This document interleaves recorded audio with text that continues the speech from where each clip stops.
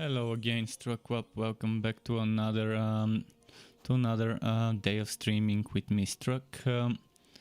Today we will be doing what we were doing the last few days, which is doing some farming in Torchlight 3 on that Bane Sharpshooter. And again, I spent again 15 minutes or so configuring my my green screen, and then I go on, start the stream, and then whatever I did wasn't working fine. It's okay though, I think we're fine. There's just a little bit of noise on this side here, over here. So I can just cover that noise with myself, and that should be fine. Okay, let's see. What was I doing before? I was farming and I reached like level 58, and after that last night I reached 59, and 60 will be doable today, and then I would switch to ridiculous. I'm still on normal, and hopefully I can find the item I need, which is a level 60 musketeer rope. This is the most important thing for me for this build right now, I think, is getting a level 60 musketeer rope. And ideally there was one more item, I think a hat, yeah. Those two items, I need them at level 60 so I can get some defense. Because on ridiculous I would be getting killed all the time with those shitty defenses I've got. And they are must-have equipped items, because I can't check them in the legendarium because my legendarium is filled with summon-related items and with the infectious shooter. And the infectious shooter is there so I can wear a north mace with the frost wall. So yeah, that's kind of how it needs to be in order for this build to be the way I want it to be. I'm gonna go and get level 60, and after that I'm gonna open some gear bundles. So let's go to my fort first. Okay.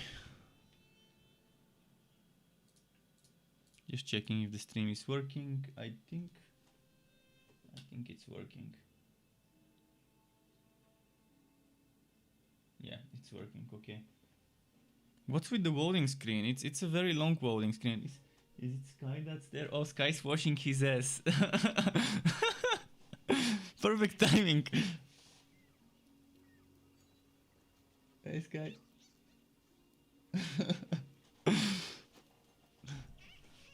Okay. I guess he's just being a cat.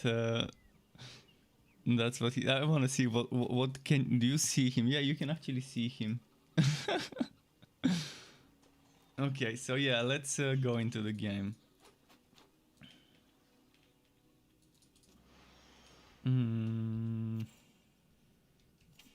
Let's do some Fazir. Gearwaki Cursed Relic. Is there something like a gauntlet map? Oh, dividing.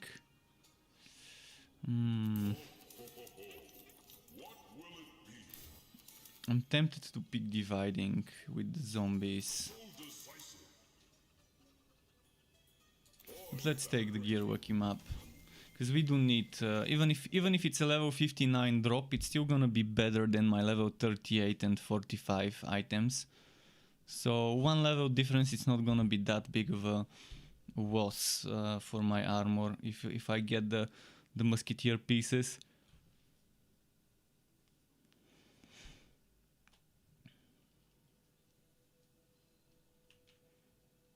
Let's see.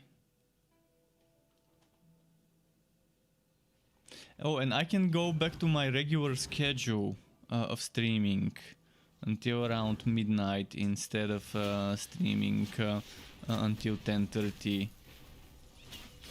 Because the family members that were visiting us the last few months are now traveling back to Canada.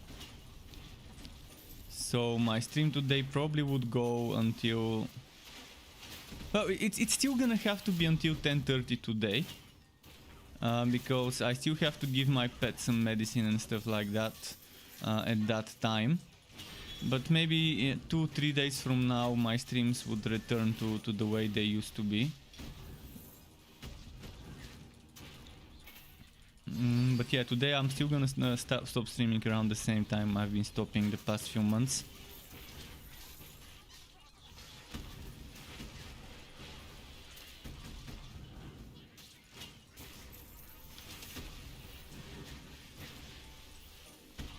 Let's see. This map is gonna be good for the XP. Ice Fox says, oh, I find you look like something in between Rasputin and Zlatan. Yeah, that's interesting. By Zlatan, I'm assuming you mean Ibrahimovic, not another Zlatan. I've heard many things, but yeah. People used to tell me that in university, in the soccer fans in England, you know, in England there's people, soccer is a religion there, and they used to tell me, yeah, you look like Zlatan, you look like Zlatan. I guess, I mean, long hair, big nose, I can see the similarity. It's there.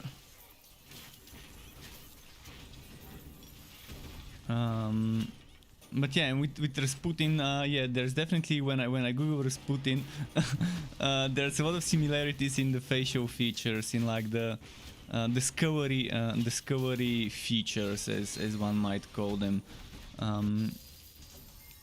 Like, you know how there's like a gap here and like in between, how it's silky, how my eyes are like very silky as well. Oh shit, what did I just do? I resized my game window by accident. Just a moment. I resized the game window and this changed the resolution. Okay.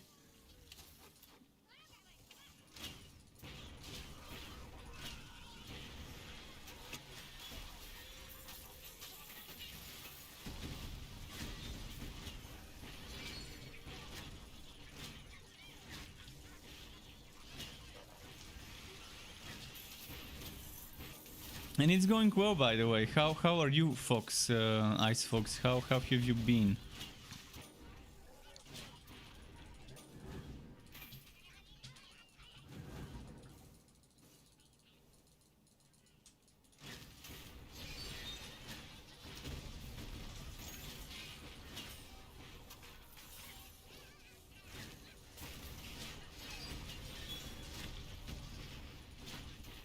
Okay, there we go. Alfred says, I used to work as a kindergarten teacher and was rocking a man bun. And the kids called me Zlatan as well. I guess that could be a thing, yeah.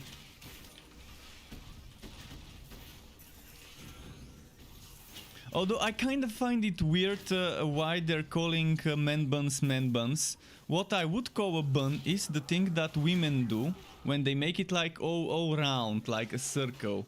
Like if I were to take my hair and just rotate it around here, that's what I would call a bun. I would call this a tied up ponytail instead of a man bun. I think there needs to be a separation between an actual bun and a tied up ponytail. Double tied, maybe let's call it folded ponytail. Because for me, what I would imagine a bun is a bun that looks exactly like a bun, like a donut. That round thing that some women sometimes do to their tail, where it's like a full-on donut on their hair. But it's much easier to call it a man bun. It is much easier. Let's see what's over here. And welcome back to Alfred as well.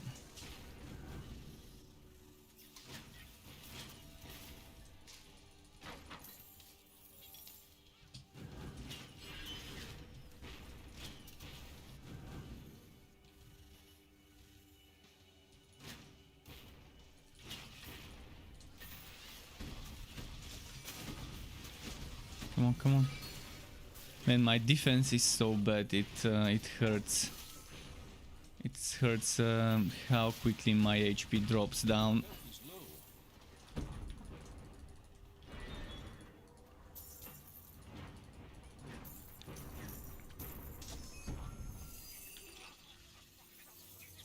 The smallest things can one-shot me in this game if I'm not careful. I need to send the pet for some potions.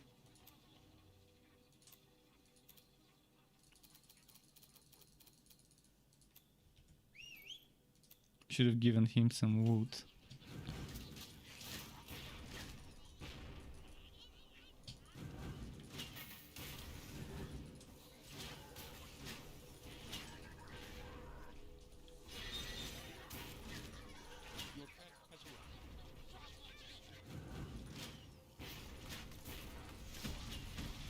With those ranged creatures I need to be careful, with the ranged ones and with the charging ones.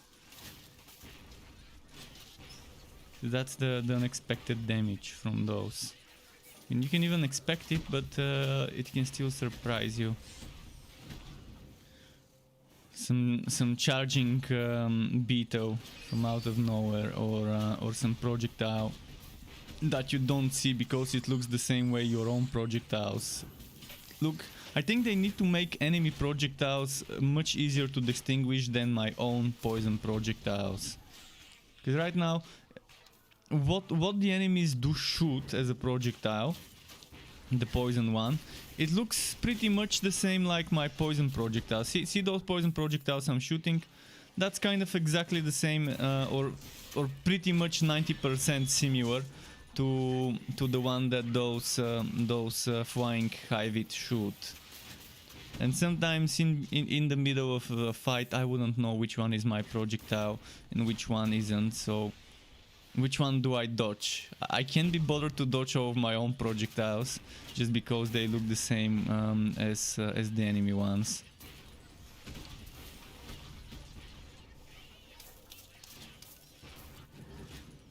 And this is a problem in many games where they design certain skills to use the same animation as the enemy ones, and you just can't tell what to dodge, what not to. I like games where everything that comes from an enemy is red. Red danger, stay away from it. Then anything that's ally is green. I know it's boring, but I like options like those. For example, in MMOs, where a boss is gonna broadcast where an attack is going, on the ground you're gonna see a red field. And yeah, you're gonna see the effect with fire or acid or whatever is going there, but you're gonna see a broadcast before it lands, so you know it's coming. The same way in some bosses here, like Brow, you can see some broadcasts on the ground.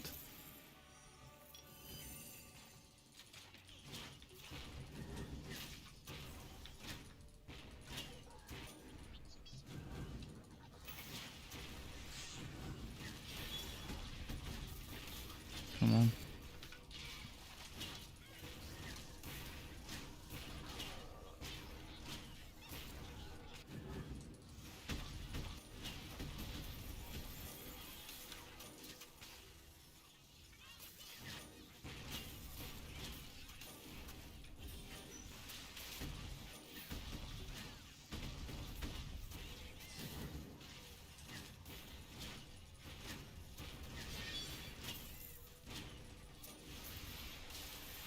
Okay.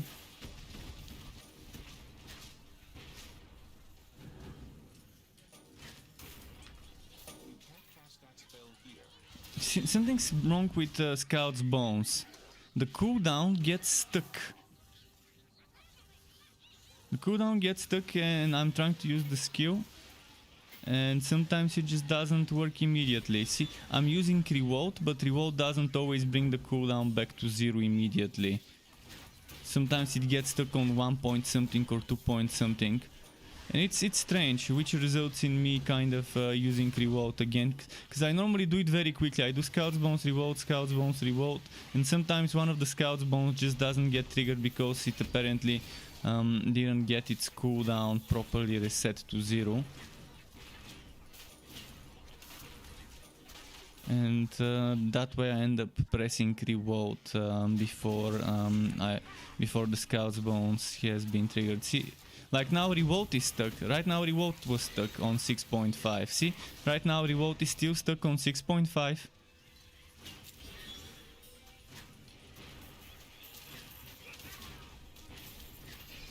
So it stays stuck for a few seconds before it starts going down. So there's something happening with cooldowns again after the last patch. It wasn't like that before the patch. Because I did play on builds with Revolt and Scout's Bones. Look at that, it's stuck and boom.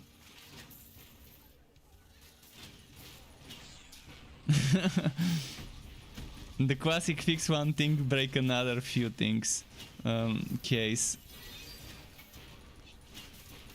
I wonder what broke this. What thing they were they fixing to break Revolt's cooldown with the last mini patch? And it's not just Revolt, as I mentioned, it happens to some other skills as well. So this bug is making a second comeback, or maybe a third comeback. Although it's not as bad as it used to be before, it's still a bug with charger skills and their cooldowns. I need to check if it happens to other charge skills. Because so far it's been happening not just with Road, but with non-charge skills like Scout's Bones. I haven't seen it happening with Ghost Visage, which is okay. So not every charge skill seems to be broken, like how it was happening some time ago.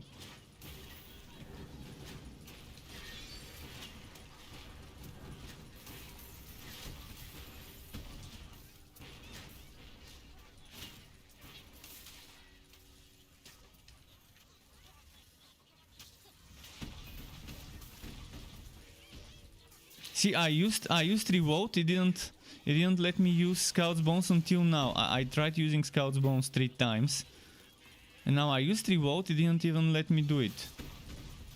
See, now I used Revolt and the cooldown is stuck in 1 point. This is just silly. It's just silly.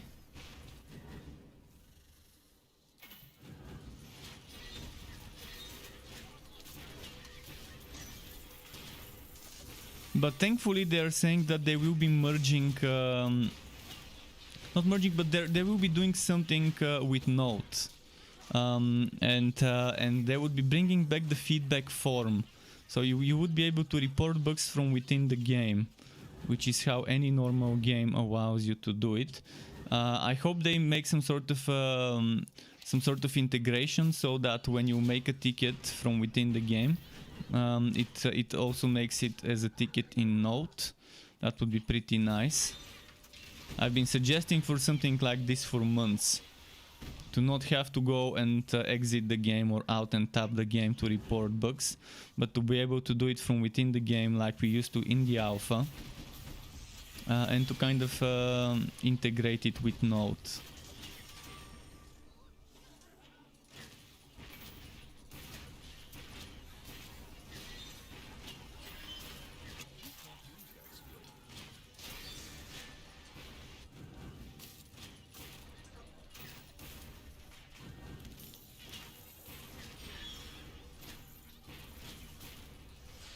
Okay, there we go.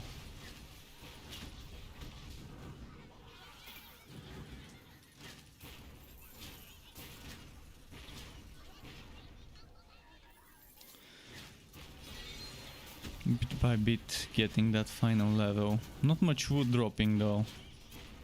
It's surprising for a gearwalkie map to not get much drops. I'm not even getting green and blue drops as much as I should be on a 50% gearwalk map.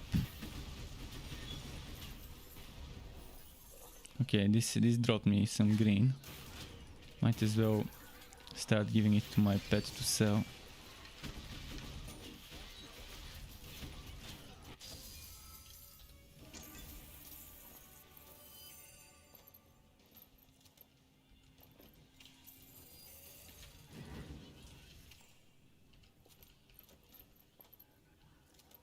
Bit of desyncing. Oh, duration to miasma. Let's keep it.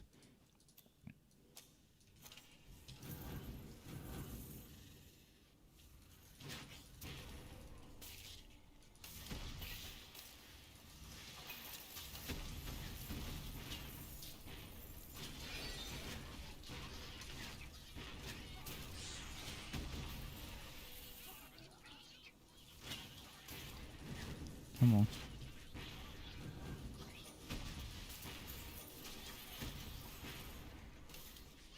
Just sit up straight, a little straighter.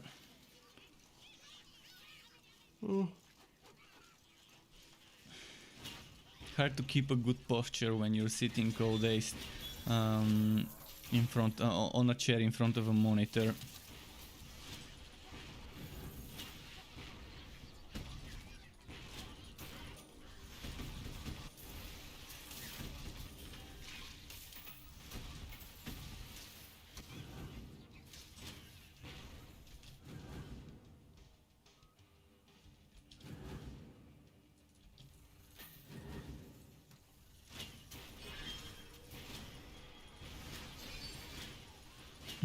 The one-shots. I'm gonna miss those one-shots when I switch to ridiculous after I reach level 60.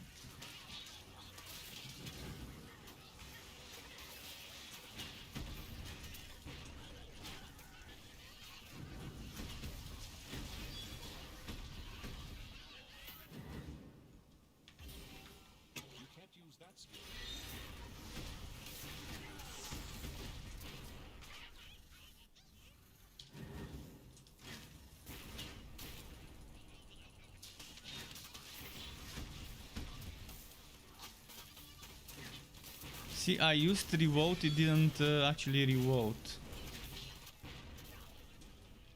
Now it's not letting me use revolt until the cooldown started moving. Kind of bad timing for this bug to be returning exactly when I'm playing a sharpshooter build.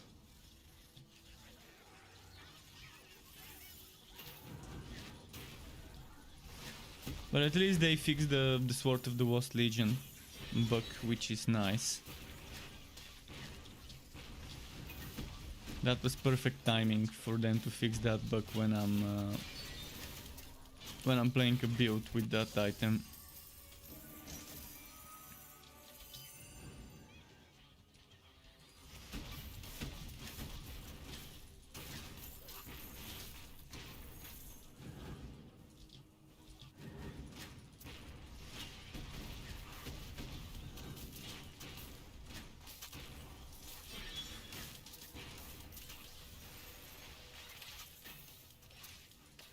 See, I used revolt, it didn't actually reset the cooldown.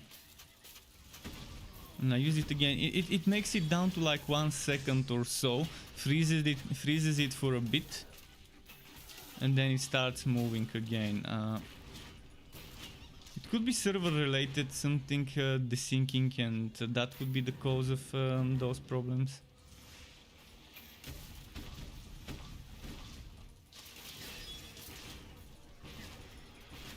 If you pay attention, you're actually gonna see how I'm using revolt at the cooldown goes down to 0 point something. Like, sometimes it's immediate, but see now I used revolt and boom, it remained at 9 seconds cooldown. Let's try it again. See? What I'm talking about. How it doesn't immediately reset the cooldown. Broken.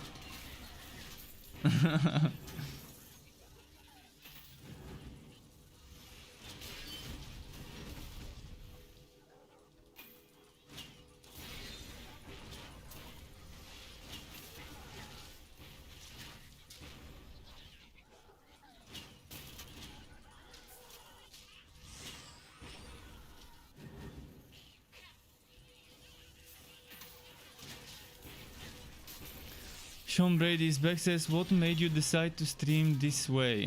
It's nice to see a person to the voice. What do you mean, what made you decide to stream this way? I'm not sure I understand this question, but nice to see you. And Marwan Brand says, do you like the Division 2 game? I haven't played it yet. It's installed on my PC, but I still haven't played it. I've only played it in the beta. And during the beta, I liked it. I liked it during the beta, and I did get it when it was on 70% off on the Epic Store. I just haven't had time to play it. I do have friends who have the game, real life friends who have the game, and maybe I can play with them. if I find time to play it. But yeah, for now I'm just too busy with Torchlight, with Chaos Bane, and some other things every now and then. Marmon says he no longer has a PC and went and got Torchlight 3 on the Xbox Series as console. One thing he's noticed is that the console version runs at 30 FPS and PC was 60, but that's okay. Maybe in the future it will get a patch.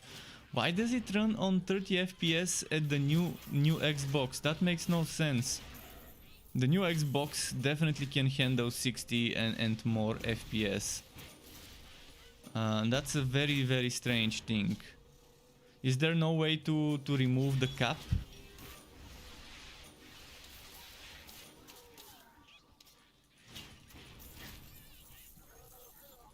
Because just now the game is included in the Xbox Pass. So if you have Xbox Pass, you can actually play the game. But yeah, I'm wondering if this frame limitation was probably meant for old generation consoles, and they should have an option for the new generation consoles to remove this limitation. Because the new Xbox, your Xbox is probably better than my PC. And it can definitely do some good FPS.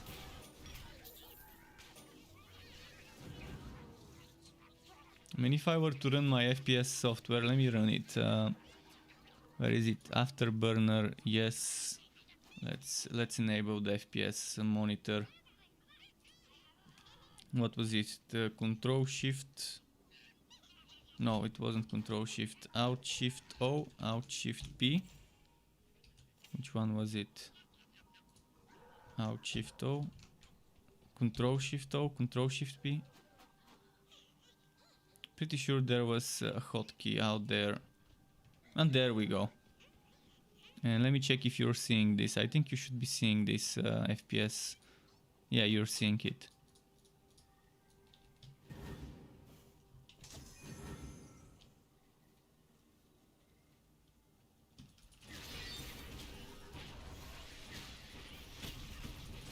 So yeah, if I can run it at such FPS, I think 60 FPS on a Series S is reasonable to expect. I mean, you can see how the performance dips, but keep in mind I'm running on a 1066GB GPU. So yeah, it dips down to the 50 to the 50 FPS mark. So the game definitely has some problems with you running a lot of projectiles and all the different calculations. And it's not my CPU that can't handle it, because my CPU is barely being used by the game. I think it's GPU problem, and you can see my GPU is not even used fully. My GPU is used 77% right now. So I can give the game resources. It's just not using those resources to the best it can.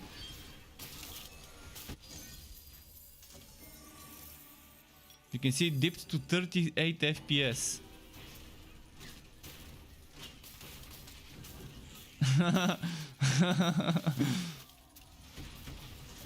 So maybe that's why they walked it to 30, so at least it can run stable.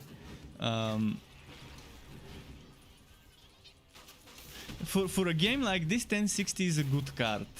And I can tell you my streaming is not using my card. My streaming is, I'm not using NVIDIA encoder, I'm using my CPU to handle the streaming. So yeah, if you see an FPS drop, it's GPU related, and it's the game just not using my resources fully. But yeah, 6GB 1060 for a game like this is good enough. Obviously with some builds you're breaking the game, like my builds. Builds with summons and a ton of projectiles and a ton of procs result in a lot of calculations, and this just ends up resulting in a lot of effects as well, a lot of things on screen, a lot of things to process. and that is what causes this performance drop. So builds like the one I'm running right now are the ones that have the biggest impact on the performance. The only thing worse than this build would be an Electrode Summoner build. Electrode Summoner build is the worst for your performance. So if you're playing on an old generation console or on Nintendo Switch, definitely don't do Electrode Summoner builds, because your FPS can't handle the DPS. Maybe that's the one way to put it.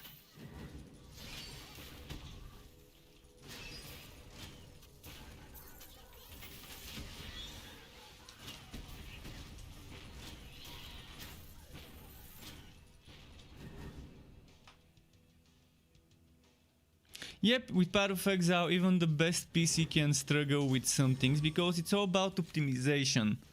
It's not just engine this, engine that, it's also optimizing textures, optimizing effects, optimizing a lot of things. Optimization is probably a never-ending job for developers. There's always something that needs to be optimized. There's always something new that could use some tweaking and fixes.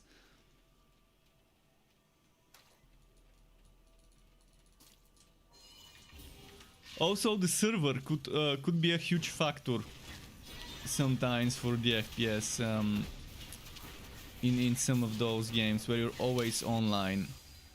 Although I don't think in this game the server is that big of a factor when it comes to the FPS. But who knows? Oh shit, I didn't want to enter. I just wanted to move away to see the wood. Well, no going back there.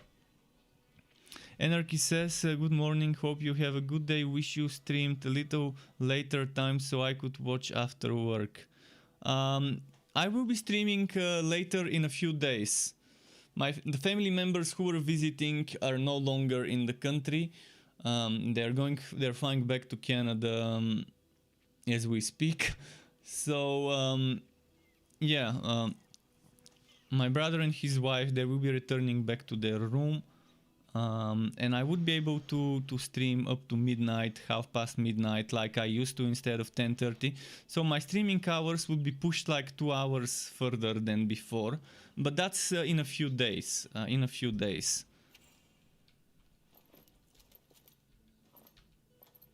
So for now, probably 2 more days of streaming up until 10:30. And then after that, I'm gonna go back to midnight, half past midnight. Marwan says, I don't know what to play first. I just got Torchlight 3 and Chaos Bane Slayer Edition for Xbox. Both my characters are still level 1. I have to create... it's still... Which game should I start first? I'm thinking Witch Hunter. If you play Chaos Bane, just don't play Witch Hunter first. I would tell you Witch Hunter is a very bad choice for a first hero, endgame wise. During the story you're not gonna see much trouble, but once you start pushing the endgame, the Witch Hunter is kind of, I would say, Chaos 8-9 material. Life support systems repaired. Anarchy just subscribed, tier 1 sub. Thank you very much, Anarchy. Right in the feels, right in the feels, man. Thank you very much. Welcome to the Struck Club of subscribers. Oh wait, look at this bug. There we go. Yeah, Marwan, just don't pick Witch Hunter as your first playthrough. If you're planning on pushing endgame, it's not gonna be bad, as long as you don't expect the Witch Hunter to go above Chaos 8. Chaos 9, Chaos 10 is not advisable on a Witch Hunter, but you don't need Chaos 9 and Chaos 10 to have fun and to farm items. So even if it's not the best hero, even if it's the worst hero actually, you can still enjoy it. So if that's the hero you want to play, sure, play it. It's not terrible as a choice. By the way, it should be remodeled, this hero. Let's make it look as poisonous as we can. What screams poison to you? Or should we make it like the Woods Beast? The Woods Beast set. Maybe I should use the Woods Beast set, but I don't have the helmet unlocked. Maybe the Raiden hat. The Raiden hat. I wanna have the hair. I wanna be able to see the hair of the sharpshooter. So I want some sort of hat that allows me to see the hair.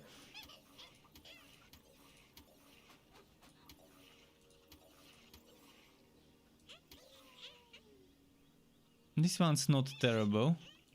I think I can see the hair, the green hair. I intentionally made green hair. Probably gonna go Woods Beast with everything. The thing is, I cannot dye Woods Beast. Oh, this looks nice. Maybe I can dye this. Oh no, that's legendary. I can't dye it.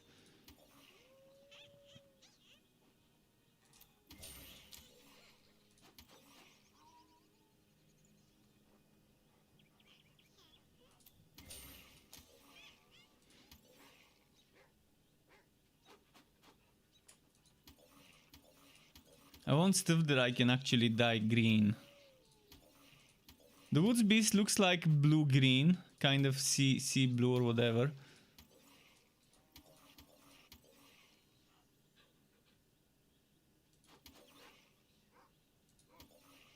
Is there something with skulls on it? I want something with skulls for a poison build, or something with something that screams poison, like it screams summoner, danger, poison, goblins and skeletons ahead. This one I think is fitting a bit. Over here, I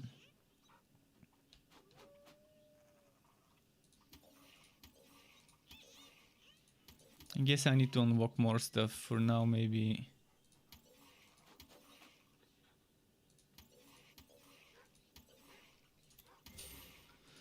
Let's dye green. I'm gonna get closer to the screen so I can see better, cause yeah, not wearing my glasses, and I need to get closer to the screen to see details.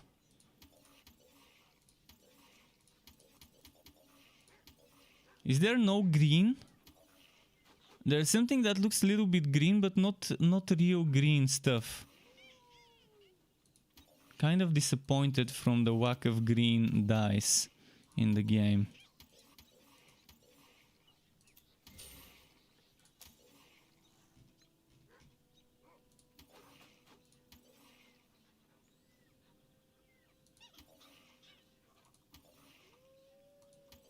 See, this kind of looks greenish and this looks greenish, but it looks very dirty green.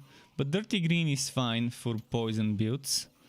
This one, I think this one is fitting, blue-green kind of. Okay, and let's do the boots now. Wait, what was the name of the one I'm using here?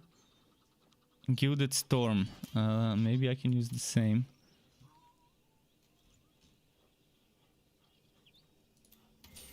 And for the hat, Gilded Storm, would it fit? It fits, I think it fits. Now the shoulders. Gilded Storm. It's not really green, but it's okay. Blue-green. Marwan said BRB needs some coffee. Oh, that reminds me. Let's drink some water.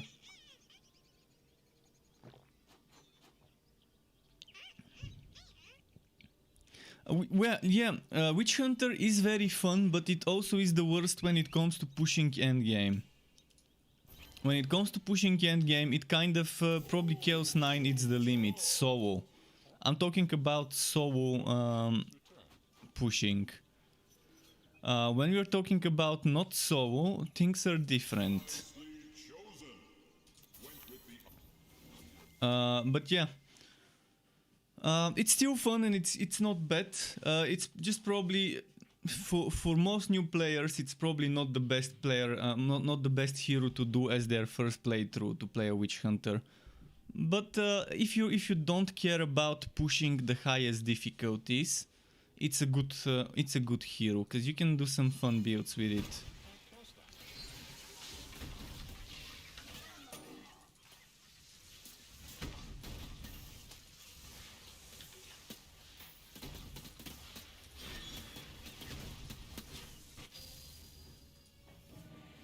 Did you see? Did you see how it kind of desynced and it wasn't taking damage, and then boom, all of the HP suddenly went down. That was kind of fun. Oishi Tomato says, hey, I've been watching your videos quite a lot and found them pretty informative. Big thanks for your work from Japan. Arigato, Oishi-san. Arigato to you, Oishi Tomato. Nice to hear that you're enjoying my my videos from Japan.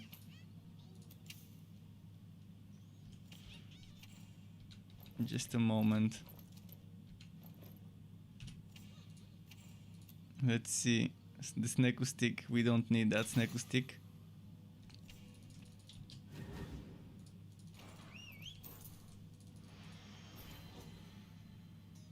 And Marwan says, for which game to Torchlight or Chaos Bane or something else? And Anarchy asks, you played Diablo 2 at all? Like the Project Diablo 2 mod? I haven't played the Project Diablo 2 mod. As I said, I don't want to ruin my memories of Diablo 2. When I played Diablo 2 as a kid, when I didn't care about meta and builds and things like that, and I was just playing whatever dropped. If I were to revisit Diablo 2 right now, I would start playing it from the eyes of an adult. And I would immediately start thinking, okay, how do I synergize this with this? And that's gonna ruin my memories of Diablo 2, where I didn't care about meta. And I just played whatever dropped and whatever is strongest. And I didn't care if this skill is stronger than that skill. I was just using whatever skill I like. If I were to revisit Diablo 2, I would immediately start looking for which skill is strongest, which skill would give me the fastest chances of defeating a boss and things like that. And it would be kind of ruining my memory of the game, where for me things like meta didn't exist back then. I didn't know such a thing existed when I was like a teenager, when I first started playing Diablo 2. So yeah, I'd rather keep the memory, the good memories, because there's gonna be things I don't like, and they're just gonna ruin it. When I play a game right now from the eyes of an adult, I'm gonna immediately find something I don't like there, and that's gonna ruin the good memories. You're gonna try tonight to see how it goes. Yeah, most of us played Diablo 2 growing up a lot. Although Diablo 2 was not my favorite. Sacred 2 Gold Edition was probably my favorite. Sacred 2, I wish someone would remaster this game. I wish Sacred 1 and 2 would get a remaster, and get a lot of improvements and something on a new engine, something like that. It would be amazing for the company to rework their old games. I would play them. I would play remasters of Sacred 1 and 2 with new engine, new graphics, maybe new mechanics. Not Sacred 3, because I mean it was done by a different company. It was kind of not as fun as the first and second games from the series. But Diablo 2 was not my favorite. It was Sacred 2. In my childhood, when it came to games. Even Darkstone, another gem from my childhood that I enjoyed playing more than Diablo 2. Darkstone was so fun. Darkstone has the Diablo 1 vibe to it, where you're finding skills and you're learning them by finding them and using the spell books and things like that. And you had a teammate that you can switch between one player and the other at any time, and you could also pause tactically and do some sort of tactical combat, because it was a single player game. Sacred 3 was super disappointing, but from what I remember it was done by a different company, different devs. They were just trying to milk the cash cow, and yeah, it was disappointing. The Grim Dawn Diablo 2 mod is definitely amazing, and I leveled up a mage, maxed out a mage, but then I was the safes and the mage is no longer there. Then I started leveling a paladin and something came up, and I moved on to different games, so I still haven't finished leveling my paladin. I was gonna make an aura paladin in the Diablo 2 mod in Grimdown.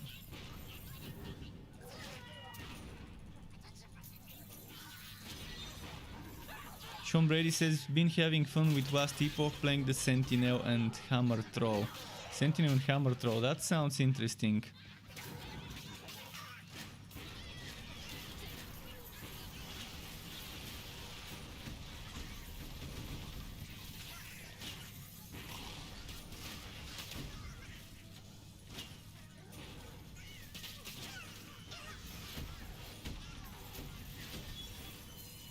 No!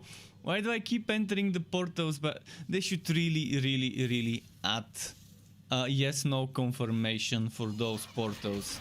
It's silly. It's silly. You accidentally click on a portal and then it sends you in without a yes or no button.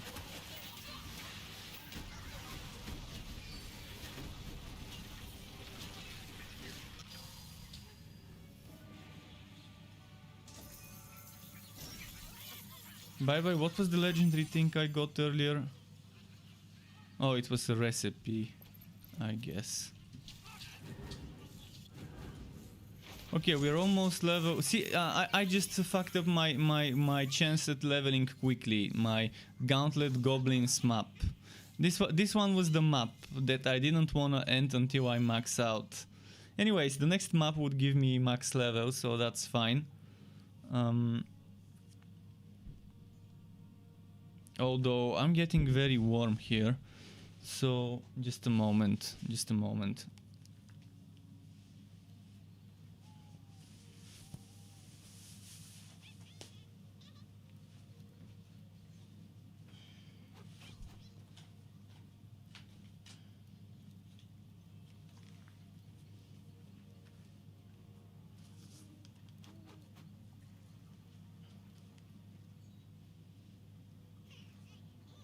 Okay, good.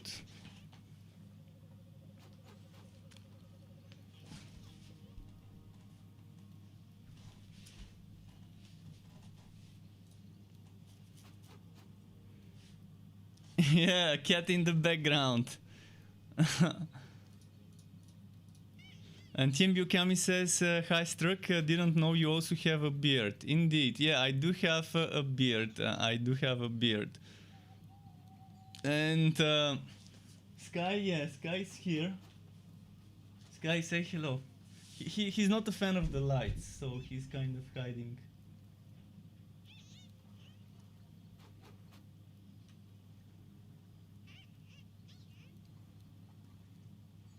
Sleeping.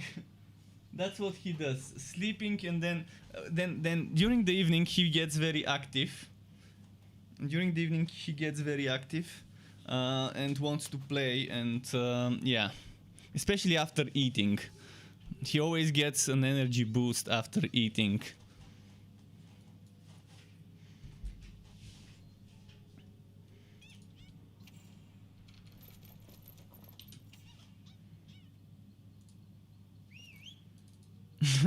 Many people like cats. I should make my big camera. I should make this. I should start using this big camera, and make it a sky cam.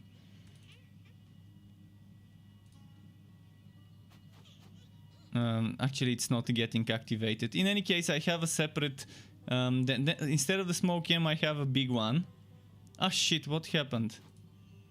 What just happened? Oh no, what happened? What did I do? I messed it up. I think it reset the settings.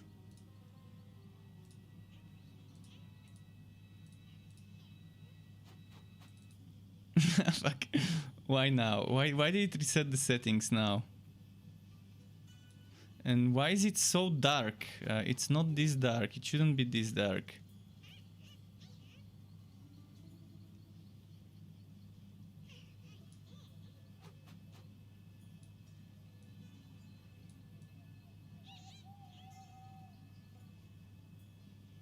Maybe like this.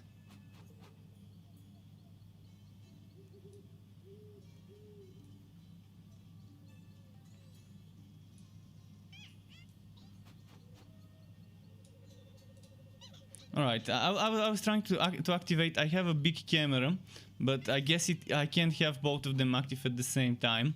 I'm gonna mess around and test it to see if I can get the big cam to be active while the small cam is.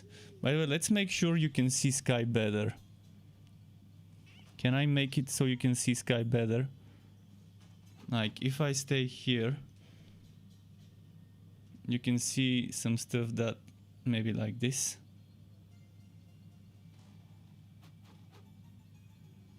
And then I can do this.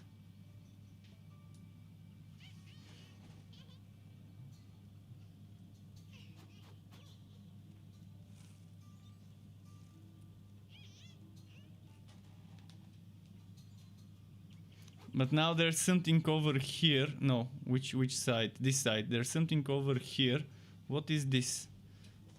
This thing here. Something. Okay, I'm not sure what it could be. Could it be? This is my mic. Okay. But what's this thing? This thing here. This thing.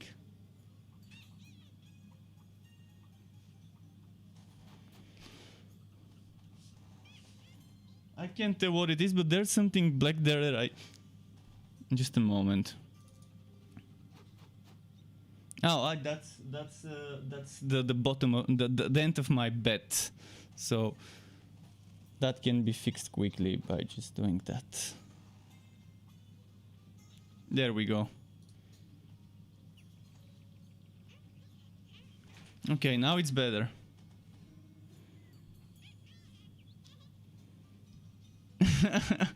Yeah, he's on the watch cat tower. All right. Let's do some more stuff here.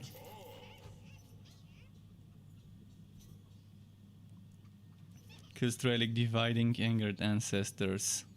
I like dividing. And quickly gonna buy some potions with my pet.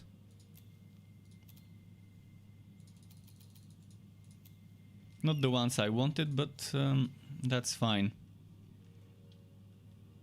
But yeah, I was thinking of having at the same time a second instance of my camera. One that zoomed in on the cat. And it's just cropping out anything above that. So I can just zoom in on this thing here, on his tree. Eventually, after some time, I could maybe in a year or two maybe try and get some second camera that I can attach on the ceiling and that I can control. I've seen other streamers do that as a cat cam, but yeah, for now that's not my priority. For now, my priority is saving up money for a new GPU. And hopefully there's some availability in a few months' time of GPUs. Seems unlikely, but one can only hope. One can only hope that by the time I've saved up enough money for a new GPU, there would be some availability. I even haven't decided which one I want. Because whenever I have the money, I'm gonna decide then what's the best option.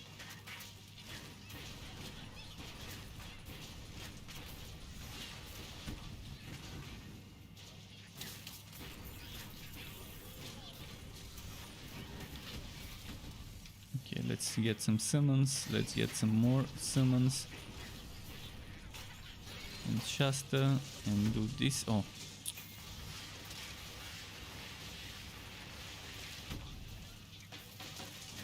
Getting a level up very soon.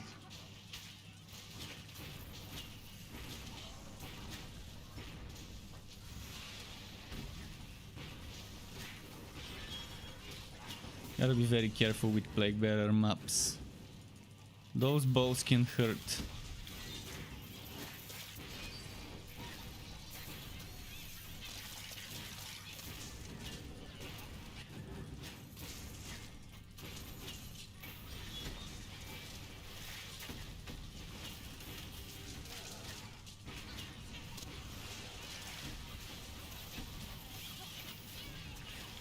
Okay. Almost, almost. Look at the XP down there. And boom. Max. Nothing changes, just an extra skill point. There's not gonna be like a major change or anything. Just by leveling up.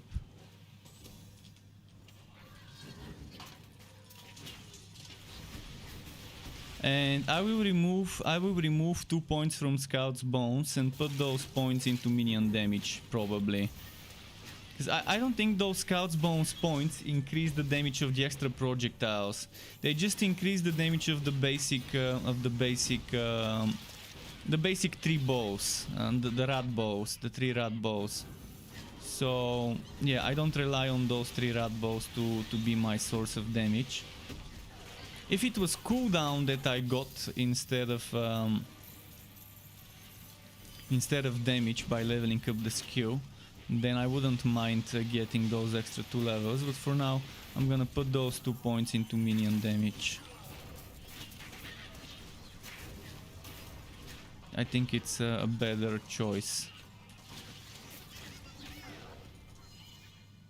So yeah, let's respec after this fight.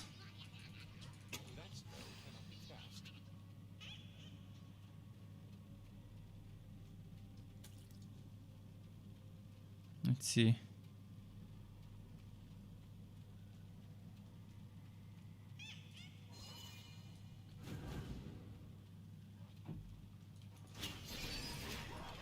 Oh, wait. Miasma. Ah, never mind. They killed it before I could even do anything. Well, okay. I didn't even do my Scout's Bones reload, Scout's Bones reload, Scout's Bones combo.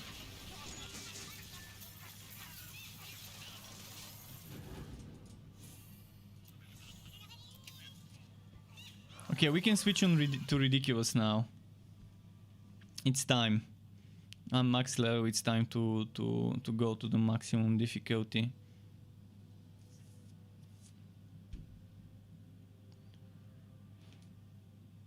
Come on. Let's respec first.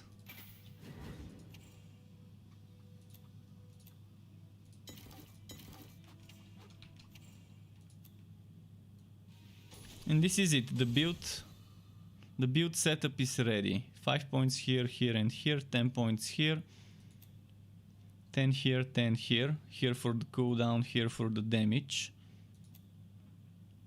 8 here, 8 here. 4 here for the cooldown, 4 here for the damage to taunted, and 1 here. Let's switch now.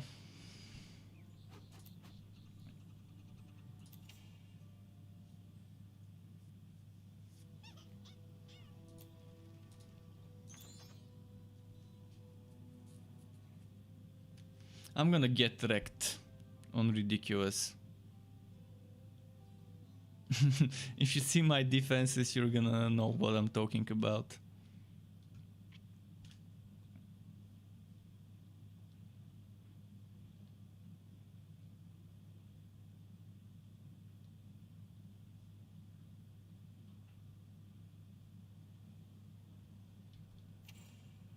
"25 physical, 32 poison, 32 whitening."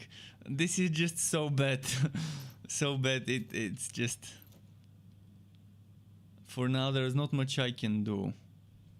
Ideally, I would get a good pair of shoulders with maybe damage to explosive arrow and a lot of sockets.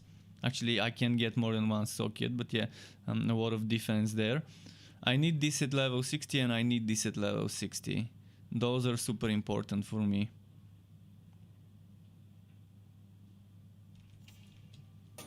Is Bane Sharpshooter better than Stormcover Summoner Sharpshooter Electrode build? No. It's not better. I think the Stormcover, when I do a new Stormcover build, that one will be better. Because it's just more damage. For the performance, the Stormcover is worse. Your performance will drop much more with the Stormcover because there's just a lot of things, a lot of procs, a lot of damage. And Your FPS cannot handle the DPS. That's the Stormcover build. So if you want minions, you're better off using Electrode than Bane. And just getting all those procs. I will make exactly the same build, but on Electrode. As a Stormcover 2.0. So I'm probably gonna not use the Aura. But if I do use the Aura, obviously that would mean...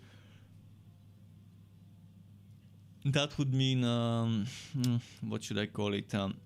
Localized Storm max level, but I would probably prefer using Conjure Electrodes for the casting speed, and then using Explosive Arrow to do a lot of DPS that way. And since we're not gonna have Puppet Master on the Electrode, we're gonna have Lightning Strike. We're gonna have instead of Spread of Death. Let's just open this. Let me show you what I'm gonna do for the new Stormcover. Let me open my browser. Stormcover 2.0. I first need to do Electrified 2.0, and after that I can respec my build to Stormcover 2.0. So we're not gonna have as much summons probably, but those 15 points here are a must. So whether you go 10 points Localized Storm or 10 points Conjure Electrode is optional. Here 4 points, here 8 points, here 10 points, here 10 points, here 4 points, here 1 point. And this leaves you with 8 points. 8 points.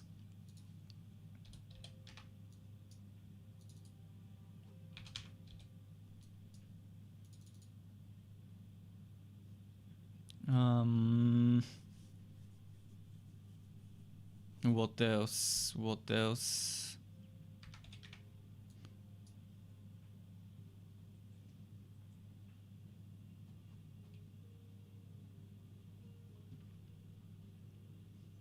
So, if you use Sword of the Lost Legion,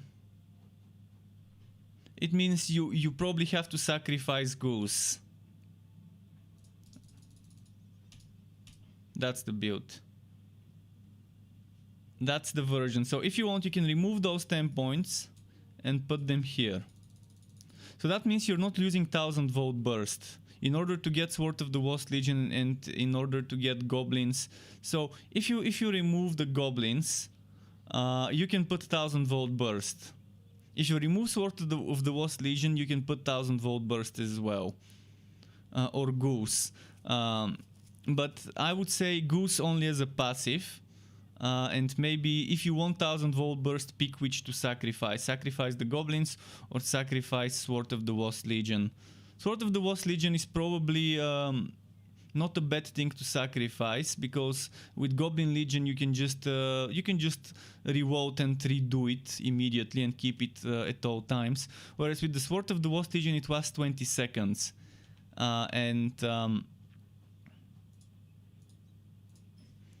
And you see, let's go back into the game. You see, with Imbue Relic, you can have every 30 seconds the cooldown. Not Imbue Relic, with Frost Wall. With Frost Wall and North Mace or whatever else you put there. Could be the sword, Glacier Edge. With Frost Wall, you get it down to 30 seconds cooldown, which is 10 seconds downtime. When they fix this to give you 10% cooldown to this, that's gonna make it 24-second cooldown, which is 4 seconds downtime. 4 seconds downtime. The skeletons do 100% weapon damage. The goblins do 44% weapon damage. The goblins are... how many was it? 8?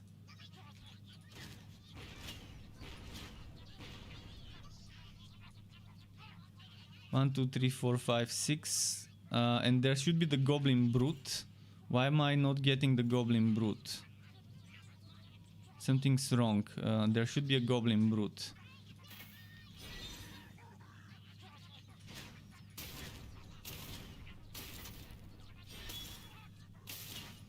Oh! Are you seeing what I'm seeing? I think this is not intended behavior. I can stack goblins from reloading. Or maybe not, maybe not. But I have 3 goblin brutes. What the fuck? I think we broke the game. We are stacking the goblin brutes. How many can I get? Let's see. Items with minion damage, yeah, but keep in mind the developers don't intend minions to be a source of damage. They intend minions to be meat shields. If they make items with minion damage, they will reduce the HP of our minions, which I'm fine. I'm fine with my minions dying quicker, because I can just use reload and recast them, and I wouldn't mind it. Reload really helps recast them. But yeah, you have to decide. Do you want to sacrifice Call of the Legion or Goblin Legion and then put 1000-volt burst? I think that would be not a bad choice. So if anyone needs this link and the thing I just made on the calculator, I will post it in chat. Make sure to copy paste it, because the link cuts and the link gets cut after the first semicolon.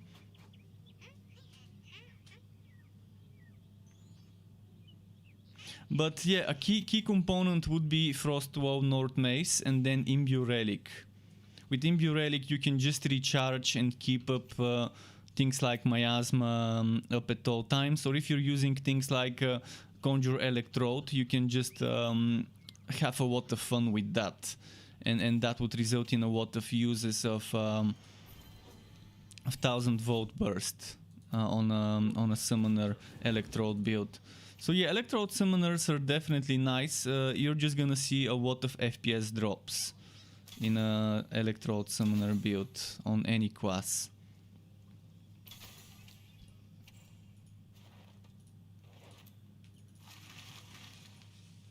Just a moment.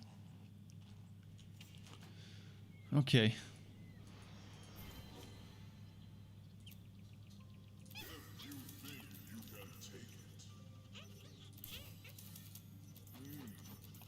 Gearwalkie, let's do the Gearwalkie map. I'm all about the Gearwalkie stuff right now.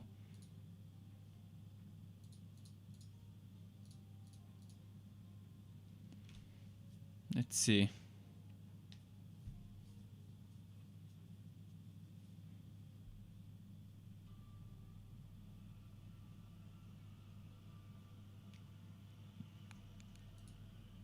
But yeah, I mean, Bane Sharpshooter is not that bad. It's not that bad, it's just not as strong as some other Sharpshooter builds you can do. And it becomes very strong when the boss is alone. When all the minions can focus the boss, they do decent damage. Right now they do decent damage, the problem is you can't get them to focus, and we need a hotkey. A dedicated hotkey that we can rebind to whatever we want, that makes our pet and minions attack a target or move to a location under our cursor. Something that does not take a skill bar slot. Something that is just a hotkey, the same way we have force move. I can press T, and now I'm pressing T and I'm moving wherever my cursor is. You can see this hand, that's my mouse hand. I'm just moving with T. Now I have to move the mouse, obviously, so yeah, this force move, the same way force move works, the same thing, but instead of force moving us, force moving the pets, and if there's an enemy, actually attacking that enemy. If there's no enemy, just doing force move for the pets and the minions. 2 in 1. One button for both pet and minion. Or an option to select the pet and move it, and then select the minion and move it. Or just constantly select everything, but that's too advanced. I would be happy with just one button that works for both pet and minions at the same time.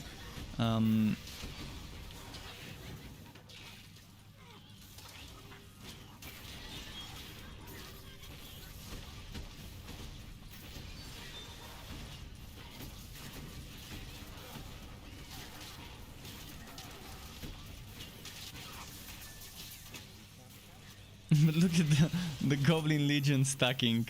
So it's stacking the brutes. It's not stacking the little ones. It's stacking the brutes. Army of brutes. Let's brute force them. That is such a brute force. No ultimate for Spider Queen. Yes, no ultimate for the Spider Queen. There's no room on my skill bar for that one. If you can tell me which skill I should sacrifice for it, sure. It's underwhelming. The Spider Queen, it can work fine. You can make a build with it. If you want, you can sacrifice Call of the Legion and make a build with it. But since I'm going for Miasma, that means I'm not gonna get as much energy as I would on a Venomous Maw or Spectral Spider build. I can make a Spider build later. I can make a... after this build I can make a Queen build with Spectral Spider and the Queen instead of Miasma. But that means I'm not gonna have all the damage. Or I can keep Miasma,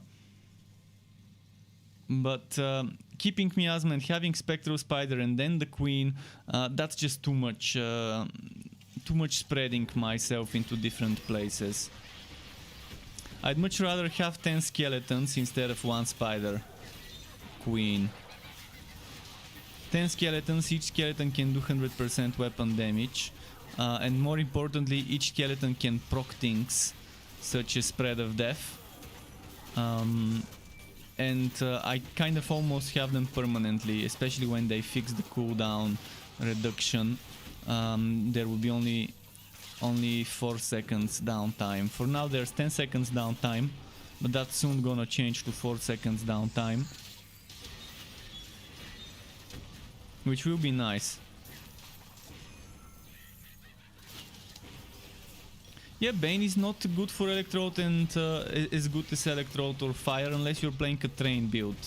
On a Train build, Bane is probably the strongest option there.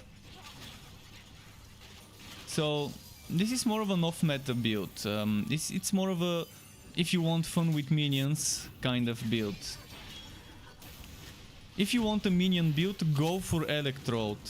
The best minion build on Sharpshooter is Electrode build. As I linked earlier in the chat, that's kind of what you would want. Although in the chat you don't see the equipped items. For the equipped items you would want the North Mace and the Frostwall, or the Glacier Sedge and the Frostwall, and you would want Ancient Ember Boots with 3 pieces of the Musketeer set, whichever 3 pieces you can get. Those would be the way to do it. Alongside in the Legendarium, Sword of the Lost Legion, Infectious Shooter, and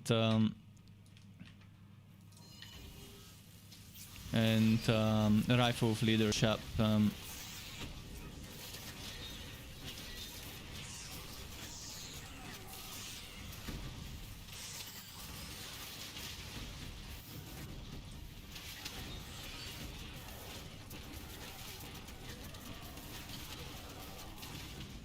She almost died there. All those... see, my minions are kind of stupid. They're attacking randomly. I can't tell them, hey, attack only the boss, ignore the little guys. And since they're not focusing the same target, the damage is just suffering. So if you want to play a minion build, you have to be prepared to use AoE to get rid of all the minions around the boss, when there are some.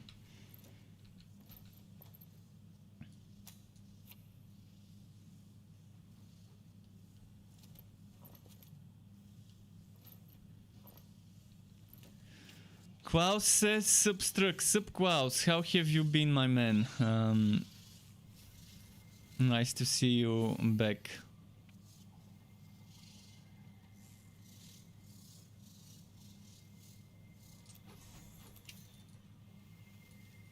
The train is broken, but it's not that the train is broken, it's that Slammer skills are underpowered. The train skills are strong enough, especially now that they nerfed Lantern Flash Tier 2. See, Lantern Flash Tier 2 was the one thing that made Slammer skills be okay to use. Now, without Lantern Flash Tier 2 giving 65% damage and only giving 10% extra damage to Sword, Stunned or Blinded, Slammer builds are taking a big blow. Train builds are taking a blow that was kind of needed because train builds were kind of overpowered. Regardless on what relic you play, flamethrower car, shotgun car, they could do decent damage, especially flamethrower car. So now they need to increase the damage of Slammer skills to be just as viable as train skills. And Klaus, I hope you had a good Christmas and New Year and whatever else people celebrate as well. And yeah, welcome back.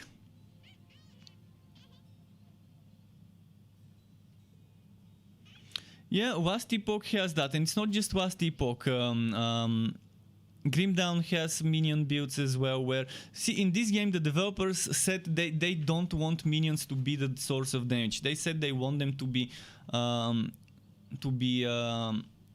meat shields. That's what they said in one of the Mayhem Mondays, one of the dev chats on Discord. They said if we give the pets extra damage, if we give the minions extra damage, we would need to make them weaker and die quicker.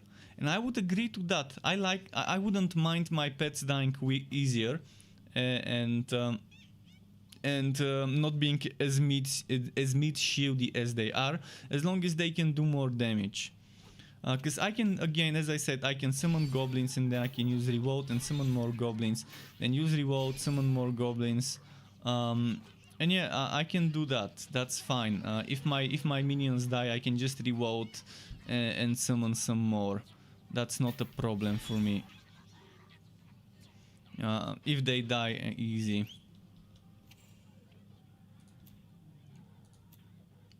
Okay, let's get rid of this recipe.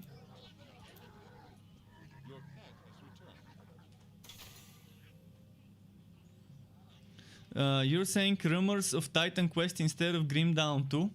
Well, it's two different companies.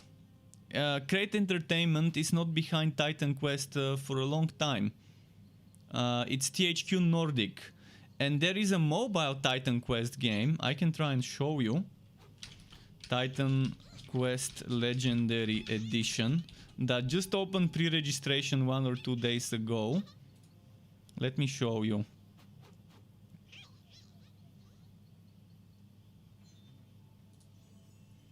So Grim Dawn 2 is not gonna come until maybe 1 or 2 years after Diablo 4 and Path of Exile. Crate Entertainment have been busy on their new game, something about a frontier. I forgot the exact name. I was talking about that with my brother. But yeah, let me see if you're seeing the whole screen. Yes, you are. Okay, let me now show you.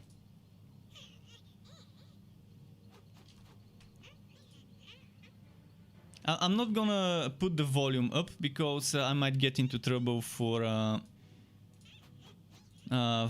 copyrights with the trailer music. But you can just see, yeah, that's the mobile Titan Quest that THQ Nordic have been working on, and it seems like a new game. It doesn't seem like it doesn't seem like it's following exactly the same story. Maybe the same story but slightly different, because I'm seeing some enemies I've never seen before.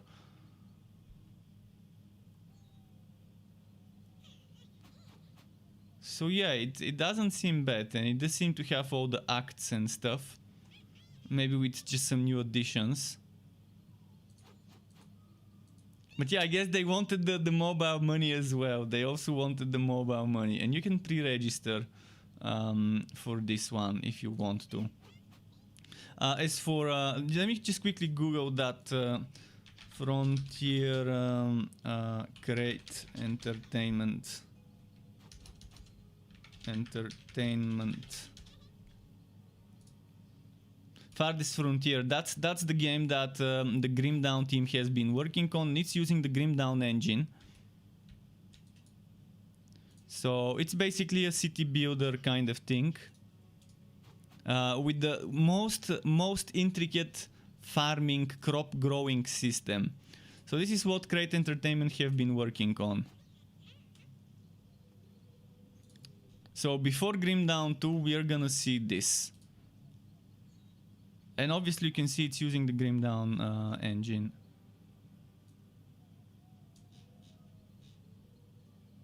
So farthest frontier. Let's see if there's videos. There aren't any videos. But there is a Steam page. If you want the Steam page, I can give you the link. So if you like city builder games, that's gonna be a one to watch out for. Let's add it to my wish list. Okay, I'm not gonna add it now, later. You saw my account name. Shit. Leaked my account name. I didn't think it would put me to the login page. Okay, just a moment. Just a moment to remove that. I'm gonna add it to my I'm gonna add it to my wish list. Now I have to change my account name. Shit. At least you didn't see my password. But yeah, don't try to brute force my account.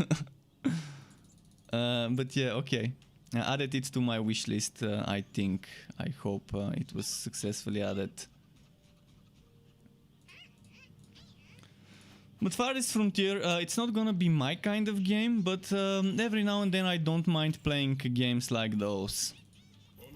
So I will definitely give it a try, just because it's great entertainment and they're a good company. They haven't disappointed me once so far. Influx of friend invites incoming. Friends invites is not something that that I mind.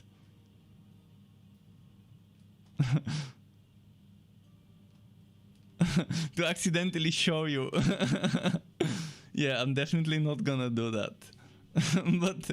but yeah. I thought when I clicked escape it would just cancel the login attempt, but damn, it didn't.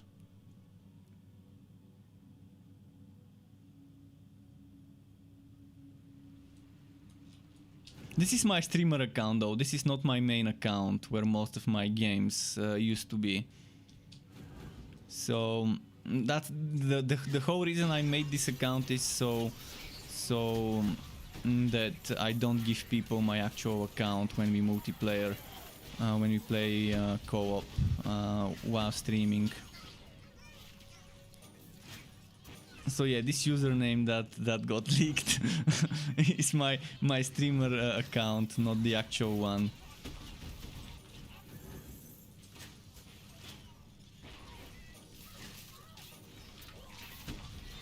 But yeah, Grim Dawn is 2 is much far off in development. It's not even in alpha yet. Grim Dawn 2 is not even in alpha yet. So it's a long way from coming. Probably 3-4 years from now, maybe 2024, maybe 2025.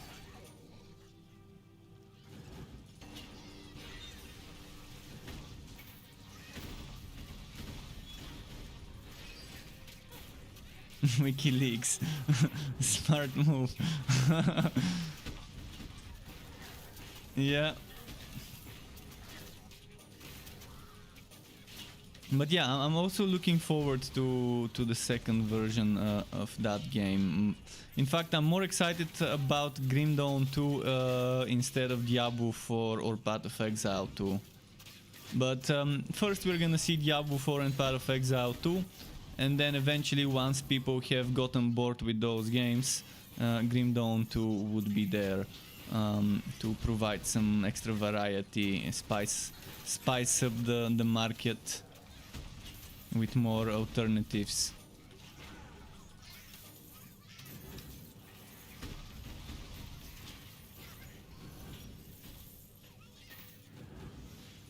You're more interested in seeing this game get better. Oh, this game hopefully gets better. I would love for this game to get better. To get a better end game. To get rid of the boring challenge bonus mechanic from the items. And detach the power creep from items. Attaching power creep on items is one of the worst things a developer can do to their game if it's a looter game. I can't think of anything worse than that to do to your itemization system than attaching power creep to those items. In any game, when the power creep is not attached to items, the game is much better because it doesn't feel overpowered, it doesn't feel like it's breaking the game, like the current power creep of this game feels. For now it feels okay because you don't have anything other than the Fazir to do, and people would be like, okay, I push the Fazir further, it gets me better gear as I keep pushing, and I constantly keep getting stronger and better gear. And it would work. It works for this game and it works for Wolsen because they don't have much endgame. They only have one endgame each. And obviously if you have power creep in that one endgame, you would want to keep pushing that endgame so you can get stronger items. But what comes when you start adding new endgame activities? How does one deal with the power creep then?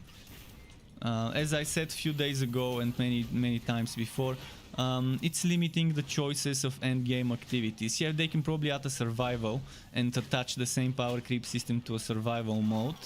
They can probably add something like the Delph in Path of Exile and attach the same power creep there. But that's pretty much the choices. Rifting mode, survival mode like defense and stuff on waves, and something like a payload mode where you keep delving deeper. And that's it. Maybe there's gonna be another one or two activities that I can think of that can implement a power creep in them on items, but that's it. It's limited. They're just forcing themselves into a corner when it comes to creative ideas of endgame activities. So they can't make raid bosses and other things that don't have multiple stages as endgame, like the alpaca level, without making those worthless to farm. Currently the alpaca level is pretty much pointless to farm because the items you get there are not gonna be like the items you get in the Fazir. They're not gonna have that Fazir bonus damage and other things, those extra stats. It's the worst mistake they've made since I've been playing this game. I haven't seen them make a bigger mistake than adding the Fazir challenge bonus, to be honest. And it's not like I haven't... 6 months ago I wrote my feedback about the Fazir when they first gave us a preview of the Fazir, and I told them to give us power creep but to not do it like Wolsen. And then they do it exactly like Wolsen, by attaching the power creep on drops. But I did say I said I'm not a fan of power creep, and even though I'm not a fan of power creep, I do think a power creep in the Fazir would fit to kind of motivate people to push further. And to make it less boring, but to not attach it to gear and to just not do it the same way Wolsen or Diablo did it. Diablo 3 I mean. To not do it like Wolsen and Diablo 3. So with Diablo 3 it's the boring Paragons system where you have endless Paragons and the rifts. And then in Wolsen it's pretty much the same as in this game. The further you push in the rifts, in the expeditions, the stronger the gear gets, until I think it's level 163 in Wolsen. After level 163 the items don't get stronger. So that's the minimum level you have to farm.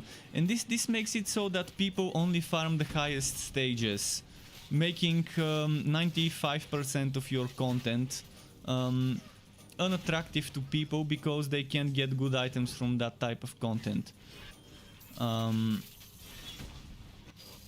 So you can't go back to stage 100 to farm, because you're gonna know that on stage 250 and 251 you're gonna get much better items than on stage 100 or 150. And yeah, I did give them a lot of ideas of things that they can add to make me as a player want to play the Fazier and not feel bad when doing so. Right now I feel bad while doing this endgame.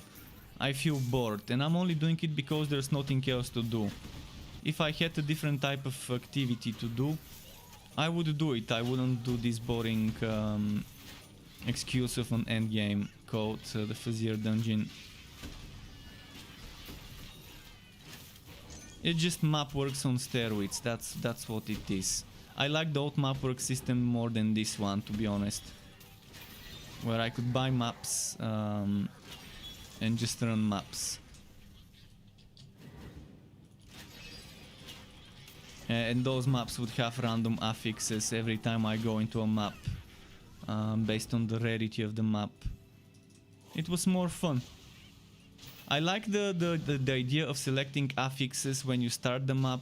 So the Fazier is not like it's a completely bad system. It has a lot of good ideas, like the whole cards and the limit of the levels.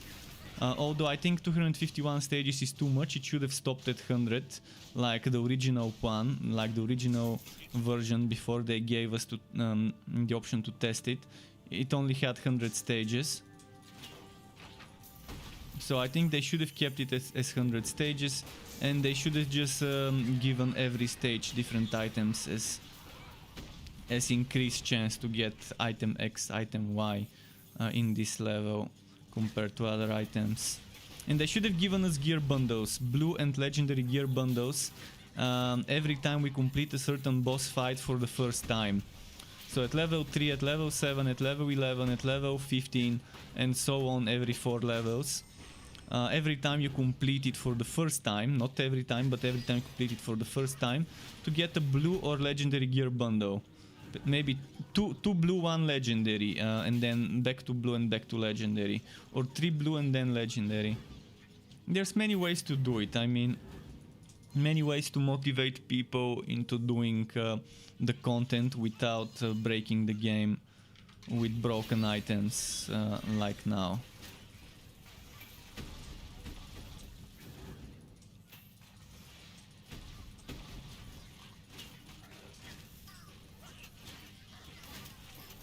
See, they're just too busy attacking the goblin hound instead of attacking the actual boss.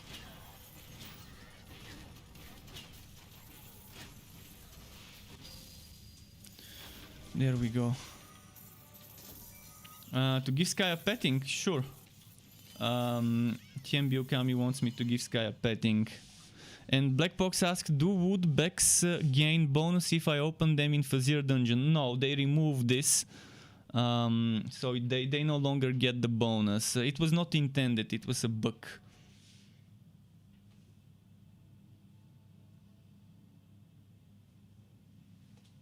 I think Sky is washing himself.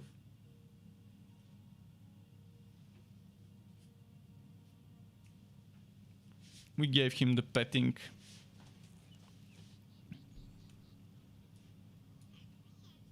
I think the only thing we needed for release, this game for me doesn't feel like beta. I think the only thing this game needed to be ready for launch is just one extra activity, one extra endgame activity that's not the Fazier. That's it. For me, the bare minimum of endgame activities one game needs to have is 2. And those 2 endgame activities should provide you a completely different experience. So if one of them is rifting, the other one should be something that maybe doesn't have different stages. If one of them is a survival mode, the other one shouldn't have that many different stages. See, Last Epoch might have very similar types of endgame with stages, but at least they're different. Last Epoch has the arena, which is your competitive pushing survival mode, and then it has the rifting system, the monoliths of fates, and it's not a launched game, it's a game that's still in early access. So that's a good example of people who are taking their time before launching the game instead of rushing things. Maybe the developers got pressured by Perfect World to to release this game early. And when this game released, it was in a much worse state than it is now. So they're constantly improving the game, and the game is constantly getting better as a result of the changes they're making. But yeah, if they launched the game now instead of when it launched, it would have been received a bit better. If they didn't do early access on Steam, the game probably wouldn't have had such bad reviews. And because there's so many idiots that don't understand what early access is supposed to be, that would just give it a bad review, because it was in a terrible state when the game launched. It really was in a terrible state. Not when the game launched, when the game started early access, it was in a terrible state, and it got a ton of bad reviews back then. But again, it's a Steam problem that Steam is not separating early access from recent reviews with separate score. The early access score is included in the new score on the post-launch score. But again, not only should the early access have been something that not everyone should access, but maybe an invite kind of thing where they just give people keys, the same way it was with the alpha, to select few people, and something without reviews. But the launch also should have been delayed to maybe this year or maybe December at least, with that latest patch. But there's a lot of things that need to be improved, fixed, improved, added. The pet system is a good example of something that works fine. It's okay the way it is, but it really needs improvements to make it more than just a basic system right now. I like the pet system. I'm not saying it's a bad system. I actually like it more than the pet system in Torchlight 2. But it could be better. There are ways to make it better. By the way, it's getting a little bit cold now, so I'm gonna put my hoodie. Just a moment. I need to go grab that hoodie. Hopefully I don't get killed by the plague bearer shit. Just a moment.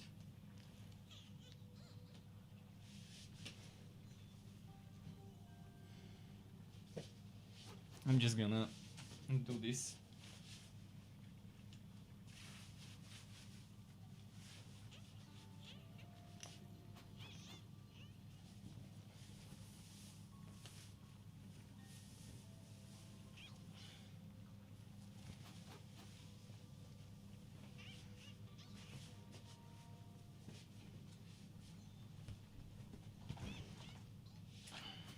Okay.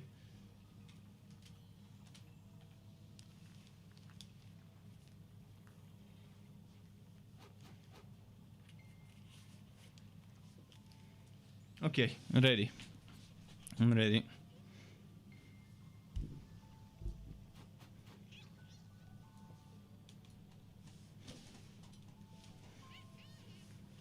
I'm assuming they probably ran out of funds.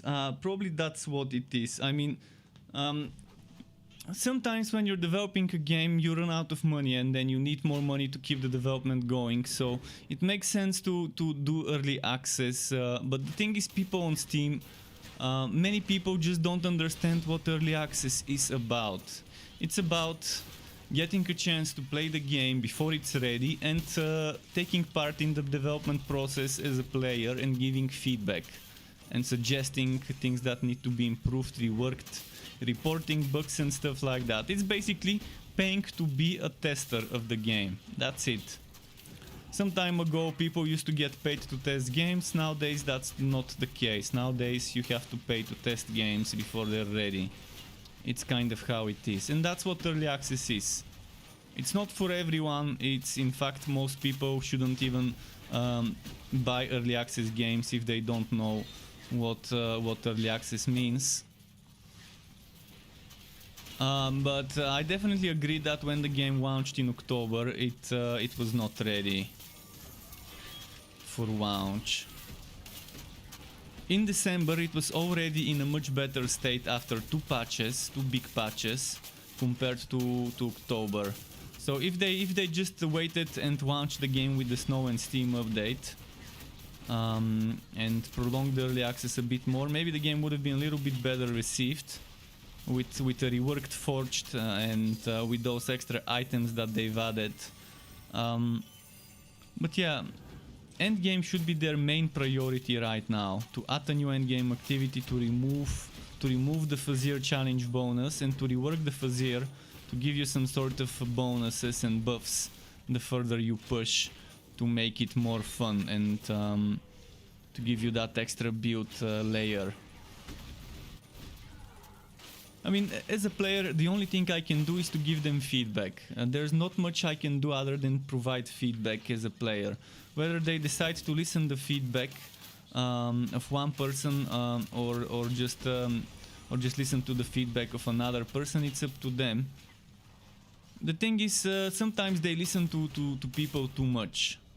One of the things they've done that hurt the game, which was adding this power creep, was exactly as a result of people telling the developers, hey, give me stronger items the farther I go to in the Fazir.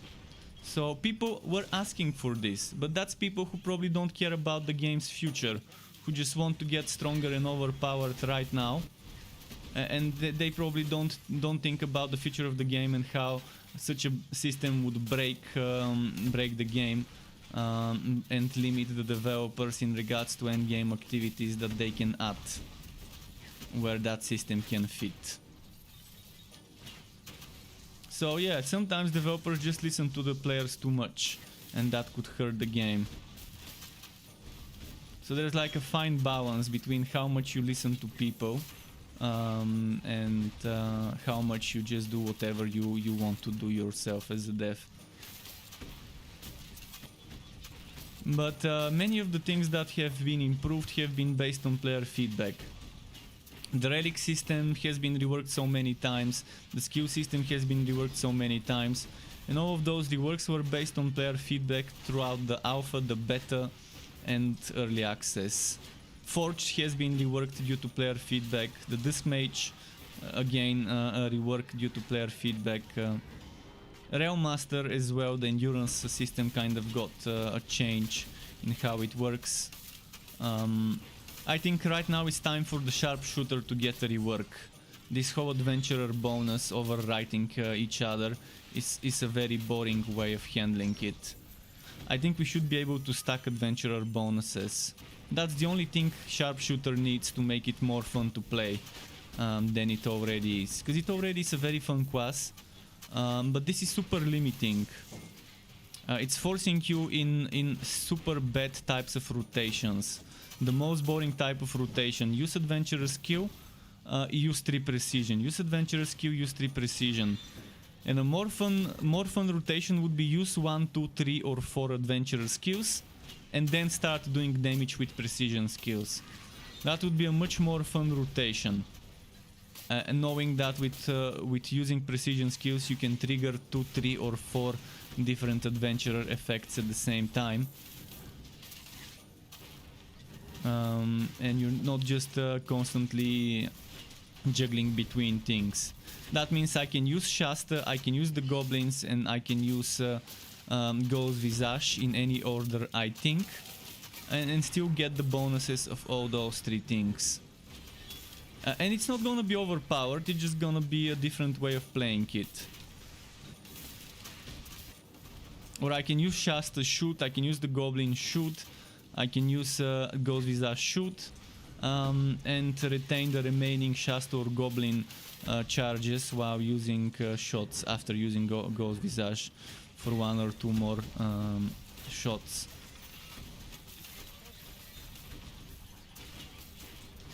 So there's obviously things I would like to see changed and reworked, but my biggest desire for the game right now is endgame variety, diversity. It's just not good to put all your eggs in one basket, and that basket being something as boring as the Fazir's dungeon design, the way it is right now. Because not everyone likes losing progress. Not everyone likes double negative when they die, where they lose a few levels worth the progress, and then they also can't return to the stage with X times of tries. Even Path of Exile is not as punishing as this game right now. Because in Path of Exile, yeah, you lose XP and you lose progress hours worth of the XP. But at least you have 5 more portals. If you die, you can go back to the map 5 more times. In this game, that's it. You die, and not only do you have to go back a few maps, but you don't have a limit. You don't have a number of tries you can do each map. It's just one try. One try and that's it. You fail, then you have to go back a few stages.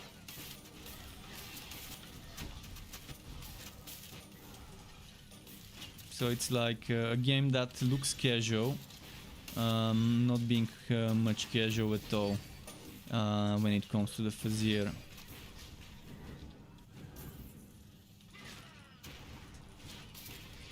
But yeah, those green balls are kind of they're kind of strong until a certain point where you get a lot of poison defense. Right now my poison defense is terrible, 45%. And 45% that's with miasma. If I didn't have miasma, it would have been a different story. So miasma at least gives me some extra defense bonus. Without miasma it's like 42 or something like that. Or 30 something. Because yeah, right now the thing I need the most is a rope. Musketeer rope and musketeer hat. Because I'm using level 38 rope and level 45 hat. Without sockets. Okami says they need to put in dungeons with special transmogs to unlock on finishing dungeon, kill boss. Oh yeah, that would be nice. I mean, right now with the transmog system being in place, they can add contracts with transmog rewards that can bring players back every few months. So you can play that new contract, get your new transmogs, and then use those new transmogs. That's not gonna be a bad way to do it as well. I think contracts is a very good way to have seasons in this game without forcing people to start over. Every few months, every 2 months maybe, a new contract with new pets, with new skins that you can unlock, visual cosmetic skins for armor and for weapons. Maybe new weapons as well, obviously, that's not bad as well. And maybe some quests. That would be interesting if you have some sort of quests that take you through a new story, a seasonal story.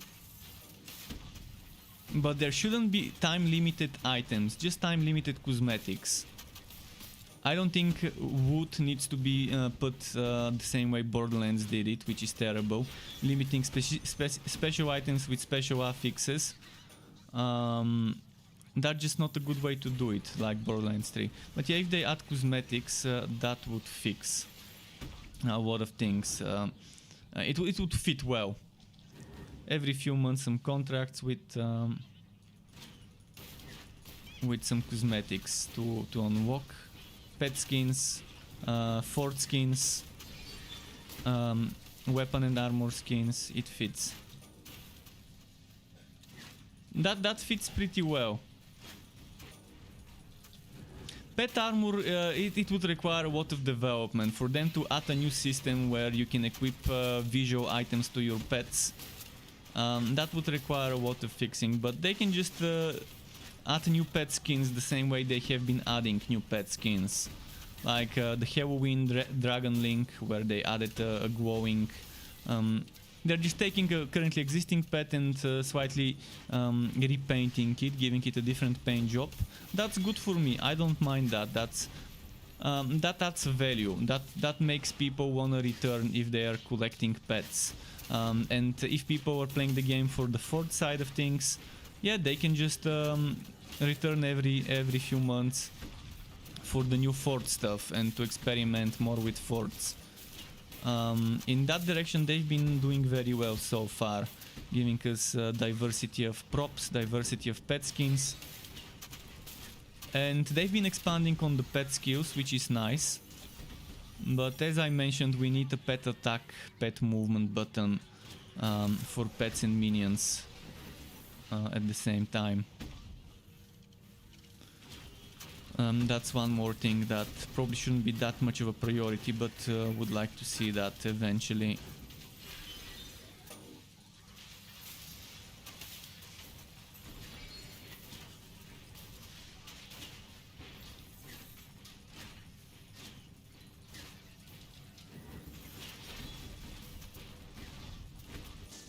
In general, there's a lot of things that that can be done to this game. And as I said, there's ways to do seasons without forcing people to start over. I'm waiting for a game to do it, for a game to do seasons without forcing people to start over. Just to give us different mechanics, maybe some quests that we can do with new maps and zones that we can run through those quests. You see, the way Borderlands did their seasonal content, it was nice. They gave you a new storyline and some zone that you can repeatedly farm to unlock some skins and cosmetics. The problem with Borderlands seasonal events was that there were special affixes, which was bad. It's bad to give people affixes that they can only obtain when playing during that time. Things like those should not be time limited. The way Borderlands 2 did it, it was amazing. You get the Christmas DLC, the Mercenary Day DLC, and you can play it any time of the year without limiting it only throughout a specific time. That was much better.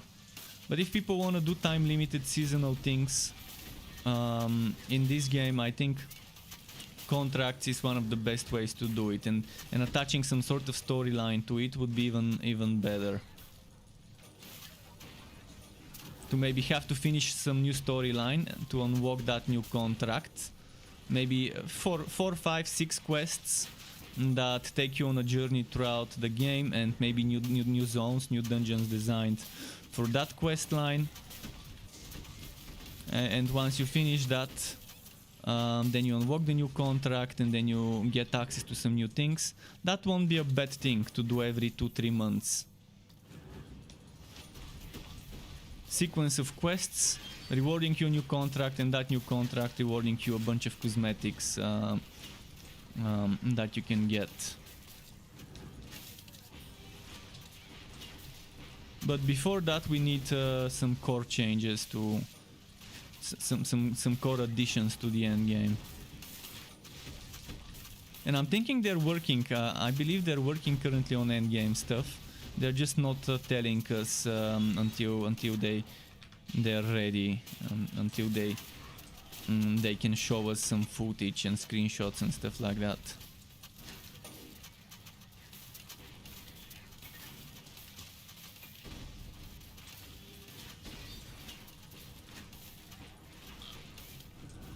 Wow, that's a long map.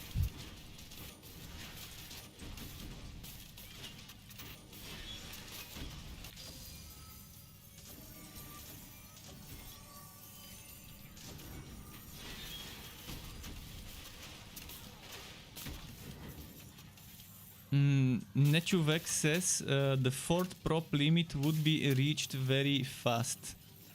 Yeah, but as I mentioned, there's ways to make private forts. I'm thinking the same way they added fort dungeons, fort basements. They could make something that's a private fort instance.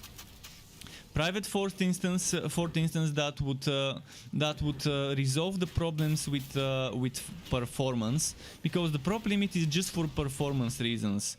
When you're voting into passages, you vote into other people's forts, and if they want to keep that prop limit, they could keep it for the forefront of your fort. And then when you click on the stairs, where you know, each fort has some stairs and a room.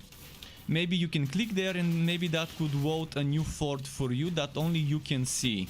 Or maybe visitors as well can see once they click on it. And maybe we can call it a fort instance. Or a private fort, or whatever you want to call it. And that would vote a new zone without prop limit or with prop limit but a much bigger one for people to play around, and maybe something bigger. But again, that should come as a separate DLC, because going this heavy in the fort thing, I wouldn't mind a fortified DLC. Fortified the DLC, all forts, all about props and stuff, and expanding that. And that wouldn't be bad for people who wanna delve deeper into the fort game and who wanna play it to have less prop limit and bigger playground, bigger sandbox. Sure, okay, but I don't think this should be a priority. I think after all, this is not a city builder game. This is a game where you fight stuff and wood stuff and get stronger. So I think that should be the main priority in regards to what new content gets added first. I wouldn't mind seeing such cheeky content like a fortified DLC eventually get added once we have more stuff to do after beating the story other than Fazir. Because it's not a bad idea. I mean, there's people who like playing that game, who just spend all their time messing around in the forts, and that's not the wrong way to play it. It's just one of many ways to play the game. And it's good that this game has something to distract people from the grind, from the farm. But not everyone plays the game for this, so again, I think they should just focus on some other things. But that's a very good idea, to have a fortified DLC.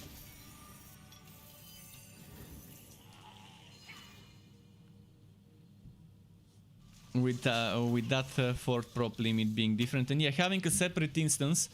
I'm gonna show you which stairs I'm talking about. I think everyone understands when I say the stairs, the stairway at the bottom of the fort next to the basement. When you click on it, when you click on that one, it could probably load a new instance of the fort with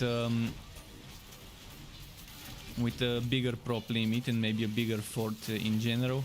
Maybe it could be the inside of a fort or whatever. It could be anything where people can go wild. Look at how many poison balls. I've got my own poison balls as well though.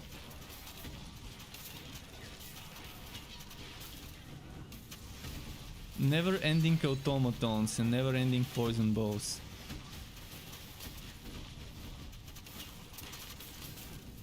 Need to stay away so I can see.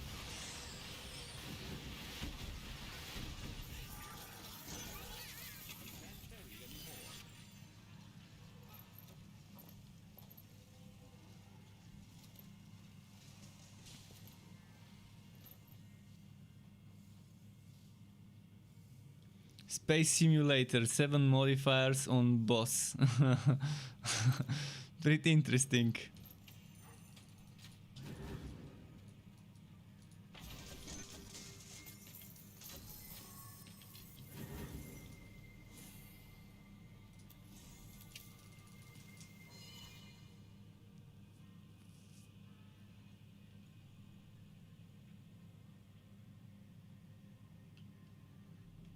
Fazir keys you need to find in the open world events to start Fazir dungeon. What do you mean by Fazir keys, Ukami? Fazir keys, because the Fazir, I would definitely not like if the Fazir required keys to do. To force me to play the Wobi zones, because in the open world, that's actually, there's no open world in this game. But yeah, in the world in this game, it's only WoW level monsters. The monsters don't scale. I've said it many times that one of the endgame activities they can do is something like Diablo bounties. Let's say you finish Act 3, and then once you finish Act 3 and you finish the final quest, you start scaling those zones. So if I go to Edgewood Bluff, it won't be level 2, 3, 4, it will be level 60 or 45 or 50, whatever my level is, plus 1. Your level plus 1. Maybe, or your level plus extra stats, a bit of extra stats on them. When I get to this, whatever other zone I go to, they should scale to my level. And if you're level 60, they should probably be level 60 plus a little bit of extra stats. And then to give you some bounties, like in Diablo 3, to go into those zones, kill some enemies, get some rewards. That would be pretty good. Good type of additional endgame. But again, in order for such endgame to work, they need to remove the broken challenge bonus. Because any wood you find without that challenge bonus would be worthless. Unless you use it for the legendarium. So if they want freedom to add such types of endgame, they need to get rid of the Fazir challenge bonus and to rebalance the Fazir to not rely on this bonus existing. So to make it a little bit easier, or to add, they can add, they can just leave Fazir as it is, but give you, as I mentioned, some power creep that's contained within the Fazir. As I mentioned many times, a legendarium system just for the Fazir with 5 or 10 slots, and just the further you push, the more things you unlock that give you HP or damage or fire defense or poison defense or electric defense or physical defense or crit chance or crit damage or chance to poison or chance to bleed, all sorts of affixes that you get. So for example, my idea is like, for example, when you finish this for the first time, you get a blue gear bundle, and then you unlock this waypoint checkpoint, and then you get a new item, new trinket, and then maybe you can click somewhere here or whatever, and then you open an interface, and you open an interface that looks like the Fazir interface, where you have slots, you have 5 or 6 or 10 or whatever slots, and then you can click on each slot and then pull up a list of unlocked trinkets, unlocked tarot cards or whatever. And from that list of tarot cards, you have you should have probably green slots, blue slots, and orange slots. And in the orange slot, you get things that give you 3 stats. In the blue slots, things that give you 2 stats, and in the green slots, you can put things that give you 1 stat. So that 1 stat could be movement speed, crit chance, crit damage. It could be anything. And the 2 ones, you should have a limited number of orange and blue slots. And in the orange and blue slots, you should be able to put green things. And in blue slots, you should be able to put green things as well. And in the legendary ones, you should be able to put blue as well. But obviously limiting the number of orange and the number of blue to limit the number of affixes you can get. And that would give you the power creep that you need to push the Fazir to the end without needing that power creep to be on items. And that opens up the possibility of adding things like bounties, things like raid bosses, things like killing this monster where my cursor is, maybe boarding a ship, fighting some monsters for 5 minutes, and then having a naval battle against that monster. And there could be so many different raids that we can get in this game, like Uber bosses. There's just so many possibilities of endgame, but all those possibilities right now I made useless with this challenge bonus in the game. This is just crippling. This is crippling the creativity of endgame activities that can be added.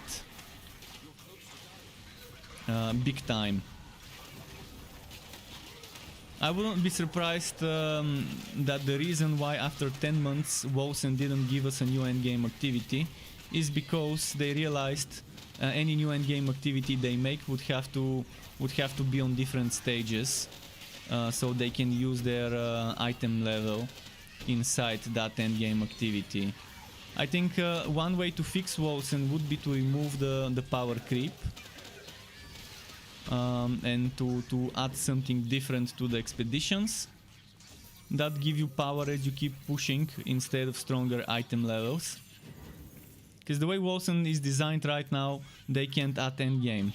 They can't add new endgame in Wolsen without adding item power scaling with the stages. And that means in Wolsen every type of endgame they add needs to have stages. The same where their expeditions have stages. So that they can implement the item system that they have in the expedition, where you get stronger item levels. to the new type of endgame. So whoever thought of that system when designing Quosen's endgame didn't think of the future of the game. And that's probably why after 10 months they didn't give people new endgame. They just gave them a boring mechanic that could be done while doing endgame, but it can also be done while doing the story mode.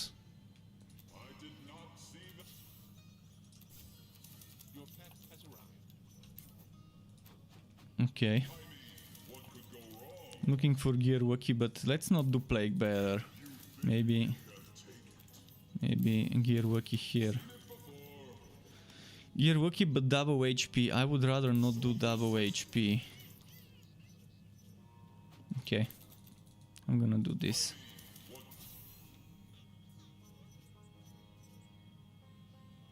Let's do this one.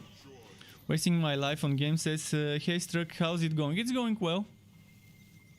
And yeah, Nechuvek, I was saying about the Fazir only Legendarium. I coded Tarot Cards. Tarot Cards is basically a system where, as I said, every boss you finish gives you a new tarot card. So I finished this one for the first time. I get something that gives me maybe 5% damage or 10% damage, something like that. Then I finish this one, it gives me 5% HP or 5% physical defense, or maybe 5%. Let's say maybe one of them gives me fire defense, then the other one gives me poison defense, and so on. And as you keep finishing things for the first time, you keep unlocking new tarot cards. And then you have a system like the Legendarium with 5 or 10 or X SWATs. And as I said, you have multiple types of SWATs. It's a very simple system where you can have some sort of extra layer of your build. So for example, you're playing a poison build, you might want to stack poison damage if you have poison damage in your weapon. Or let's say you're playing a build where you're stacking a lot of crit damage in your gear, but you don't have crit chance. You're not taking items with crit chance because you think you can get crit chance from the Fazir cards, from the tarot cards. And you know how Fazir gives you 2 or 3 negative affixes on the side as you keep pushing further. That's where you should start unlocking stronger tarot cards that give you 2 or 3 affixes. And again, you could probably have 3 out of 10 being legendary, or 1 out of 10, or 1 out of 5. There's many ways you can do it, being legendary SWATs, and that's like an extra layer of build making, and that's gonna give people a visual representation of earning rewards as they go through the Fazir.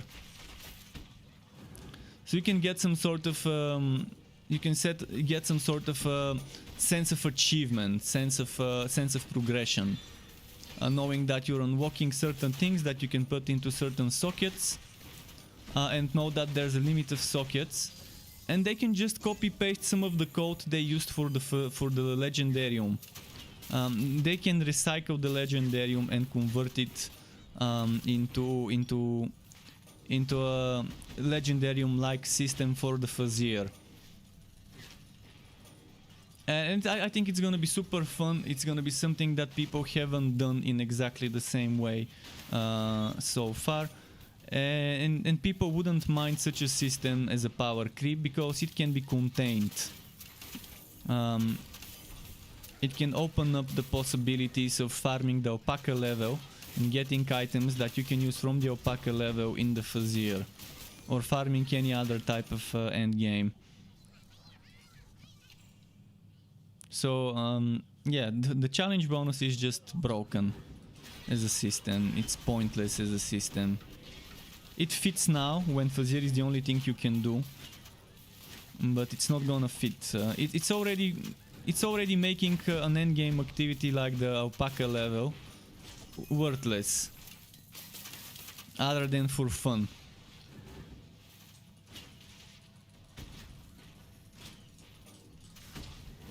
Okay, there we go. Shadow says, being gone from streams for a while. I got COVID. Oh, wow. Get well, dude. Get well. I've known some people who had COVID and managed to get well. So good work, and drink a lot of herbal stuff. Get your immune system stronger. Get a lot of vitamins, fruits, and stuff.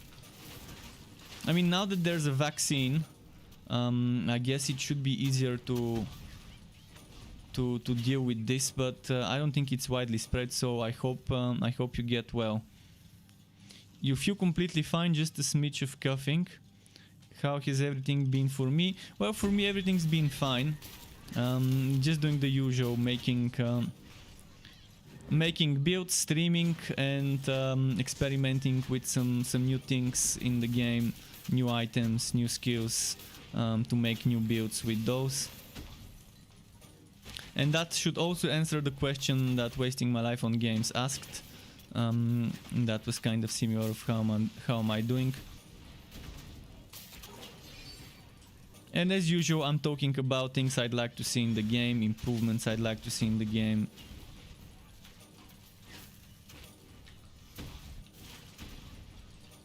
But yeah, the Fazir Legendarium, the Tarot, the deck of cards, the Tarot deck.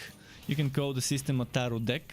And it fits very well with the Fazir's style of giving you different cards.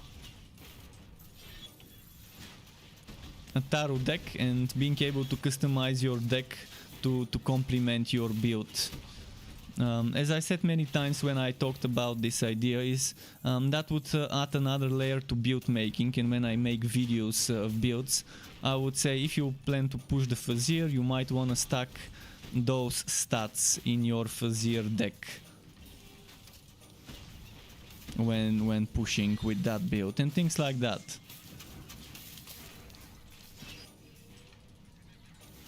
I think right now the Fazir is just boring. That's why you're never gonna see me push to the end, because it feels boring to me.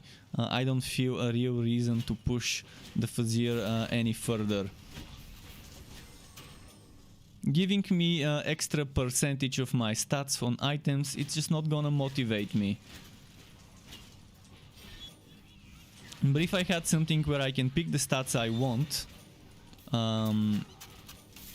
and where I don't have to change my gear every few stages of the Fazir with new one, because it's stronger, and I can just keep my regular level 60 items, and where I have some sort of customization, where I can experiment, and for example it doesn't work out, I can push this stage, okay, I'm gonna change something in my Fazir deck, I'm gonna take more defenses against this enemy type maybe, or maybe I'm gonna take more energy generation, or more energy cost reduction, things like that. It would be pretty fun. Herbal whiskey. Yeah, there's actually one very good thing. Boiling whiskey with lemons and maybe some sugar and herbs. That's actually not a bad thing. I think in Ireland they do that as a remedy. Boiling whiskey with lemons and sugar. Not sure about the herbs, but that's not a bad thing to add. Although that's definitely not something you would want to give kids. It's the adult kind of remedy.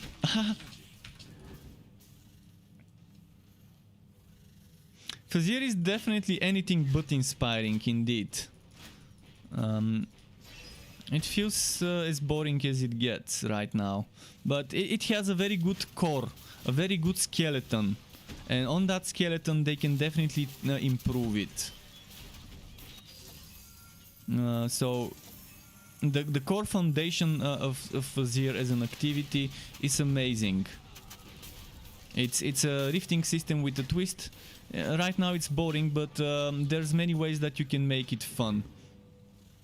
I'm sure the developers have very creative designers in the team that can think of something very fun. But they probably just don't have the time to implement this immediately. And that's understandable, but I think this challenge bonus has been a waste of development time and the biggest mistake in the game's history. since I played this challenge bonus to the items. And I think they just listen to players too much. There were a lot of players that are active on Discord constantly asking for this. A lot of players on Node constantly asking for power creep, for items getting better the further you push in the Fuzzier. But yeah, those people were just thinking of what would make them overpowered right now at this moment, without thinking of the future of the game. And it fits right now. Okay, for now it's fine, but it's not gonna be fine forever.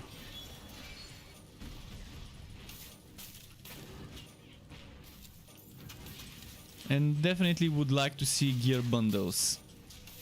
Every time I complete a boss fight for the first time, I would like to see gear bundles.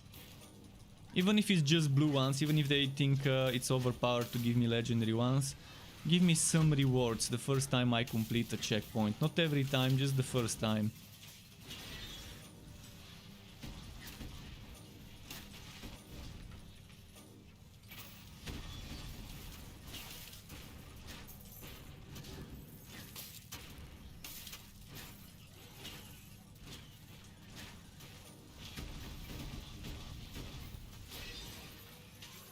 Okay.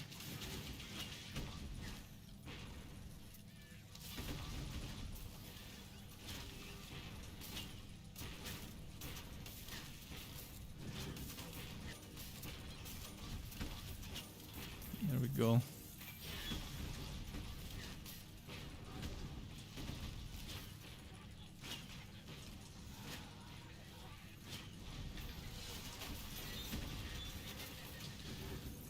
Big boy boss fight, there we go. I mean, little boy, not big boy.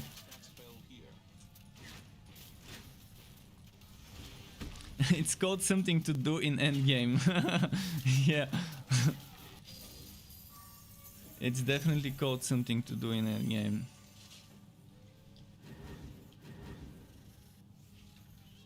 Wait, that was not the Ember Tower? Oh. Where is the Ember Tower? Let's try and find it. I've been in this map for a long time. I'm gonna go and look for the quest objective.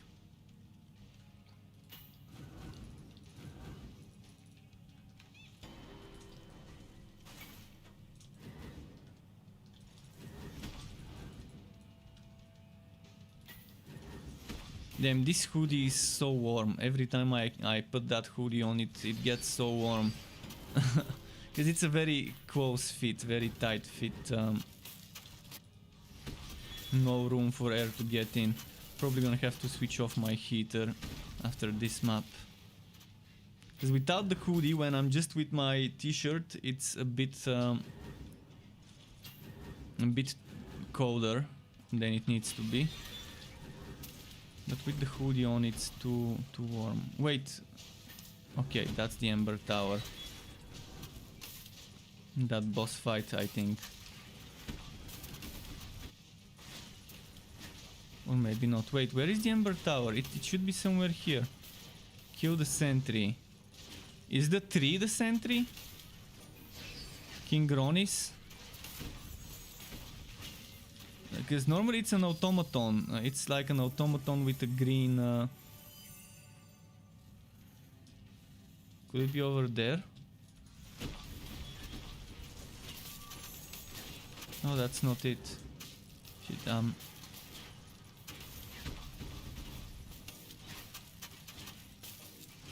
what do I need to kill?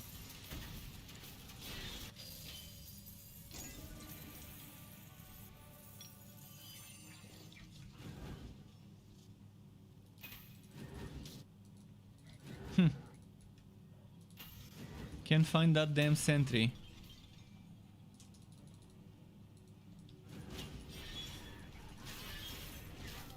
Could it be a bug that there is no sentry? Because I think this is the tower. Oh no, that's the shrine.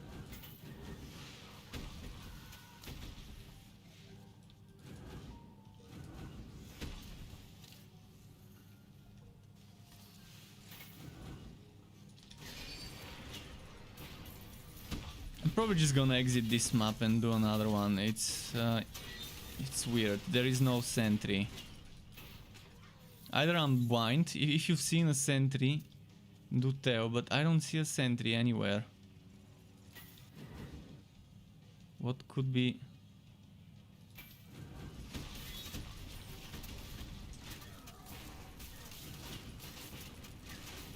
What could be the thing?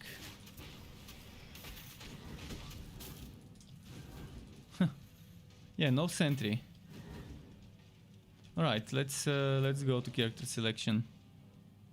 No. It was where my quest was. It was next to the tower. The sentry is normally where the tower is. So when I discovered the tower, the sentry should have been there. Normally, it's an automaton with a green circle, like a unique automaton.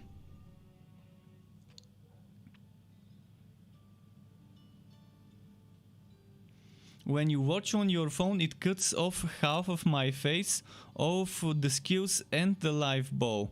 Well, that's a problem, I think, with Twitch, the Twitch app. The Twitch app should support different resolutions. If it doesn't support different resolutions, then it should fit. Maybe there is an option to select on the phone player how to fit. Do you watch with the Twitch app or do you watch with a browser? Because on my phone, this is how I watch on my phone both my streams. I watch my YouTube stream and my Twitch stream to monitor on the side, and I'm using pop-up. View. So yeah, I can watch here with the browser on. I can watch with the browser on Twitch, and I can watch with the YouTube app on YouTube to pay attention if the stream cuts off. So maybe use the browser and just use full screen on the browser. But yeah, I don't have a second monitor, so I'm using my mobile phone to check if my stream is running well. The thing is, I kind of need to keep it on the side, so I can't watch it all the time. There's not much room on my desk. If I had a tablet, a proper good tablet, I probably could use it, but again, there's not much room to put the tablet. I know many people use tablets for this, to watch their chat and things like that. But it's how I do it. And you fixed it, that's nice. It definitely was something to do with the resolution though. Seemed like it. Like the aspect ratio or whatever.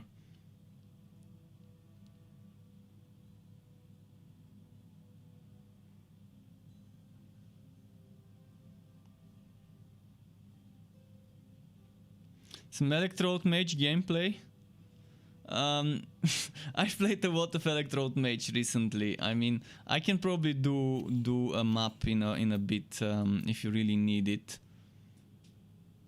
But for now, my focus is to farm. I need to farm this and this at level 60. This is my big priority, to get level 60 of this item and level 60 of this item.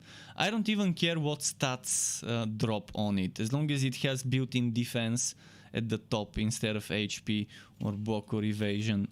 Just defense. So that's my priority for now, because this is gonna be my next build. And that reminds me, let's collect some gear bundles. I think it's about time to collect some gear bundles. Maybe I can get something good out of those. Because you can see my defense is terrible, but I'm using 45 and 38 items. The rest is 60, and the rest is fine.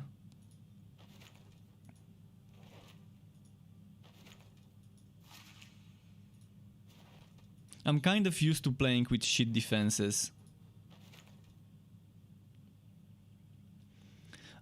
Kick-ass, there are better variants because they're better items.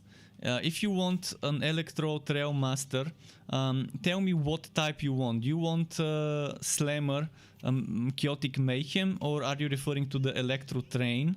I can make you a build. I can make you a build on the go over here through the browser and tell you take those skills, take those skills, take those items, and things like this.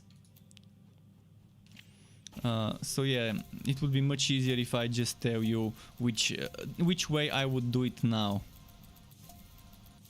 Because there's many ways to do it. There's more variety. It's not like if you do it the way it's done back then would be a terrible way. It's still gonna be okay. It's just one way of doing things, but it's not the way I would do things right now. There would be some changes. So if you tell me which Realm Master Electrode build you're referring to, I can try and show you a more updated version of how I would do things. First of all, Ancient Ember Boots. And Hundenhaus just followed. Thank you very much for the follow. Welcome to the Struck Pub to you. So Hundenhaus, okay, let's answer Kikass's question first. Kikass, Ancient Ember Boots gives you Imbue Relic. And Big Swap, thank you very much for the follow as well. Welcome to the Struck Pub to you too. Imbue Relic is a great skill. It's amazing. And for example, you're saying Realm Master Electrode. Let me share my Firefox. So Realm Master Electrode. Realm Master Electrode. So obviously you would still want this, and you would probably still want this, and maybe even this. That's 15 points that I wouldn't remove. This one no longer is 65% damage versus stunned, blind and sword, and it's 10%. So optionally you may want to skip this. Slammer builds right now as a result of this are very weak. Train builds were very strong, and they still are strong even with this nerf. But Slammer builds are getting hit very hard. So I'm not sure what build you were referring to. So let's say you make a Walkaway Storm build. Walkaway Storm build with the train. That's probably gonna be something you can do.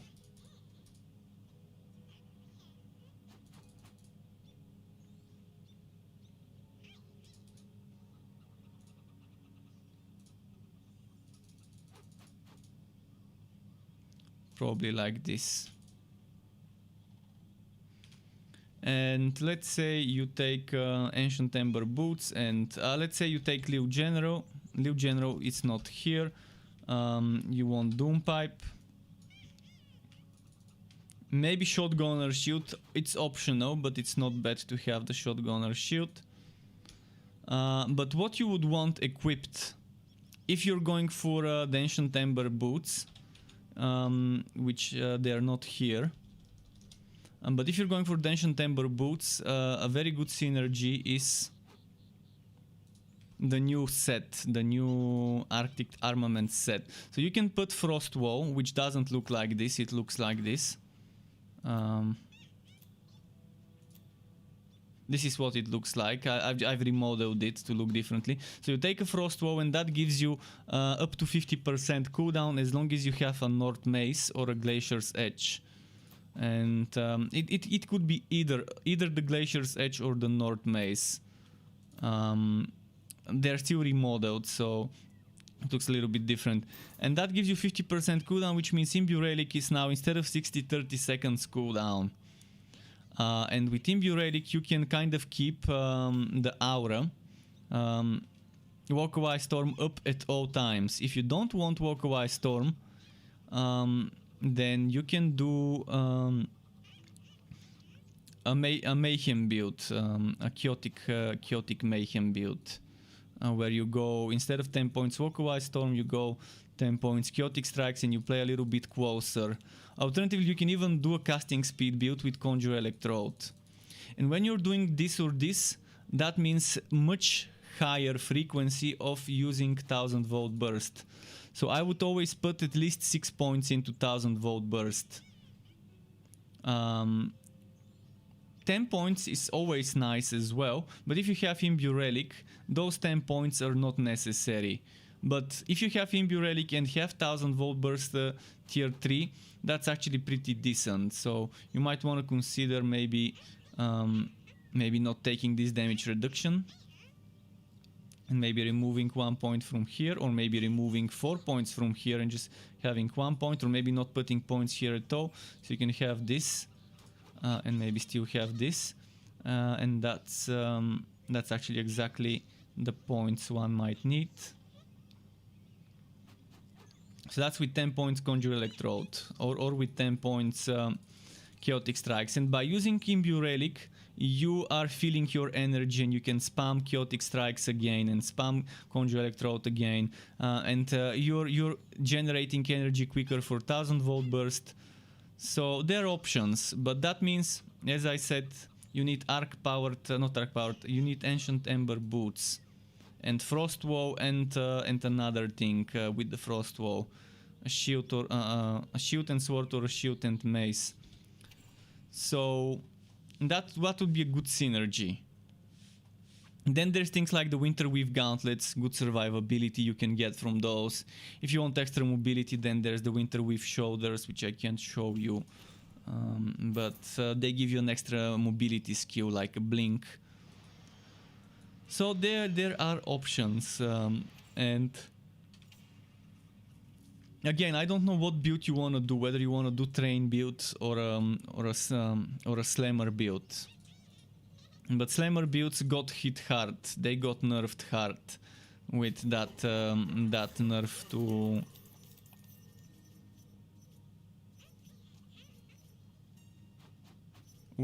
to what's its name? To Lantern Flash tier 2. I used to always take Lantern Flash tier 2, but now that it's only 10%, it's a different thing, and now it means I don't have to use Spike Drive to slow bosses, because, well, I no longer need to use the extra damage to bosses, to slow and stunt on bosses. 10%, I can overlook 10% extra damage. Now what they need to do to the Realm Master is to increase the damage of Slammer skills. Because train skills were overpowered as they were. And with that 65% damage from Lantern Flash tier 2, they were getting super strong. So I understand why they nerfed it. But by nerfing Lantern Flash, they also nerfed the Slammer builds. And Slammer builds really need a little bit more damage, especially things like Spike Drive, which is a level 20 skill. It feels super underwhelming right now as a level 20 skill that requires so much things to prepare to be able to use it. Right now Slammer skills are kind of like a dance of rotating certain skills in a certain way, but you're not gonna get as good damage as a train build on a Realm Master.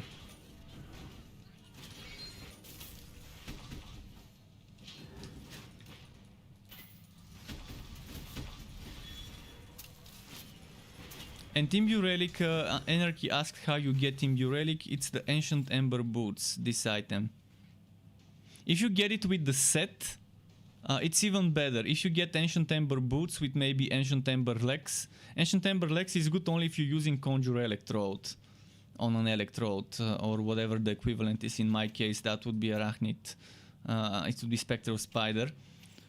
So if you get the boots, maybe the legs, and maybe the shoulders, or it depends. It depends which other thing. But even if you don't use it for the set bonus, it's still not bad. So Ancient Ember. The chest is a synergy with the Nova. Oh, someone used Hydrate. The pants. The pants are good. I'm gonna try and show you. So this is the boots. The gloves are synergy with Venomous Maw, but they don't seem to work. I've been trying to get this to proc, it doesn't. The helmet is synergy with Miasma, and it's a very good synergy, and I might actually experiment with it. I'm actually gonna experiment with it in a moment. Then the pants, as I said, synergy with Spectral Spider. The shoulders are synergy with Arachnid Assault, which is synergy with 1000 volt burst. So this is 1000 volt burst. This is Conjure Electrode. This is Wokowai Storm, and this is Chaotic Strikes on the Realmaster electrode, on the electrode. Let's test this. As I said, let's test the helmet. I'm gonna remove my gunners.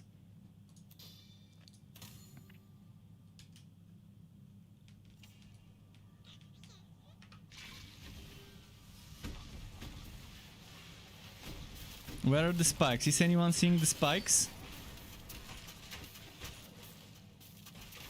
I'm not seeing spikes. Is it broken?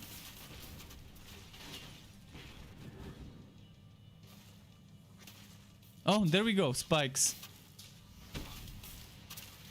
They're doing okay damage. Actually, the damage is not bad.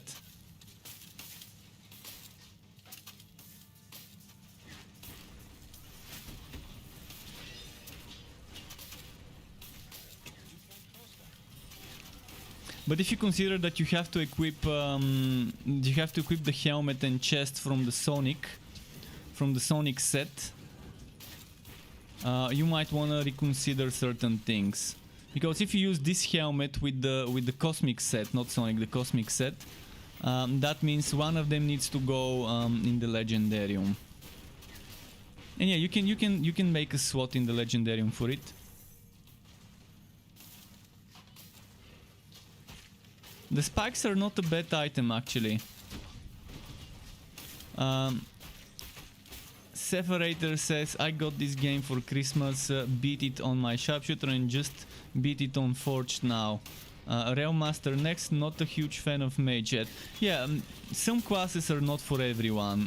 I know some other people on the Struck Club that just don't play like the Dusk Mage, straight up don't wanna play Dusk Mage. It's not everyone's favorite class, but many people prefer Sharpshooter and Mage over the others. But the Realmaster and Forged are definitely very interesting classes, unique to this game. And thank you very much for the follow, welcome to the Struck Club.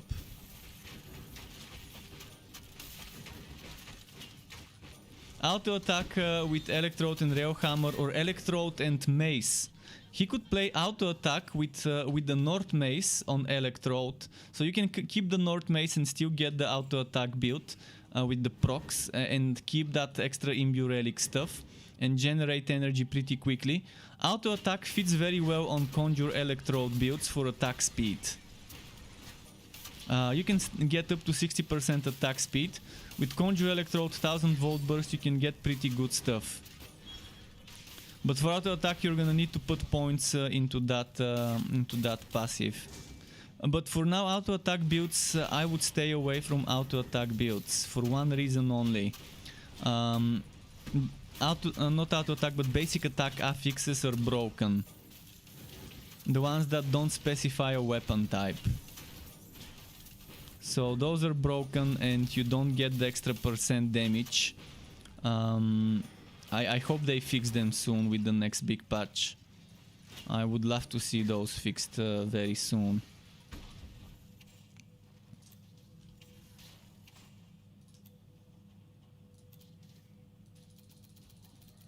How many different classes does the game have? Well, there's 4 classes and 5 subclasses for a total of 20 combinations.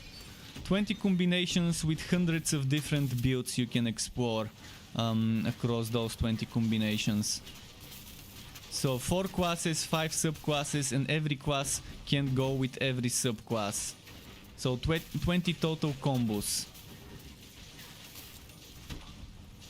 And again, across those 20 combos you can make hundreds of different builds based on whether you're focusing on your class skills, whether you're focusing more on the subclass skills, whether you're focusing on one side of your class or another side of your class, whether you're going for one of the subclass skills like this one or this one or this one and this one. See, there's options. There's options on how to build. Then comes the layer of items. There's different items that synergize with different skills and that give you different effects. So based on what you do with those, there's also different things that you can achieve.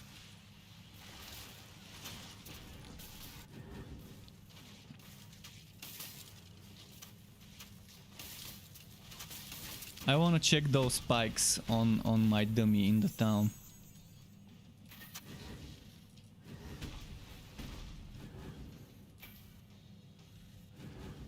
Yeah, by the way, this game recently became part of Xbox Pass.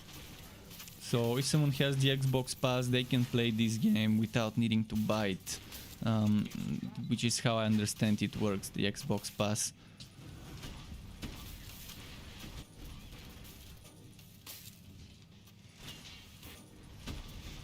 Which setup is way better?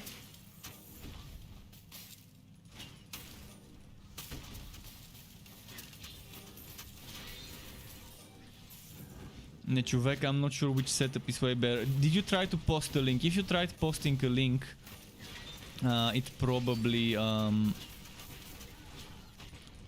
got blocked by my bot. Mace and Shield is gonna be better than a Rail Hammer setup for sure. Mace and Shield is for auto attack build. Mace gives you the best damage on auto attack for one-handed and the best attack speed, but Mace only hits one target. But on bosses, it doesn't matter that it only hits one target because you get the damage on the boss. So Mace is 150% base weapon damage, and Mace is the fastest attacking weapon. And with Electrode, it's amazing. When you get 60% attack speed, that's so many procs per second. A lot of hits per second means a lot of procs per second, and yeah, it's pretty good. And with the shield you get survivability, you get an extra socket where you can put chance to shock, so you don't have to put chance to shock on your weapon, and you can focus on flat damages, or you can put extra defense if your weapon gives you chance to shock and you need more survivability. It's something you can do.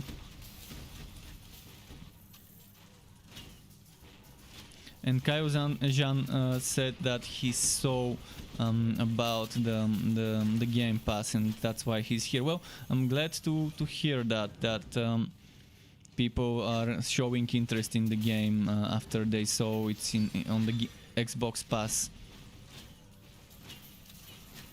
Yeah, that's definitely a good thing that they came to an arrangement with Microsoft to put this game on the Xbox Pass.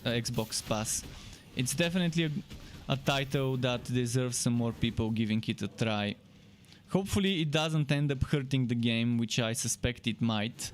In its current state, the game may not hold many people playing, because the end game is pretty bare bones. But if you like experimenting with different builds like I do, instead of sticking to the same build for a long time, if build diversity is what you enjoy and tinkering with different builds, this game can offer you that. Yeah, the end game is boring. There's not much diversity at all, but there's a ton of diversity in builds, and that's my way of having fun in the game. I play a build for 1-2 weeks and then I switch to a new one, and then again the same, and I just test different builds. Even when I play the same class and subclass, I can make a few different builds out of it, and it's good. I like it, my audience likes it, because I make more builds that way and I show them more ways to play the game. This game has co-op up to 4 people in the same team. No matchmaking, so you have to invite people from your friends list. But it does have co-op. So make sure, if you want to play co-op, make sure to select multiplayer. If you create a hero on single player, you will not be able to play co-op on a single player hero. Single player saves the saves locally, keeps the save data locally, and single player save data is separate from multiplayer save data. So account and hero progression is separate. So you can play solo in multiplayer, but you're always gonna be connected to the server. But that's to prevent people from cheating in the multiplayer. That's how it is.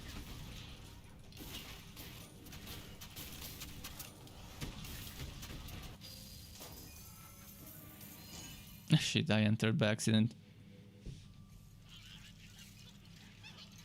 You're using the "you have a friend in me" build on your Sharpshooter. Yeah, I have a version of this. It's called the Freezing Summoner. If you look at the Freezing Summoner build, that's my take on that build. Actually, I made it before them, I think. But yeah, "you have a friend in me" is Michael's version of a Freezing Summoner. Michael is one of the developers in the game, and it's an interesting build. It's a very fun build, but Cold Heart is the weakest relic right now, so don't expect Cold Heart to have a lot of damage. But the problem is, even when it comes to survivability, Cold Heart is not the best. It's supposed to be the best in terms of survivability, but you can get much more survivability with Bane and Blood Drinker. So even the crowd control on the Cold Heart is not as much as it could be. So I recommend play anything but Cold Heart as your first relic. The developers think that Cold Heart is fine as it is because they are seeing a lot of people playing Cold Heart. But a lot of people playing Cold Heart does not mean people enjoy playing Cold Heart. It doesn't mean that people think that the Cold Heart is strong enough in regards to survivability, because it's supposed to be the extreme defense. I'm quoting here, extreme defense is the words that the developers used for Cold Heart when describing it when they reworked the relics. But this extreme defense is nowhere to be found. Yeah, there is good defense, but not extreme. And I'm not asking make Cold Heart stronger by giving it damage. I'm asking change Chill. I think Chill needs to have stacks. And I think every stack of Chill needs to reduce the damage an enemy does. So let's say Chill reduces the damage an enemy does by 2% or 1%. And make it maximum 5 stacks or something like that. X number of stacks, each stack reducing the damage an enemy does by X%. Then make Snowstorm tier 3. Snowstorm tier 3 is, let me try and show you Snowstorm tier 3.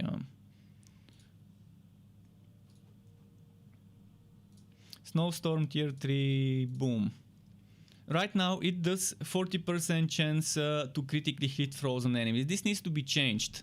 This needs to be made to make nearby enemies do X% less damage. Maybe 20, maybe 15, maybe 25% less damage.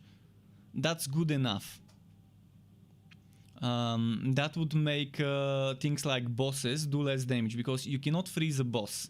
But you can make it do less damage, and you can stack that less damage with the chill that you get from this one.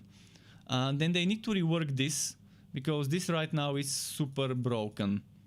It only goes up to 35 seconds. So getting to prevent one source of damage every 35 seconds is as bad as it can get. I mean, 35 seconds. Comparing this to things like... actually, first look at this, and this is connected to this. So you can't trigger this one unless you get this one. You can trigger this with the ice shield 3 times every 18 seconds. This can go up to 18 seconds. No, actually, yeah, I think it was... it's for 5 seconds, but I think the cooldown is 20 seconds or something like that. I can't remember how much, but I think it was 20-second cooldown. So yeah, let me quickly just remove some points here. I can't see the cooldown, but I think it was every 20 seconds you can activate this, and that gives you 3 sources of damage blocked for 5 seconds. And you can get the duration a little bit more than 5 seconds. So it becomes 7.5 seconds with the 50% duration. So that means every 20 seconds you can maybe trigger one of those and 3 of those, which means only 3 times you can trigger Breaking Point. So Breaking Point at level 5 is 186 weapon damage. If you compare this to Electrode, that can trigger multiple times a second, 125% weapon damage. Much more overpowered, much more not overpowered. Let's say the other one is underpowered. Compare this to Flaming Destroyer. You have things like Firestorm, which let me just remove some points here. I just reset all the points. Is there a reset? Reset points, reset all points. So here, this one at max level, you can trigger it and do 60% weapon damage. And this one does also some weapon damage. It doesn't say how much, but this Falling Sword can trigger and do some extra damage with the tier 1 bones, and then you can trigger this one and do some extra damage, which is this can trigger so much more often than the Cold Heart. And then if you go to Blood Drinker, you have things like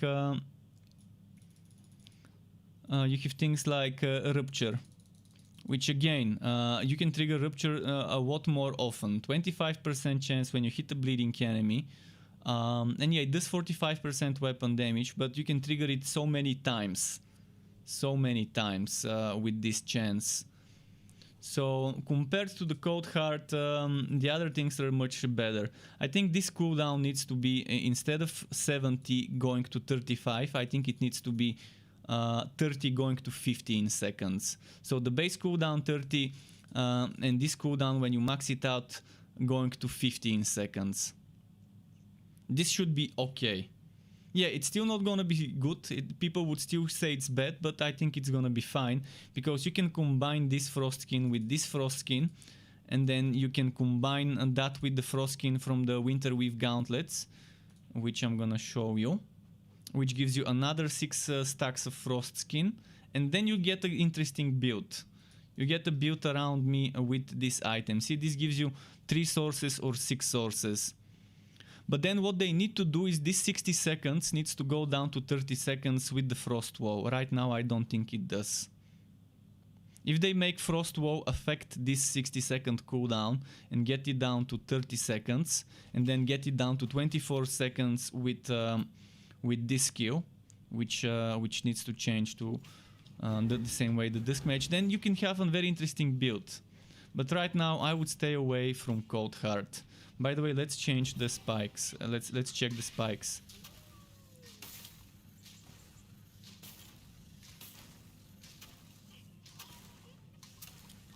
What's the damage of the spike?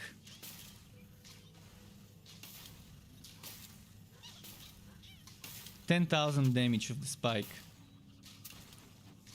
10,300. That's not bad. 10,300 damage with the spike. 100% weapon damage. Yeah, I think this is pretty fun. I'm not gonna use it for this build, but maybe for another build with Miasma, maybe on a Bane train, I wouldn't mind using this.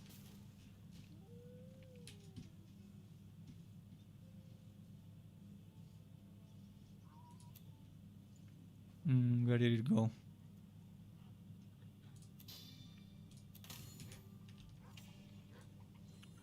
Blood Drinker on Forged is pretty fun, by the way. Blood Drinker on Forged, that's the most tanky. Actually, it's not the most tanky. The most tanky is Forged with Bane. But Blood Drinker with Forged definitely is tanky. It gives you a lot of survivability, a lot of healing. You can get damage reduction, you can get healing, you get a lot of good stuff. Alright, let's open some more gear bundles. And you mean, am I fishing for pet skills?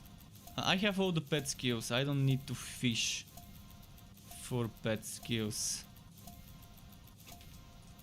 I'm not sure what you mean by fish, but I think you mean to do bosses. You can run boss fights in the Fazir, and that means more chests, more pet cages per hour. You don't get a pet cage every time.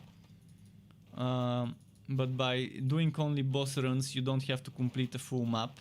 You can just go in, kill a boss, and have a chance to get the pet cage. If you want to unlock some pets. Frost Golems are procs melee. Yeah, they didn't fix it. They didn't fix the proc. It procs the on-hit effects. It procs the damage reduction, I think, still. on the golem, and it procs the let me share the screen again. The large boars. Just a moment. So this one. This aura procs large boars, and it also procs fighter spirit, which gives you damage reduction by hitting with a melee attack. The golem has one big problem, and that problem is the first time you activate the golem, it doesn't do anything. If the first time you activate the golem by wasting 50 energy, which is a very high amount of energy, it's half of your energy bar, it should do this weapon damage. And this thing where it says if the elemental is already summoned, instead command it to teleport to a location, then slam the ground with a powerful strike, dealing 1000 etc. damage, which is by default 750 at level 1. So it should do this damage when you first summon it, not only on the second summoning. That would make it much more useful. Because right now he dies quickly, he barely does any damage, he attacks very slowly, but the damage he does when you resummon it is amazing. It's a super strong nuke. Just to compare it to Spike Drive, level 10 Spike Drive is 435 weapon damage. This one at level 10 is 1087 weapon damage. But again, you have to cast it twice. You have to cast it once, then get another 50 energy and cast it the second time, and then you get that extra damage. And that's why it's underwhelming. That's the only thing I think they need to change. Frostblast is very underwhelming as well. Frostblast had much better range, then they nerfed the range, and right now, I mean, it's not great. 609 weapon damage, it barely hits properly, and the freeze is not as amazing as it used to be. Since you can't freeze bosses, this definitely is not amazing. For crowd control it's okay, but again, I think they need to make the range better and maybe increase the damage a little. But even if they don't increase the damage, I think they need to get rid of the absolver mechanic. I think they need to make it like shotgun blast, that type of AoE, where it's not piercing projectiles, but it's actually a blast, like a breath of ice, an icy breath. That would be much better. Or they can try and make it like icy spikes from the ground. You know how there's cascading icy spikes from the ground on the Dusk Mage energy spike? They can make this look like energy spike. It's just boring the way it is right now to be like what's it named? To be kind of like absolver. Yeah, it would be nice if it's like shotgun blast kind of thing with ice. They just need to rework the Cold Heart, but people need to tell them that they want Cold Heart reworked. Right now they're looking at numbers. They're looking at numbers regarding which relic is played more often than which other, and they're saying that it's pretty equal. They're saying Cold Heart is played just as much as the other relics, but again, numbers can't tell them how players feel. People playing Cold Heart doesn't mean people enjoy playing Cold Heart, and it doesn't mean that people think Cold Heart is good enough. And the game could use a lot of reworks, especially as I mentioned, Chill. Chill is super boring as a thing in the game right now. If they make chilled enemies do less damage, it would be amazing. You would see people choosing chill on defensive builds, where they can stack chill with damnation, or they can stack chill with Curse of PP to make the enemies do less damage. And having stacks of chill would force people into continuously attacking the same enemy to keep the chill stacks higher. That would be great. And it would make sense. You're chilling them, so they're starting to do less damage because they can't operate properly when they are chilled. and that's why they do less damage. Musketeer gauntlets, nice.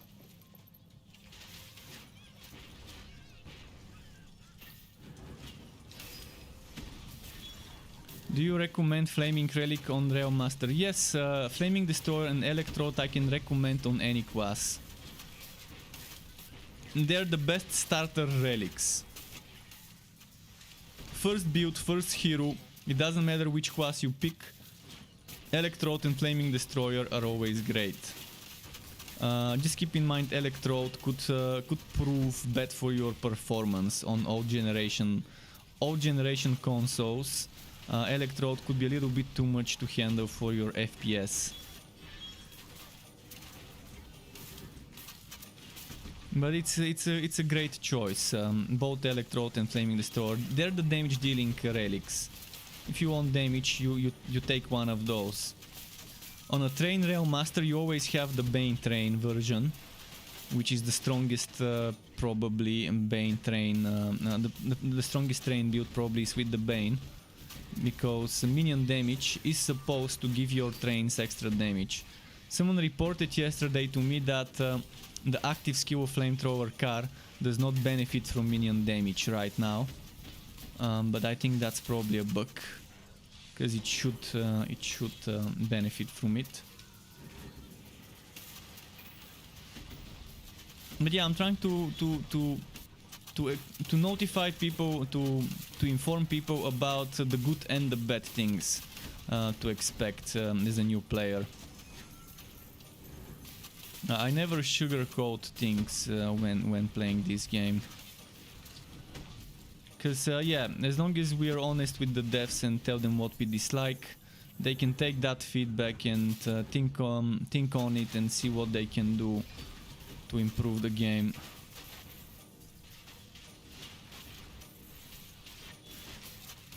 I should remember to make some tickets on Note. They're just reworking Note a little bit, but soon I will make some tickets about all my suggestions for the Cold Heart Relic and things like that.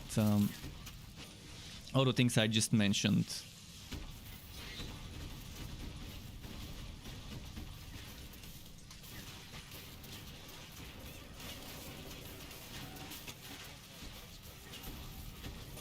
Okay, there we go.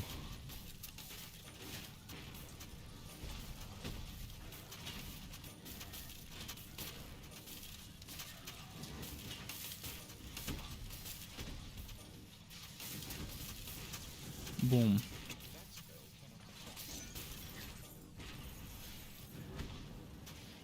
Why do I keep getting this map? Whenever I select a map, it's always this one. Is it never giving me good maps that are not this one?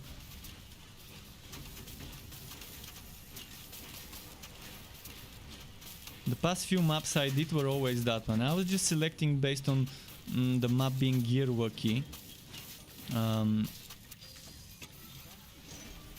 No other... Shit, I got stuck. Terrible.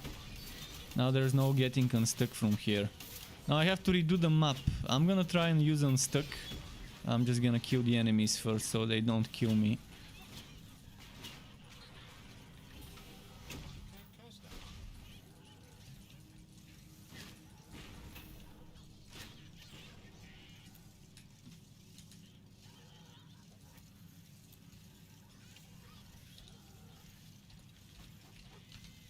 Probably won't work.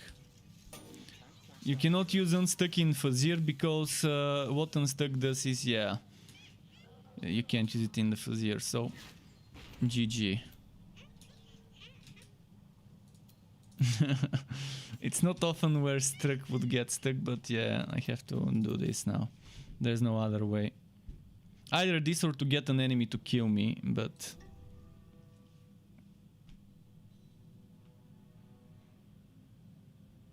But yeah, in Hive the map pool is 2. We used to have a lot of maps in the Hive, and then they removed some.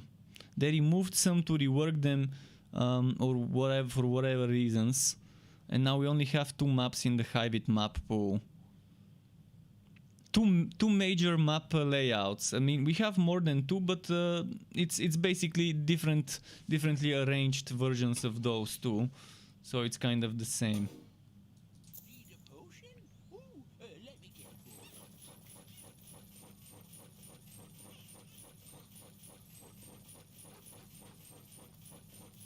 I wish I could hold shift or something to sell the whole stack as well.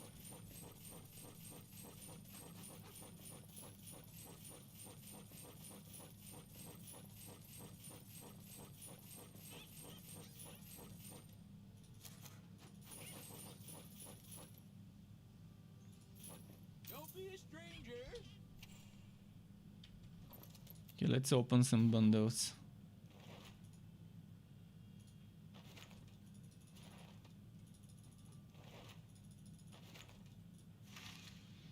Netherrealm is your favorite. Oh yeah.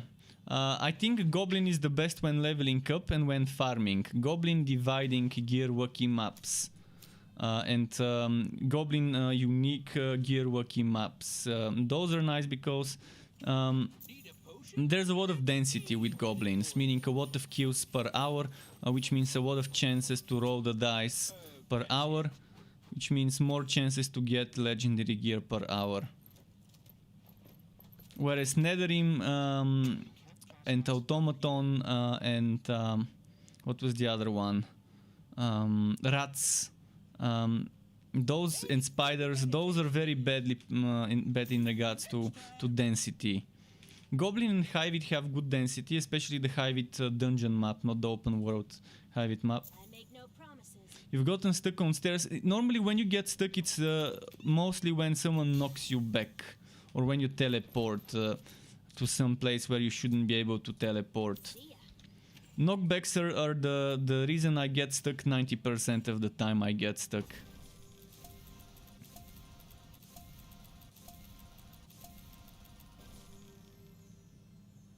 Walk into dungeon and instant death. That's pretty annoying.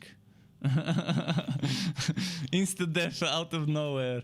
RNGesus said, "Fuck this guy and this guy only. Let's give him an insta death." Let's see, Musketeer gauntlets. Those are pretty okay for some builds, but not for mine.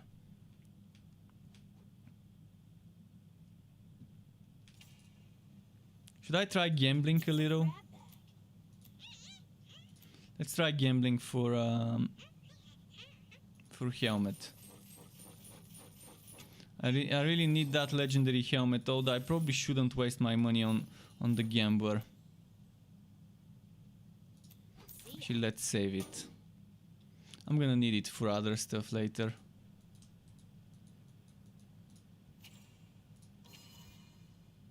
You rage quit a couple of times. Oh boy. Yeah, me and my rage quits when it comes to Path of Exile. That's the game I've rage quit the most times. Path of Exile, I always end up rage quitting this game whenever I get back to it. I would spend 1.5, 2 weeks on a new league and then boom, rage quit. Now I just no longer return to it because I know how it's gonna end, the same way it always does with a rage quit. So I just don't return to the game. But yeah, rage quits, I definitely can relate when someone tells me about rage quitting a game. Bugs would not make me rage quit, but badly designed content and badly designed RNG in regards to upgrades and stuff, this can make me rage quit a game very easy. I need to do another map because I don't like the stats on the others.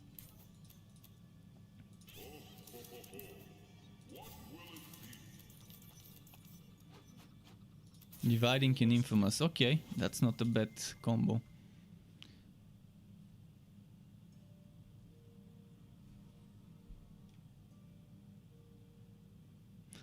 Separator says the giant swing skills makes your auto attack. Yeah, the giant swings is the one that works. Giant swings and every other relic auto attack skill. Keep in mind the basic attack in this game is a skill.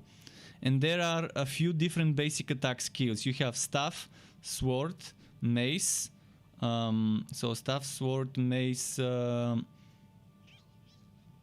you have rail hammer. You have digitus.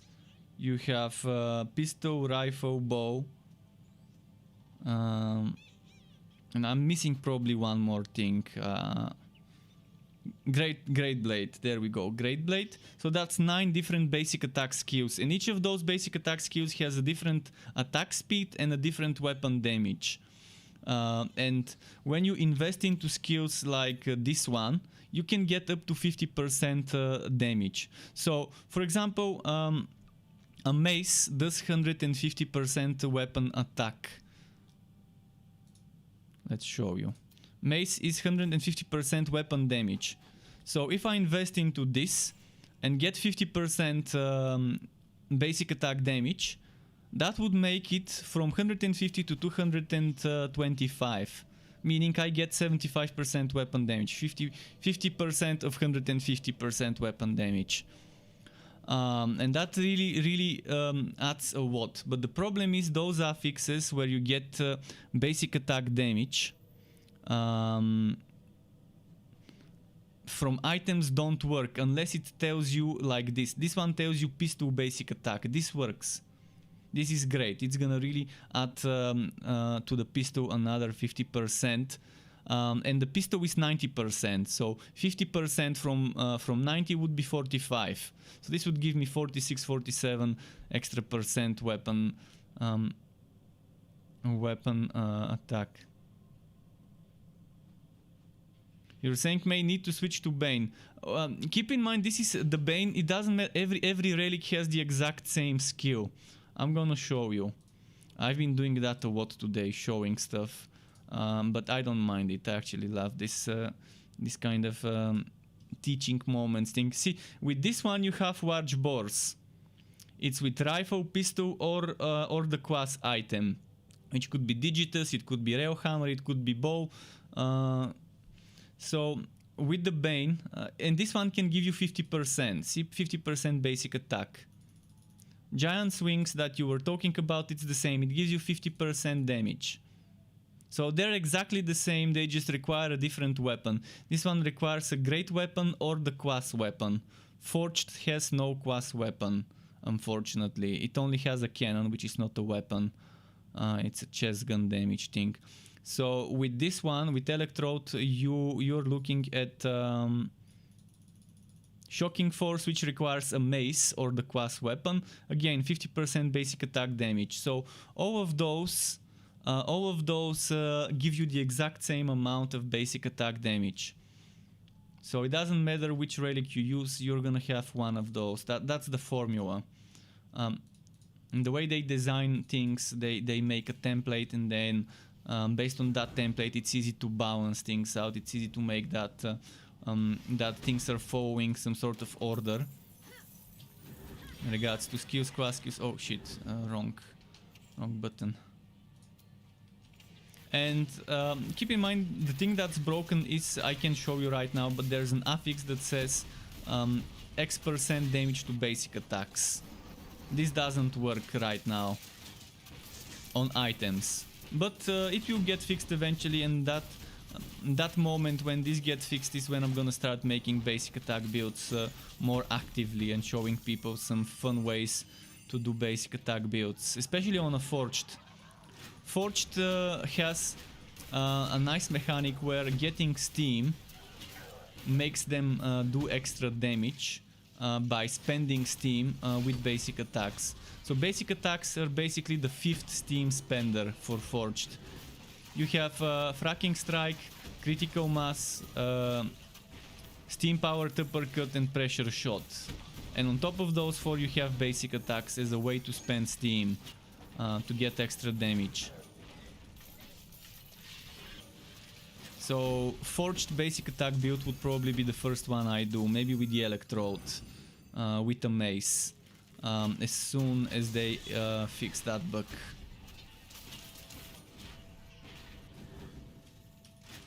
Because it will be fun. And with Conjure Electrode I can get attack speed. Attack speed caps at 60%. You cannot get more than 60% attack speed. So if you get attack speed from items, you don't need as much from skills. 1000 volt burst by itself can give you 50. Conjure electrode can give you 25 with tier 1. So you don't even need to go all the way to tier 3 to get the casting speed, because you just get the attack speed at tier 1. If you don't need Conjure Electrode, you can just take Walkwise Storm for extra damage or Chaotic Strikes. And that's also a good way. Yeah, it's fun. There are so many ways you can build. Some of them right now might be a little bit underpowered and broken because certain things don't work the way they should, but eventually when everything works the way it should, there's gonna be a lot more diversity and variety in the builds people use. A great example would be basic attack builds. Right now I don't recommend using basic attack builds. They're not terrible, they're okay, but they're not amazing because of this bug.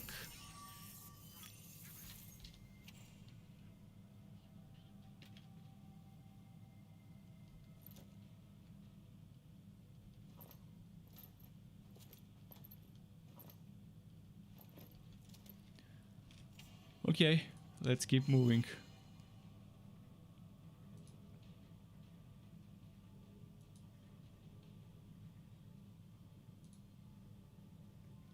Come on, come on.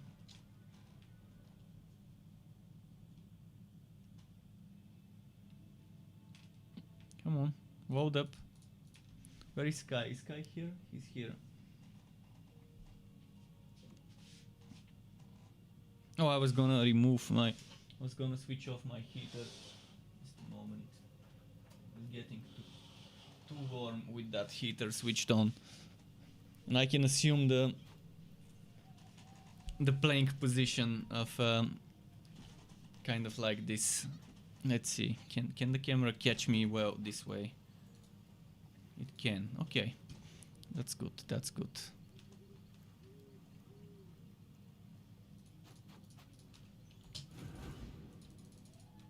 What's the time? 8:01.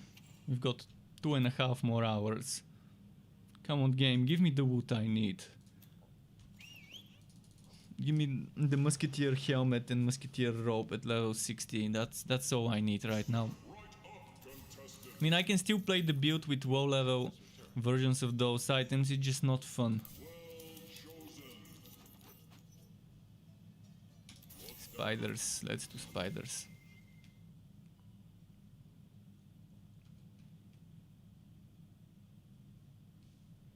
But yeah, I like how this game is handling basic attacks by making them different skills. Passerby is back. Welcome back, Passerby. Nice to see you again.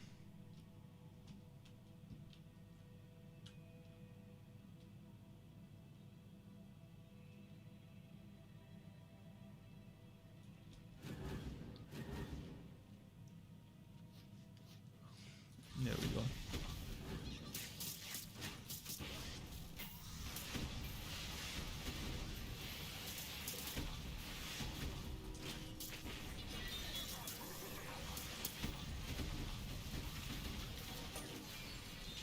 Boom.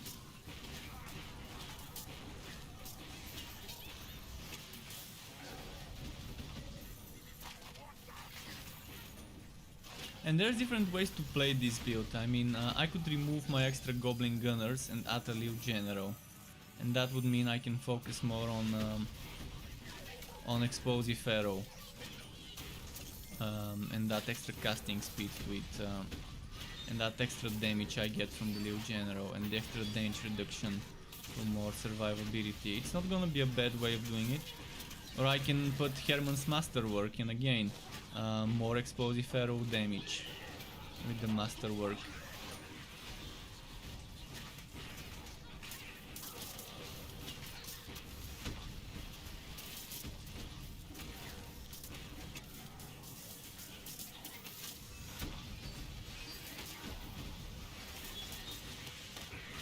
all the goblin brutes we're stacking. I think it's a bug. I think we're not supposed to have this many goblin brutes. If it's intended, I appreciate it, that we can cast more goblin brutes as a result from reloading.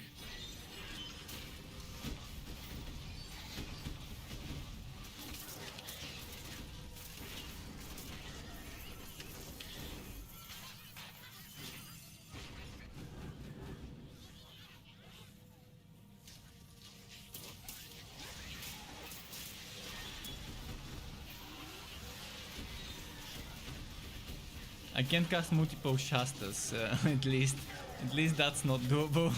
Imagine multiple Shastas having like 4 or 5 different Shastas running around, chomping on unsuspecting spiders.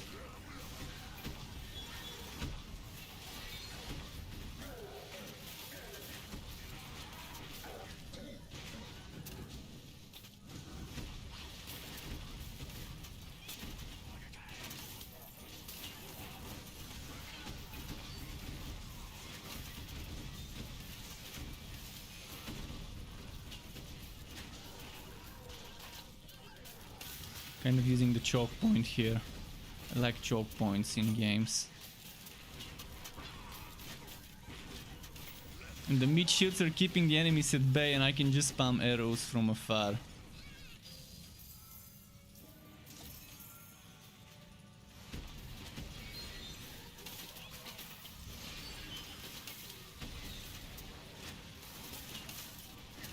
Let's get rid of those. I wish the spiders were a little bit more aggressive and would go attack enemies instead of stand next to me. Or the best thing they could do to the spiders is to make ranged spiders. Like maybe 30% chance or 20% chance for a spider to spawn ranged and to use ranged attacks. This would be such a game changer to those little spiderlings. Do you intend to use any miasma duration roll on gear for... I don't need miasma roll on gear for permanent miasma. I can use imbue relic, that's more than enough. Imbue relic on a 30-second cooldown. As long as I'm fighting, miasma is not gonna drain quickly. See, it's draining quickly now because I'm not fighting.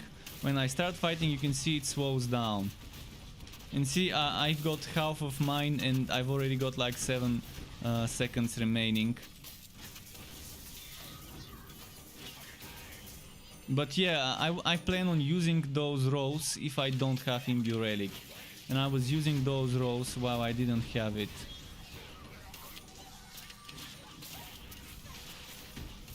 But with imbue relic you don't need to care about this.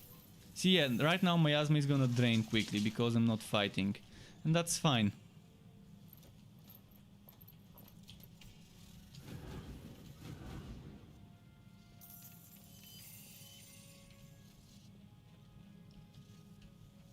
And keep in mind, this is gonna go to, from 30 seconds, it's gonna go to 24 seconds cooldown in Relic.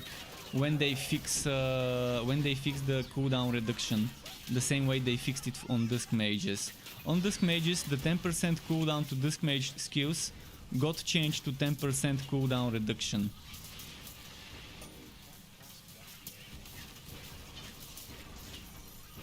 It's amazing. Yeah, I was using such gauntlets. While leveling up, I was using something like this.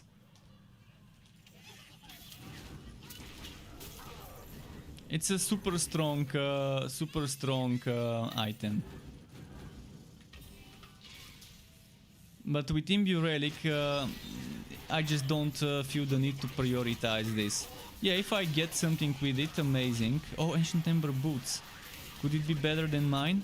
Maybe with a socket? Please be with a socket. Come on, please be with a socket. And please give me good defenses. I need defenses on that one. I've got 3 pieces. I've got 2 more boots other than this one that are Ancient Ember.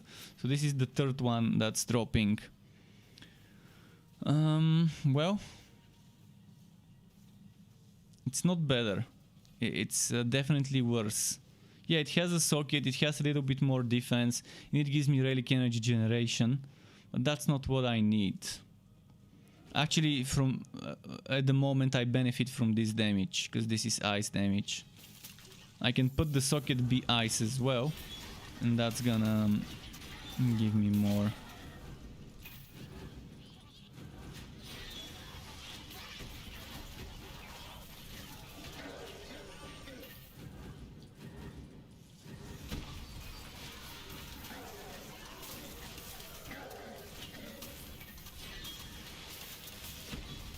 Okay, there we go.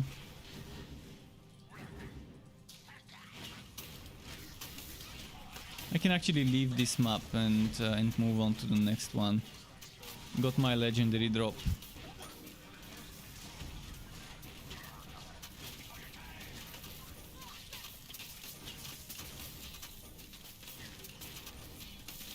Come on, kill it, kill it.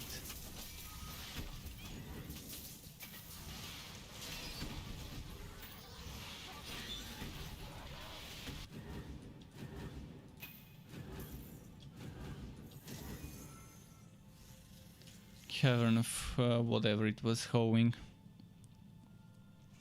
The healing? Which healing?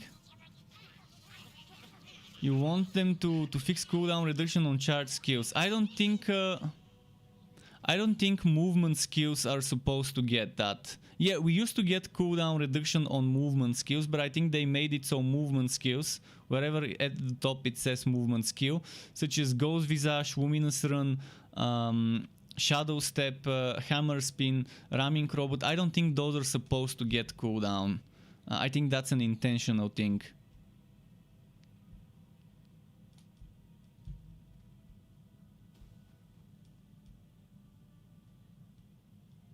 If Hammer Spin has cooldown reduction as a rank up bonus, then and it doesn't work, then it's definitely not intended. But yeah, we used to get the cooldown to work on movement skills before. It used to work before, and I thought they intentionally removed it. Maybe it's just a bug. If it's just a bug, that's nice, because I like having cooldown on my movement skills. It makes sense.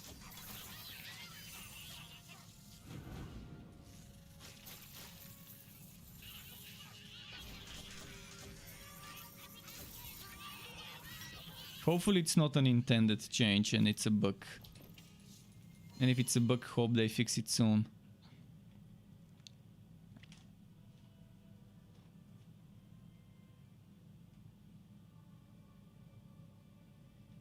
Now you were miming with the healing on the boots.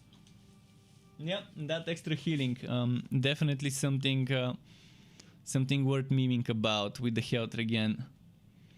The +1 charge and 20% cooldown reduction legendary affix works. The rest doesn't. Hammer Spin gets like 50% cooldown reduction bonus as rank up. If it doesn't get that rank up bonus, then yeah, rip Hammer Spin. Hammer Spin will be missed.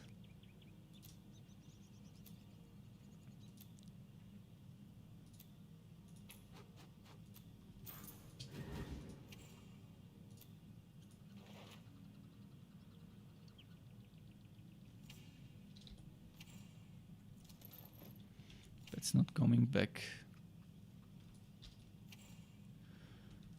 Well, anything to collect?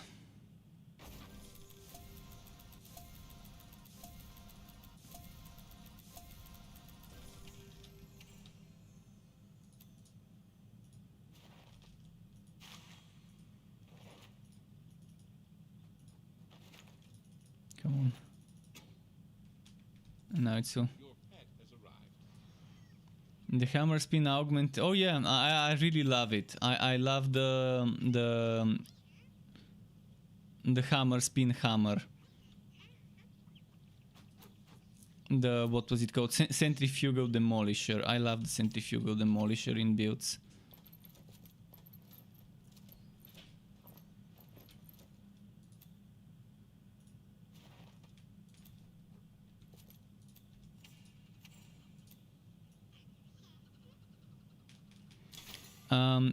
Imrahel says, is Sharpshooter Bane better than Sharpshooter Fire? Wondering on your guide with Fire right now. It's not better. If you want damage, the Fire one is better. See, it's a different playstyle and it's definitely gonna be less meta than the Fire one. I'm doing it as an off-meta build for people who want minions.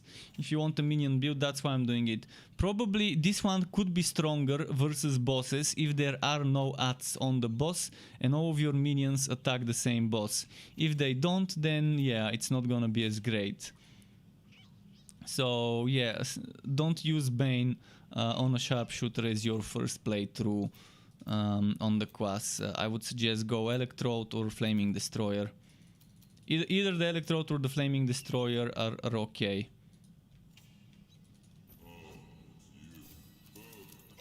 You can do exactly the same build as my... you can take my Flaming Destroyer build and rework it to be equivalent but with the Electrode. So instead of Firestorm, you would be getting...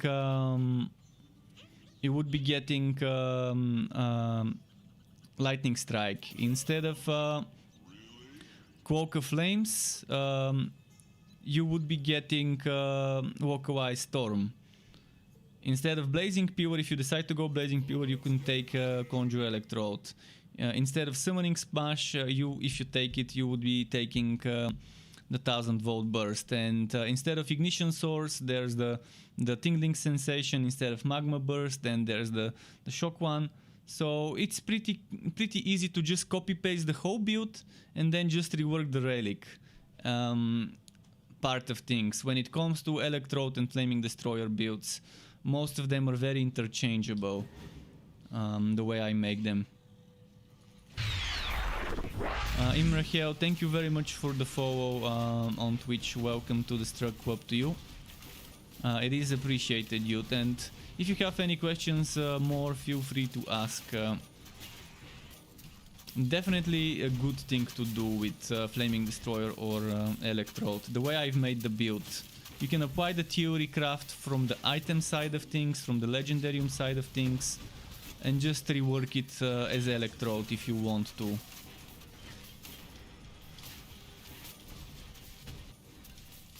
By not changing anything else, just the relic side of things.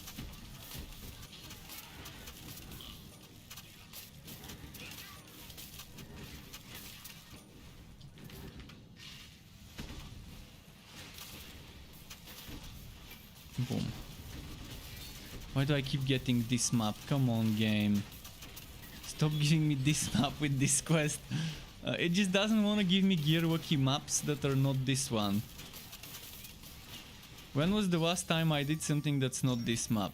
And the last one was spiders, sure. The last one was spiders, so it definitely was a different one. But man, I've done this map so many times today. I know it's the newest map layout alongside Machine Works. But yeah, it just keeps giving me this one. Does Rail Master have a meta build or semi-meta? Yeah, you can say the Bane train, Miasmic train, is kind of meta. And it became even better now with some of the new items. So if you look at my Miasmic build, you can slightly rework it. So you can apply the knowledge from my latest builds when it comes to Imbue Relic, which didn't exist when I made Miasmic. You can take Ancient Ember Boots and Imbue Relic, and you can take North Mace and Frost Wall, and then apply that to my Miasmic build, and maybe put the Liu General in the setup. And there's some other things you might want from the Ancient Ember set and the Winter Weave set, things like that. And you can just take that and, as I said, apply it to the Miasmic train, which is kind of the super strong train Bane build. Because again, the train is considered a minion, so minion damage from Miasma pretty much gives you damage to the flamethrower car and things like that, and shotgun car.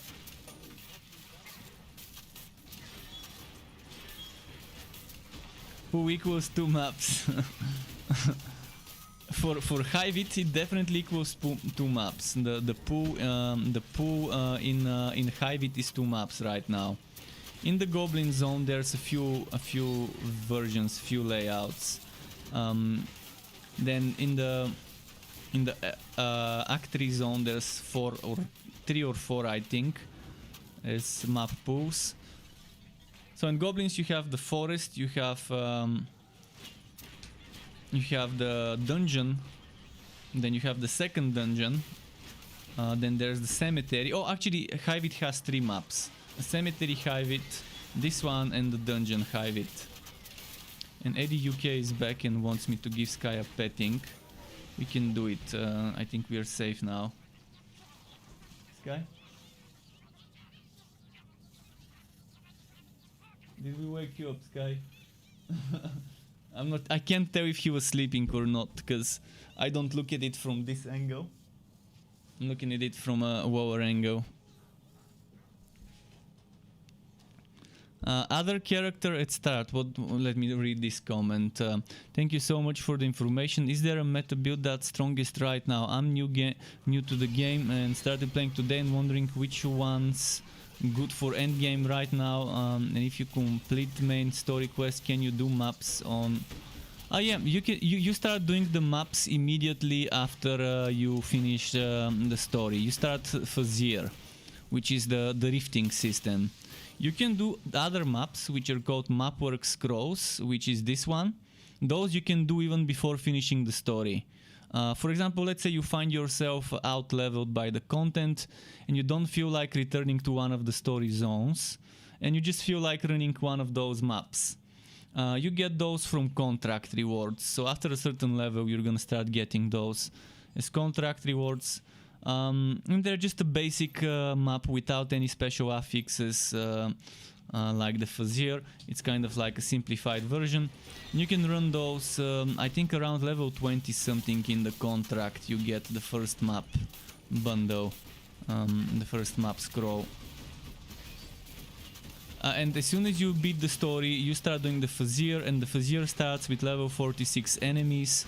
And then you reach level 60 enemies at stage 15. And then at stage 16 it's level 60 enemies with some extra damage, HP and speed, and then it keeps growing. The enemies keep getting more HP, more speed and more damage as you keep going further in the dungeon. As for meta, there's anything with Bane and Electrode can be meta. So any class with Bane and Electrode is meta, and train with, not Bane and Electrode, Flaming Destroyer and Electrode. Wrong word. Flaming Destroyer and Electrode on any class. And for Realmaster, Bane alongside the Electrode and Flaming Destroyer is good. But it's not just about the class or the subclass, it's about how you synergize your items, how you synergize your legendarium with your items and with your skills, what skills you level up. But in general, with Electrode and Flaming Destroyer, it's hard to make mistakes, to make a super bad build. In general, the game is balanced in such a way that by selecting different classes and subclasses, you're just selecting different playstyles, and yeah, some of the things are a little bit more powerful than others, but in the end everything should be able to reach the end of the dungeon. Some things are just slower. Stay away from Cold Heart though. I would say stay away from Cold Heart until they rebalance it and rework it, because right now it's kind of the most underwhelming subclass. Hopefully the developers realize it. We've asked many times for them to change some things, they just refuse, saying that it's strong enough as it is. I don't want damage on Cold Heart, I want better survivability, or better crowd control, or better use of the crowd control, survivability. The only place where I ask for damage is the Golem, to be doing damage the first time I summon the Golem. The other things, I don't think they need to be stronger in regards to damage. More about cooldown reduction and things like that, to certain procs. And as I mentioned earlier, chill needs to change to reduce the damage enemies do while they're chilled, and have different stacks, like 5 or 10 stacks, each of them giving you X% less damage done on the enemy. HUX says, now I want to try a Cold Heart Auto Attacker. Cold Heart Auto Attacker with what? With pistol? With rifle? Pistol and rifle is the thing you can get. You can get pistol, rifle, Digitus, Railhammer, or bow on a Cold Heart setup. And if you're going Auto Attacker, you might as well use Snowstorm for that extra damage. And stack extra damage to pistols. Okay, hydrate. 2 times hydrate. Ready. Did I miss any chat? Let me quickly check. But yeah, Train Rail Master is definitely the best summoner build. It's not a better, it's the best summoner build out there. Because Train has much better damage than minions from items and skills. Especially when it comes to Flamethrower car and Shotgun car with Doompipe Shotgunner shield. The most painful and slow variant there is would be Frost Blast. Frost Blast with the passives of the Cold Heart. If you want painful build to play, I would say go for what should we say? Which class? I guess it doesn't matter which class, but yeah, maybe take a Frost Blast based build on the Cold Heart and take all the passives of Cold Heart. And don't take Ice Shield. If you want a painful Cold Heart build, don't take Ice Shield, because Ice Shield right now is the best thing in that relic tree.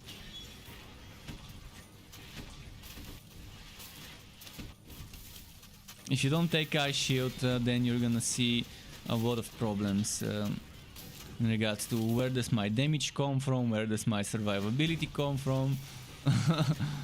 It's just gonna be a shit show. A Frost Blast based build without Ice Shield and without Snowstorm on the Cold Heart. If you want to feel like torture, there's no better way than what I said. Oh yeah, that could be... Actually, you can have a better build without the relic than using Cold Heart. I leveled up this hero with barely touching my relic. I was only using Venomous Maw for a little bit every now and then, and I leveled this without touching the relic at all, and it was pretty fine. Obviously using the extra 25% damage from Snowstorm would be better than not using it at all. So it's not that bad.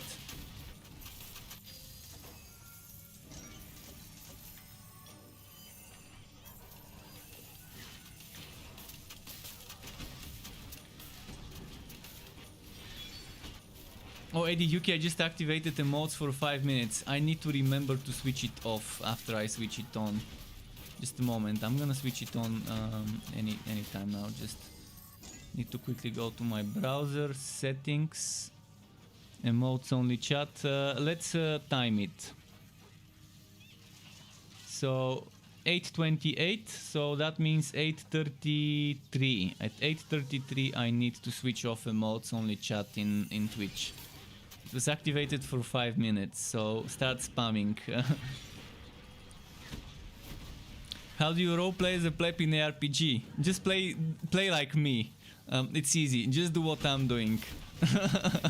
That's how you roleplay in those games. I don't care if I'm meta or not. I play whatever I feel looks good and feels good when I play builds.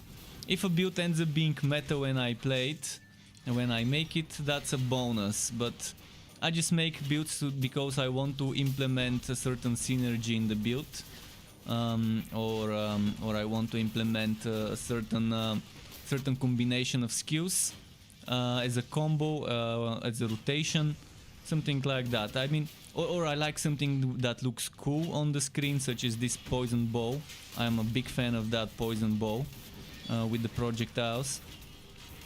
The good thing about Torchlight 3 is even the most plebby build, even the shittiest build, is still gonna be able to reach the maximum level of the Fazir as long as you farm good items. So even the shittiest skill point allocation, spending all 70 skill points in the worst places possible, as long as you have good items, you would be able to finish the Fazir. That's kind of how it is, and I like it. I like this balance. I like how balanced it is in this regard. So you're picking a build for your playstyle rather than a build that's meta, that can do the content. Even the shitty builds can do the content, just 2-3 times slower. The worst build probably can do things 4 times slower than a meta build. Because of lack of damage or survivability and having to adopt a more Care Bear playstyle where you pay attention to every single monster, you have to dodge everything and things like that. But it's not impossible to beat the Fazir dungeon on the shittiest possible build you can think of. And I love this in games. Path of Exile is the complete opposite of this. If you're playing a shit build, you can't even dream about doing some of the hard content. Even with good gear, some of the shitty builds just die super easy. I know from personal experience, I know how easy it is to get one shot on some builds in Path of Exile, just out of nowhere randomly.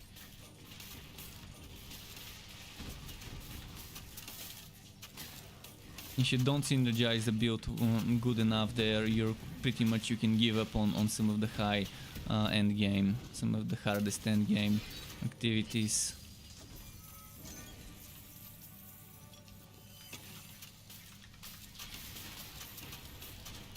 In Diablo 3 you can forget about some of the high level rifts if you're playing a shit build as well. So that's how it is there too. Nature says, let's be honest, here Blood Relic is on the Frost Relic level. Yeah, it's not on the Frost Relic level. You have a ton of survivability with it. You have a ton of survivability which you don't have in the Frost Relic. Blood Drinker, Bane, and Cold Heart are not supposed to be relics for damage. If you want damage, you obviously don't pick those because they're not supposed to give you damage. Miasma train builds are an exception. They're an exception, but the thing is, with Bane and with Blood Drinker, you can get much better survivability than Cold Heart, which was supposed to be the extreme defense. Quoting here, extreme defense. You can get 2 skills with 50% defense increase on Bane. You can get a lot of skills with healing on the Blood Drinker. You can get a skill that gives you healing and gives you damage reduction for X seconds as well on the Blood Drinker. And you get okay damage. You don't get terrible damage, but you get okay damage with the Blood Drinker. Better damage than the Cold Heart. On Cold Heart, Ice Shield is amazing. The Golem is good if it only did damage on the first cast, not on the consecutive casts only. Let's end this map. Let's go to the portal. And M-Duet says, he followed on Twitch. Welcome to the Struck Club, M-Duet on Twitch.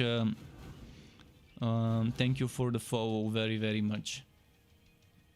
And Nechuek says, but the bleeding effect is literal crap. And what's so crap about the bleeding effect? I mean, it works the same way burning does. And the only difference between bleeding and burning is that one is bleeding, the other one is burning. Poison has 3 stacks. Bleeding and burning don't have 3 stacks. But you can stack poison with bleeding and burning. and that's another level. Stacking 3 damage over times, but in general damage over time in this game is weak because you don't have damage over time affixes. You have damage over time affixes for the specific damage over time, but not one that's general. If I had an affix that gives me damage to my bleeding, burning and poison at the same time, it would be nice to make a damage over time build where I'm going rainbow stacking all the damage over times, but now I have to get an affix with bleeding separately, then an affix from poison separately, then an affix from burning, and that's just too many sockets and too many affix slots that I need to sacrifice to get something out of it.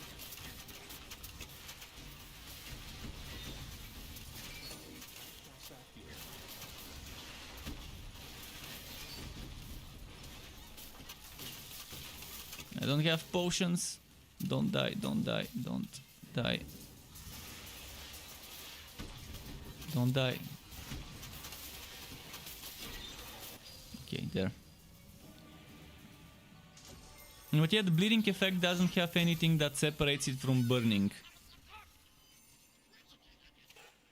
And Rupture is actually pretty decent on bleeding enemies, triggering Rupture.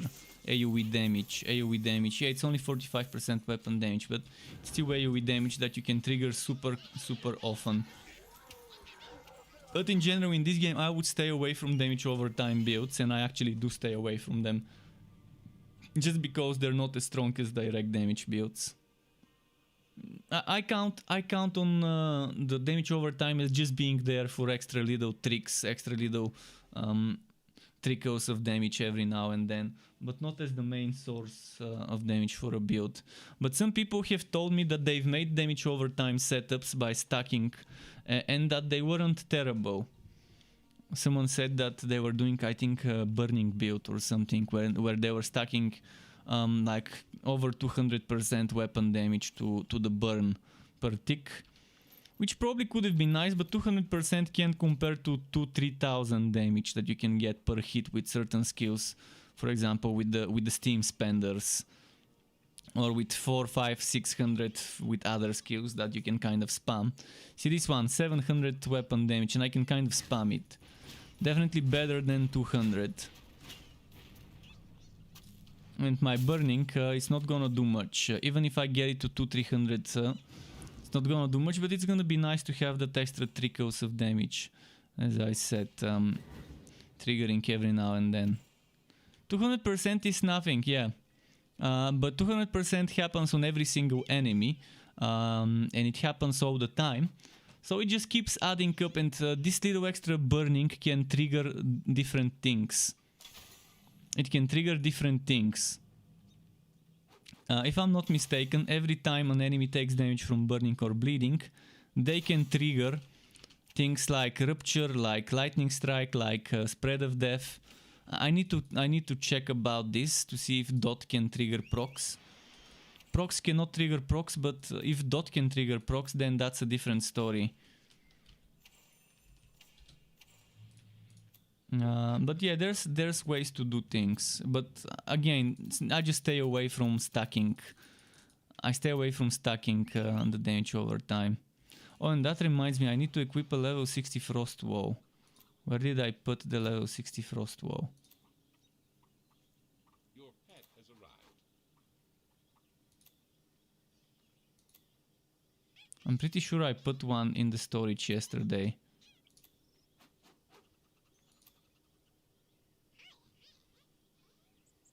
Where did I put it? Come on. I just realized I was using the wrong frost wall. Did I forget to put it in the storage?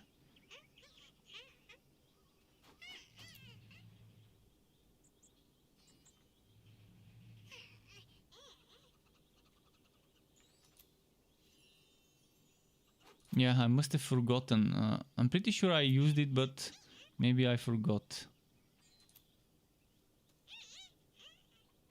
Okay, let's do it. Let's put a level 60 frost wall in the storage. Oh, I did put it. It's just in my wardrobe. That's where I put it. I put it in one of the wardrobes, not in the shared stash.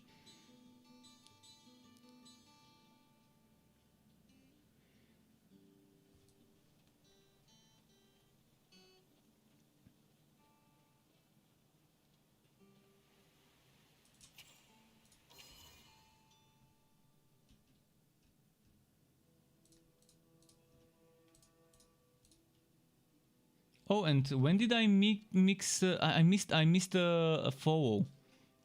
Black swap followed like an hour ago, and I'm not sure what happened, why I missed this. Was it when I had my headset down, when I was putting or taking off the hoodie? In any case, if he's still watching, thanks for the follow and sorry for not noticing this earlier. Where did I put this shield? Emote need to be turned off. Okay. Oh yeah, I should have turned it off 7 minutes ago. Where is this emotes chat? I always forget this. I think Twitch, as a multi-billion corporation, can afford to hire people to code automation for some of the things that people can activate with creator points. If a person can activate if a person can redeem emotes only chat, it should switch on immediately by itself, and it should switch off immediately when the duration ends by itself. But thank you, AD, for reminding me. Thank you very much. I mean, they're a multi-billion corporation, dollar corporation. They make so much money every year. They can hire a developer to code something for that system, an automation for that system.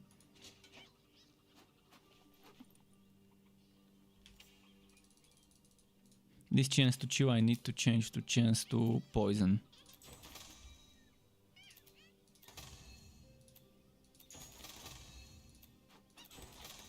I want the good chance to poison. I want the chance to poison with damage and the better chance. This one, but with poison. That's what I need. This one. There we go. How's my defense now? 36? Not so bad. Little better. Little better.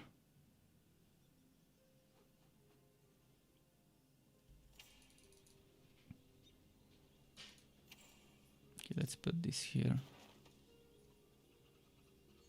Musketeer gloves. Musketeer gloves. Where do I put the musketeer gloves? Here maybe?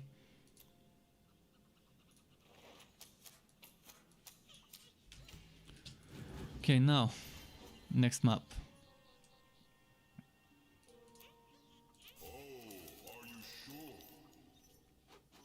Netherwell with Stormbringer and the Headhunter affix.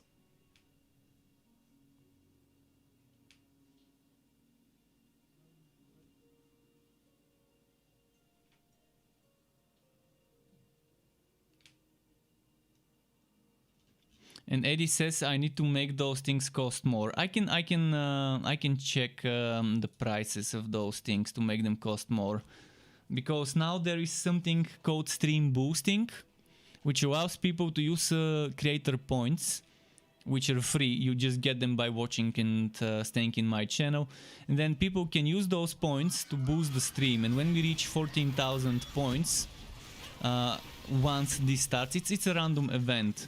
When I have a stream, there's a random chance that a stream boosting event would start, and when such an event is active, if the community uses up 14,000 creator points, my stream gets boosted and gets shown on the home page of Twitch, so people can see it on the recommended or whatever it's called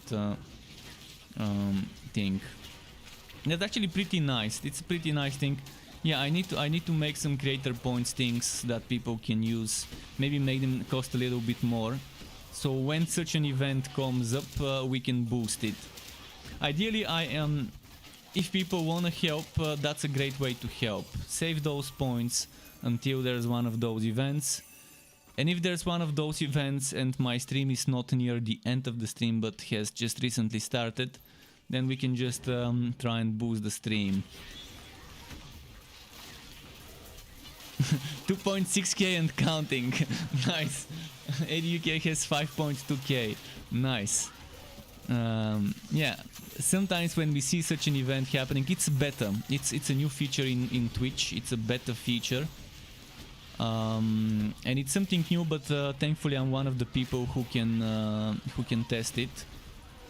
I guess they probably opened it to every partner and affiliate. I think people who are not affiliate or partner, maybe they can't use it. I'm not a partner, I'm an affiliate, but it's nice to see that they're allowing affiliate channels to test this as well. I'm not sure if the country one streams from affects whether they're in the program, what's it called? I think it's called stream boosting program or whatever.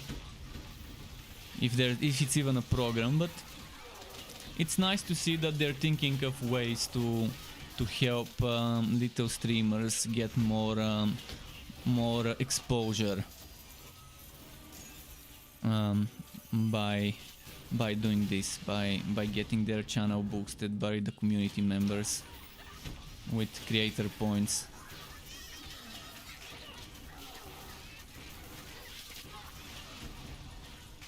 And if you have any ideas about things that you might want to see me do on cam, now that I have a face cam, there's a lot of possibilities that I can do, things that I can do. Just no dubbing, anything but dubbing. You can make me drink as I've already done.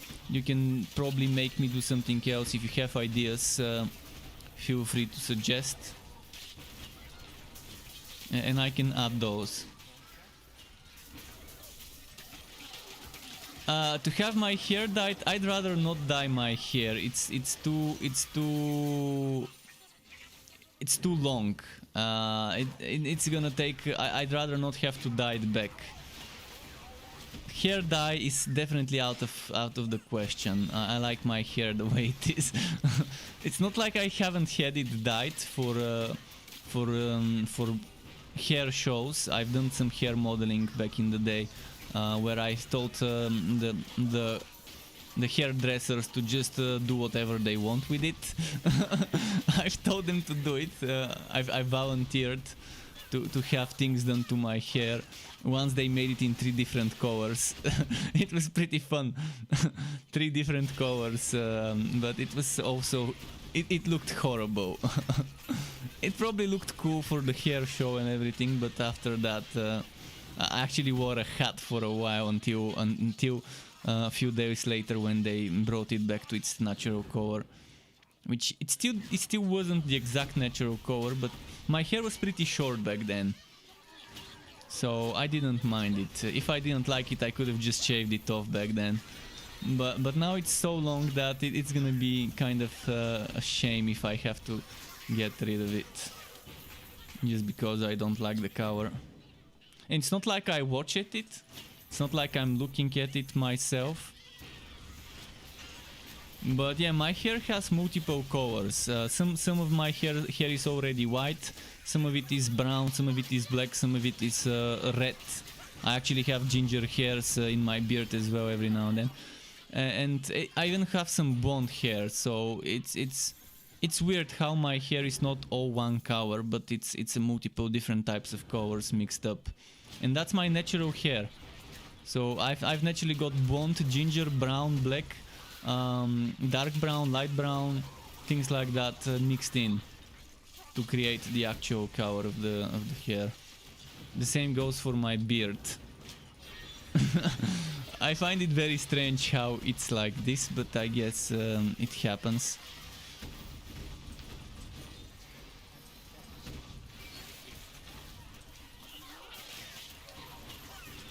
And even have white hairs, because I'm at that age where white hair starts showing up as well.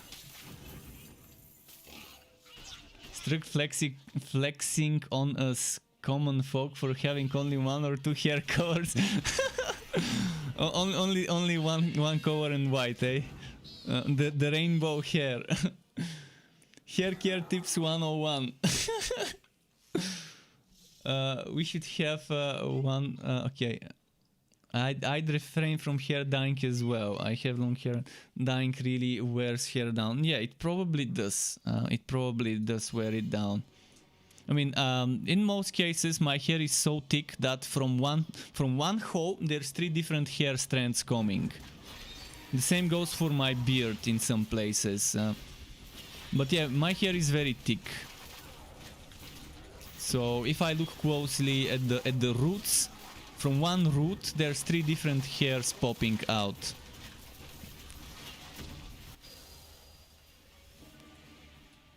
It could be a pain when your hair is this thick, but I guess that's how it is. Not much can be done about it. There's techniques to thinning it, but I haven't been to a hairdresser in like 2 years maybe. I haven't cut my hair in like 2 years. Maybe just a little bit every now and then over here at the back. I need to do it again because it's very long at the back again. But it's hard. I need to use a mirror and my trimmer to cut the neck hair at the back. The one I don't like. And Passerby says, my girlfriends always ask me how my hair is so smooth and silky, and I'm like, I wash it every now and then. Yeah, I don't wash my hair every time I go to the bath. Sometimes I'll just tie the hair and just do a body wash. Although hair grows faster the more water. When I was younger, like when I was a teenager, the hairdresser used to tell me more water makes the hair grow faster. So I guess maybe if you go to the sea or swim or whatever, maybe if you wash it every day, it would grow quicker.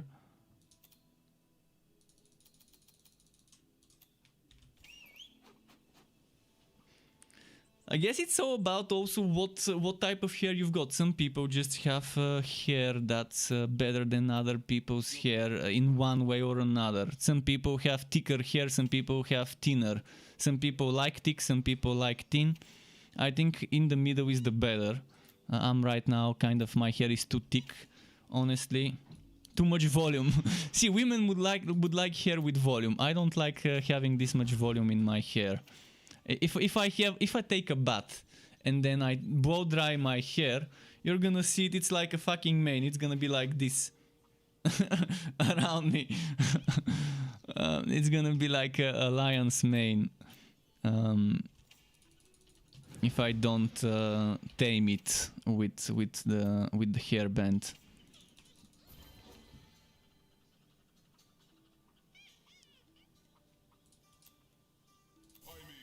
I mean, I used to have this short hair. I used to be the guy that would do, when I was a teenager, I used to be the guy that would just do basic trim, number 1 trim, whatever you call it. But then I got bored of just looking like everyone else and having the most common hairstyle in my country. The number 1 trim. I think in Bulgaria that's the most common hairstyle, like number 1 or number 2, like very short, even everywhere, because it's super easy to do it. You can do it yourself. You can buy a trimmer. You can do it every few days. You can trim the hair. It's easy to maintain. That spell cannot be cast. It's not expensive. You don't have to go to a hairdresser to do it. But it's like Attack of the Clones when everyone has the same look. I don't like looking like everyone else.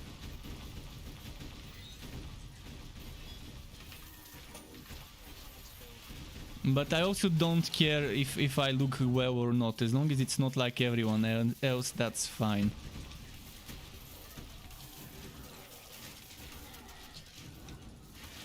Come on. Musketeer powderons. It can't drop me a rope or a helmet. It keeps dropping me powderons and gloves, and powderons and gloves. Every now and then boots.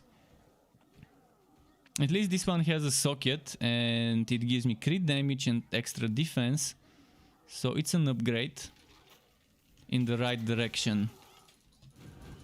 So it's a good drop. Even though it's a repeat. Woodsbeast boots, okay.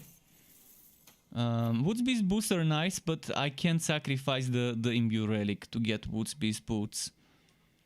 But they're actually very good item. One of the OP items in the game if you want crit chance. And the good thing is it also gives you attack speed, so on basic attack builds it's pretty nice. And the stun knockback immunity is also nice. Passerby says a sexual innuendo. I'm not sure I understand what innuendo means. I've heard the saying many times and I still don't understand what exactly it means. Some people like ticks, some people like tin. Yeah, when you take it out of context, and people think you're talking about other things, obviously it might sound nice. Let's make a collection of Struck quotes. And make a comment quote where it gives you a random one.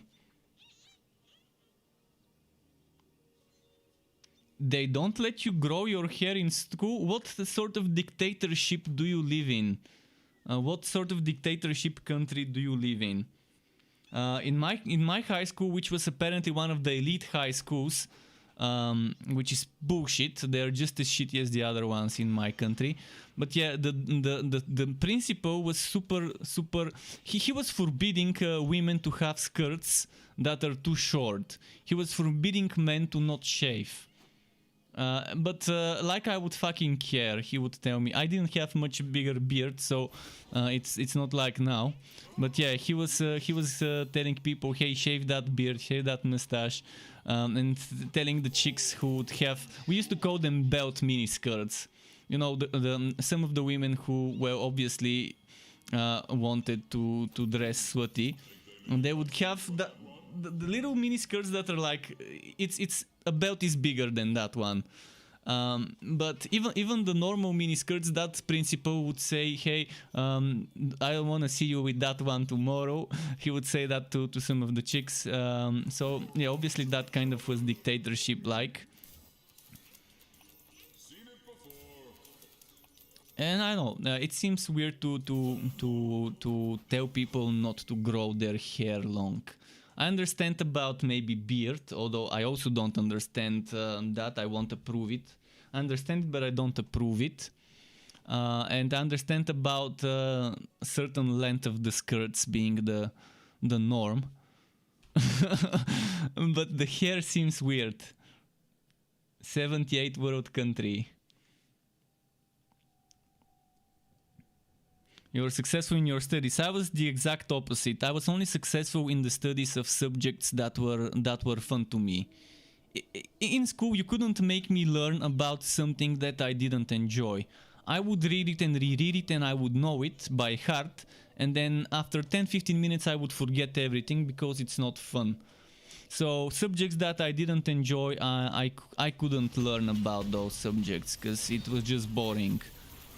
Like physics, I couldn't be made to study physics. I didn't want to be a physician.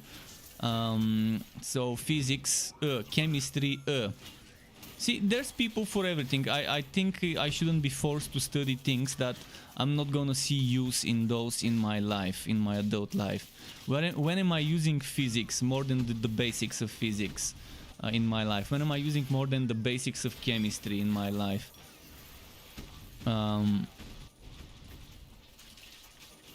So yeah, I mean, I had good marks with English and other things like that, because that was something that was fun to me. In fact, I was actually helping others cheat by copying my answers in English and stuff like that. My class used to love cheating in English based on my sheets, because I didn't even need to study when it came to that. And I kept getting, see, we had my English teacher had this thing. When you come without homework 3 times in a row, you would get an F. And I would constantly get Fs because of not doing my homework in English. But then when she's taking us out to the front of the class to answer stuff, I would get A's, and then I would even my marks. So yeah, I didn't need to do the boring homework, which was super easy. To prove that I know my stuff. So I would constantly get F's, and then I would constantly get A's to fix my marks in English. But in general, yeah, my final years in high school, I barely showed myself.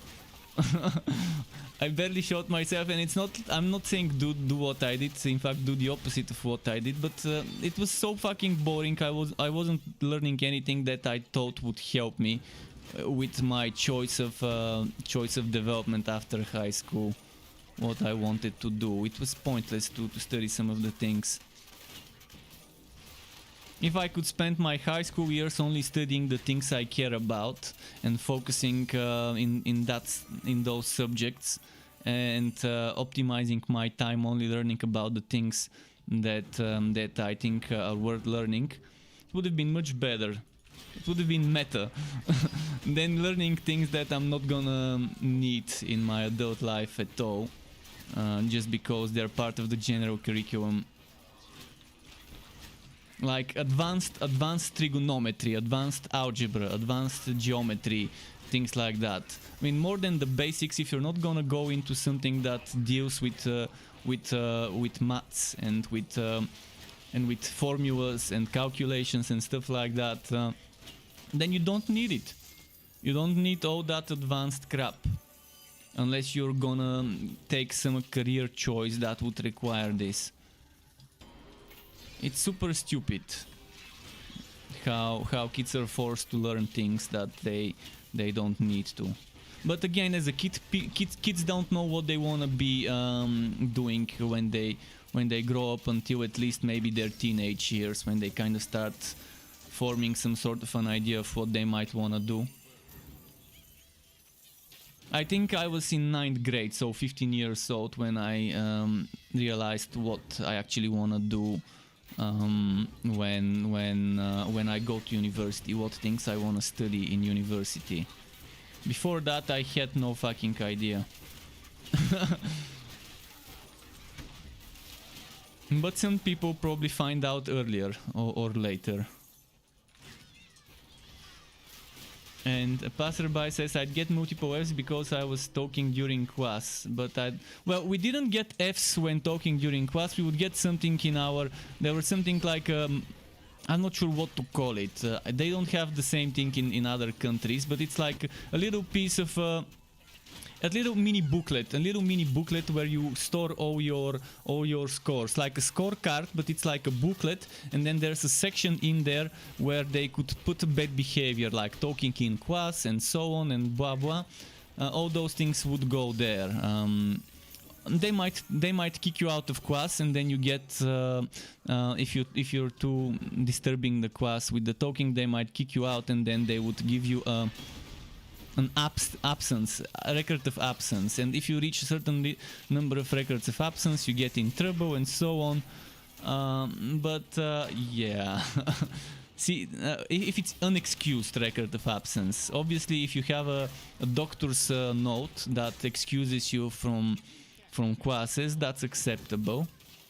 We would actually fake those doctor's notes, because you could buy them. You could buy the same notes that a doctor can make. And then with a ink printer or laser printer, you can kind of duplicate a doctor's mark, and then you can take the sheet of paper that goes into the printer, and then you can use the sticky part of a sticky note.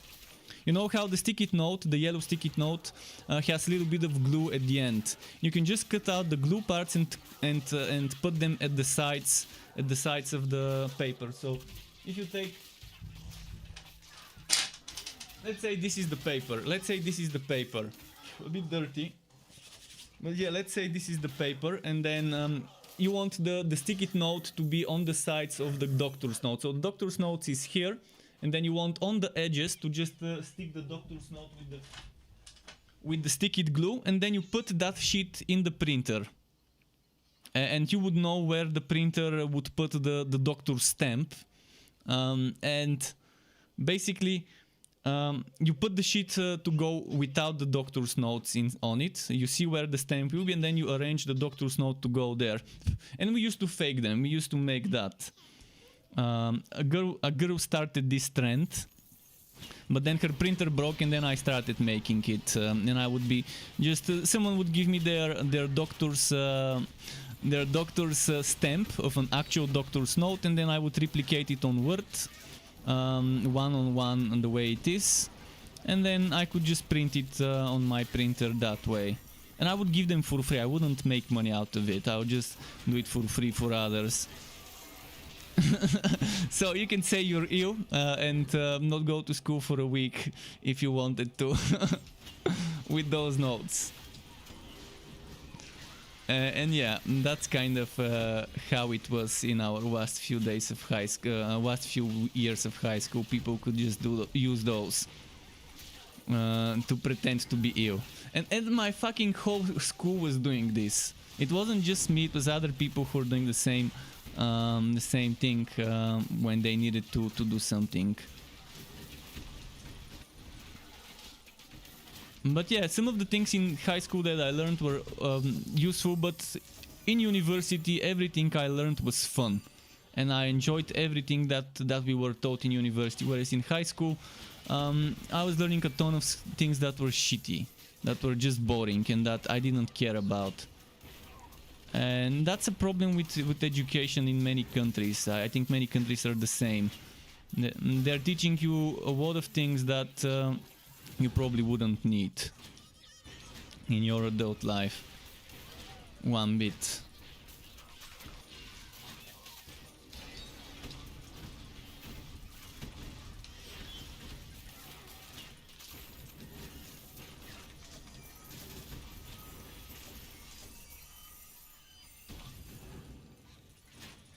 There we go.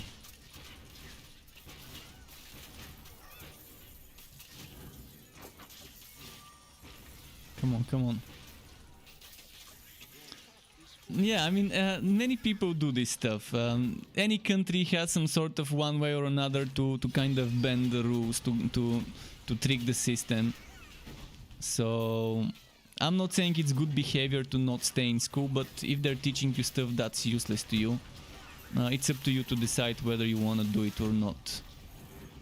I was normally staying for the classes I cared about, to learn the things I care about, the things I think would be useful. But apart from that, yeah, some classes I would skip and just use one of those notes to excuse myself. Like, for example, being to the dentist. Then okay, things like that.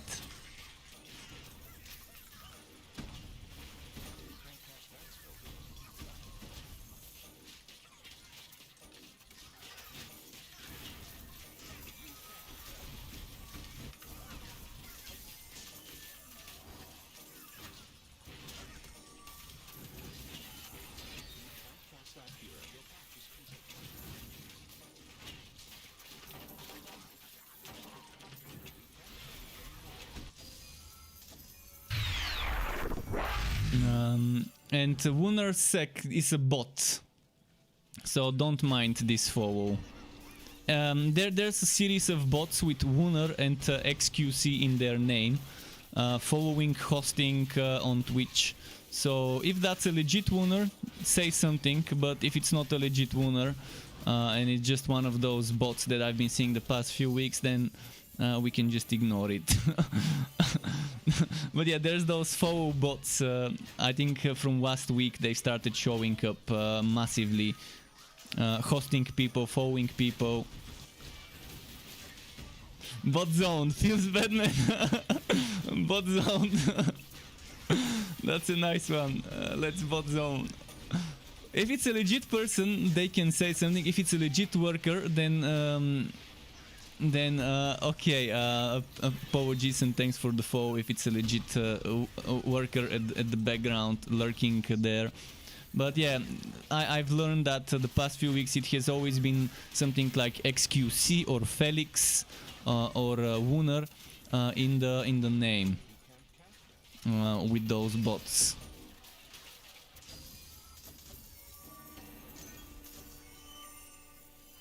I definitely don't believe there are hot singles in my area. I know there are. I know there are, but they're in my country everywhere, and they're in every country. I mean, I haven't been to a country where I would go and there won't be hot singles. But I'm not the type of person that would click on some some debate ads. The debate ads. Stupid debate ads. Who clicks on those? Probably old gullible people or young gullible kids that don't know much about the internet that would click on those ads.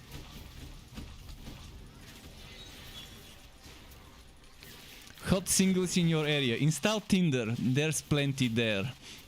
And all those other apps. If you want those, there's plenty of apps for that. You don't have to click some dodgy ads.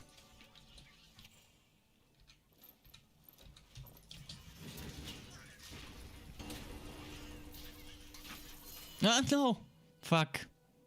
I keep entering by accident this portal. I mean, the amount of times I've entered those portals is too damn high. The rent is too damn high.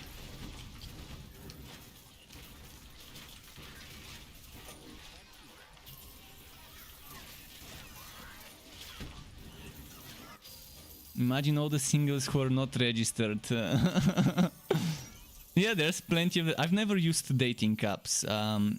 I'm just... I don't like the whole idea of going to apps to do dating. There's obviously places where you can go and meet people. If you want to. If you want to meet people, there's places where you can go. Although right now, I think Tinder and things like that are much better now, where you can't go clubbing, you can't go raving, you can't go to festivals due to COVID. But yeah, if you wanna meet people, although when I go clubbing and raving, the last thing I care about is chicks. I just go there for the music and for the party, and if I meet people and socialize, definitely the last thing on my mind is chicks. I just go to have fun, listen to some nice tracks, listen to some nice mixes, get tired from dancing all night. But some people go in those places to pick up people, which is fine. I mean, go there, pick up people. I definitely don't go there for that reason. But again, there's plenty of places that are not Tinder or other apps like that.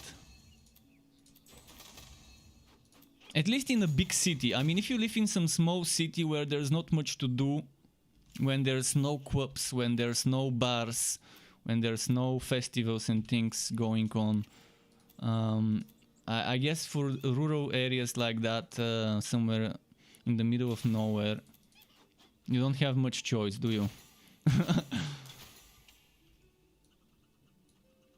I don't drink. I can't stand.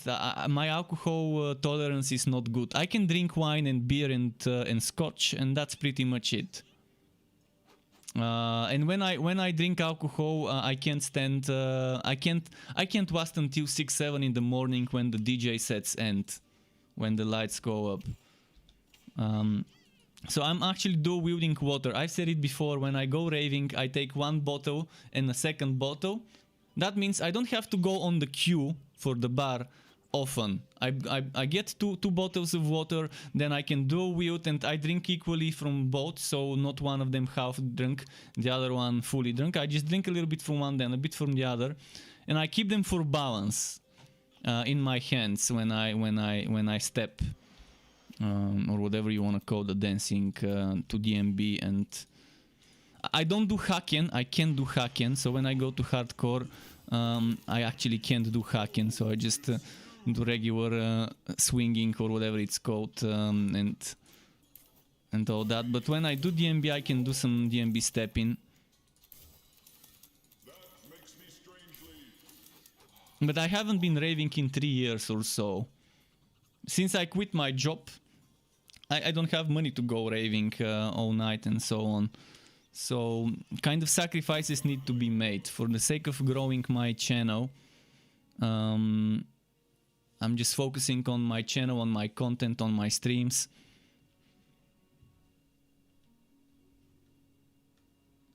When they have to battle to pay for drinks. Well, the thing is, I can always exit. Normally, in most of those clubs, you can exit the club and you can go outside, buy something. Like buy some mineral water and just drink that one. or buy a beer, and many people do it. They don't actually buy beer from inside the QUP. Because they can buy it cheaper, and some of the people that want to buy cheap beer, they would exit, they would go get beer, they would drink the beer in front of the QUP while talking to others and while smoking and stuff in front of it, and then they would go back in. I see a lot of people do that, and I mean, not against it. I mean, if you think it's overpriced in the QUP, sure, but by buying from the QUP, you're supporting the artists. In many places. In many places, the artists get some part of the money from the sales. So there's also this thing. I'd rather buy from the QUP my water, even though it might be overpriced. I know at least that that water is going for the artists that I'm there to see, and some of the money is going to them, some of the profits.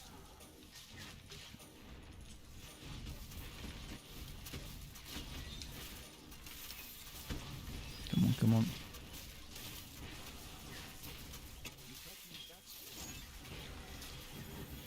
But yeah, in most small QUPs, you can't have waiters in QUPs when you go raving. I mean, especially when you go raving in some sort of small QUP where it's like more of an underground gathering with not that many people.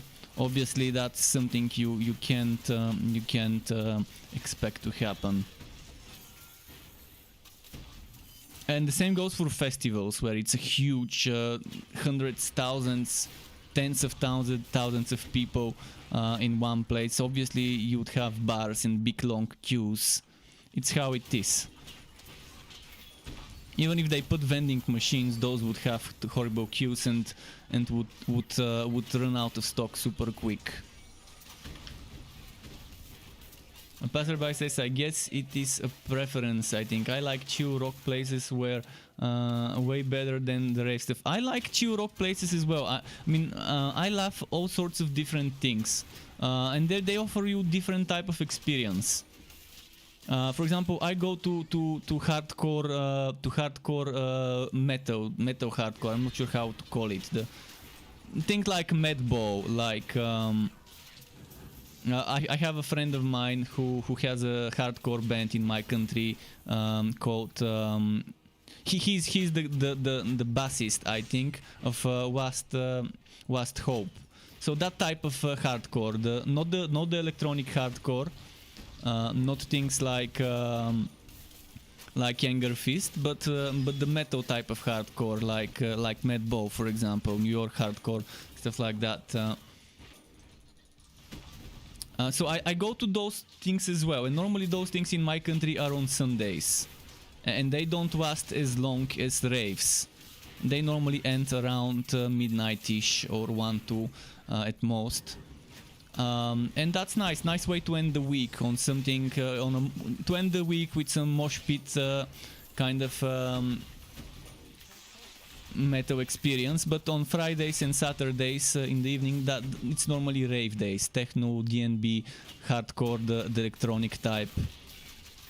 I used to go raving every Friday, Sunday, and then on Friday and Saturday, and on Sunday I would go to some metal hardcore, and I would do my three going outs a week on the weekend before. But I could afford to do it because with my salary back in the day, it wasn't a big salary, but it was a decent salary enough to afford to go out as much. It was nice, and I could support people, small artists from my country and from other countries during those gigs. And Genon Dude says, should I go Bud Drinker or Electrode for Real Master? If you want damage, Electrode. If you want survivability, and go Bud Drinker. Bud Drinker has good healing, but not as good damage. Electrode has a lot of nice things you can do with it. So with Electrode, it's very hard to make a bad build with Electrode. Regardless of whether you go Walkaway Storm, or you go Conjure Electrode, or Chaotic Strikes, you can have some nice builds there. And Separator says, back from lunch, question about your Forge build. What makes you decide to use Cyclone Mode or Rapid Strike? Well, regarding which one you decide is which one you like more. Do you want spin to win or do you want bunches of punches? In any case, you can keep one level 8 and the other level 4, or the other way around. Maybe let's not say 8 and 4, let's say one can be tier 2, the other one can be tier 3. Whichever you decide to be tier 2 or tier 3, it's up to you. If you like bunches of punches, if you like damage in front of you in a cone, sure, Rapid Strike. If you want AoE, spin to win, circular, okay, Cyclone Mode. That's kind of it. Not much more to make me decide, okay, I want to use this or that. If you like one skill more than the other, sure, they're both okay skills. As heat builders, they're definitely both good choices, so I don't think you can go wrong with either. The difference is very small in regarding which one is better or not, so I don't even consider either better, but obviously one of them probably would be better and more meta than the other, but the difference is so small that it's just a matter of personal choice, of visually what you like more and mechanically which skill you like more. If you put points in one, why spend points in the other? For the passive bonus. Every skill, quas skill, not relic skill, but quas skill. Every quas skill at tier 2 gives you a passive bonus. This 10% edge to relic skills would apply even if I don't use the skill. This chance for precision skills to stun applies to any precision skill. Explosive arrow, onslaught, tight grouping, targeted strikes, scatter shot, all those 6 skills here, excluding this one, can stun if I have this at tier 2. With this tier 2 I can get all precision skills chance to heal me, so all those 6. With this one I can get ammo recharge rate, regardless whether I use the skill or not. With this one I get relic energy recharge rate, regardless whether I use it or not.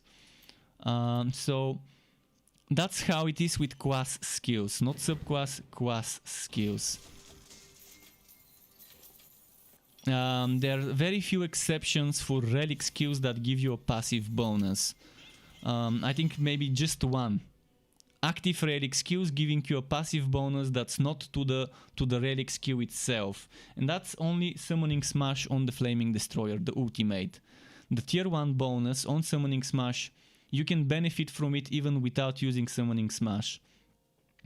Anything else when it comes to active relic skills, the tier 1, tier 2 and tier 3 are bonuses that would only affect this specific skill. So there's just this one exception with Summoning Smash tier 1 that gives you Falling Swords as procs. So there's like a template in how things work. Okay, let's see.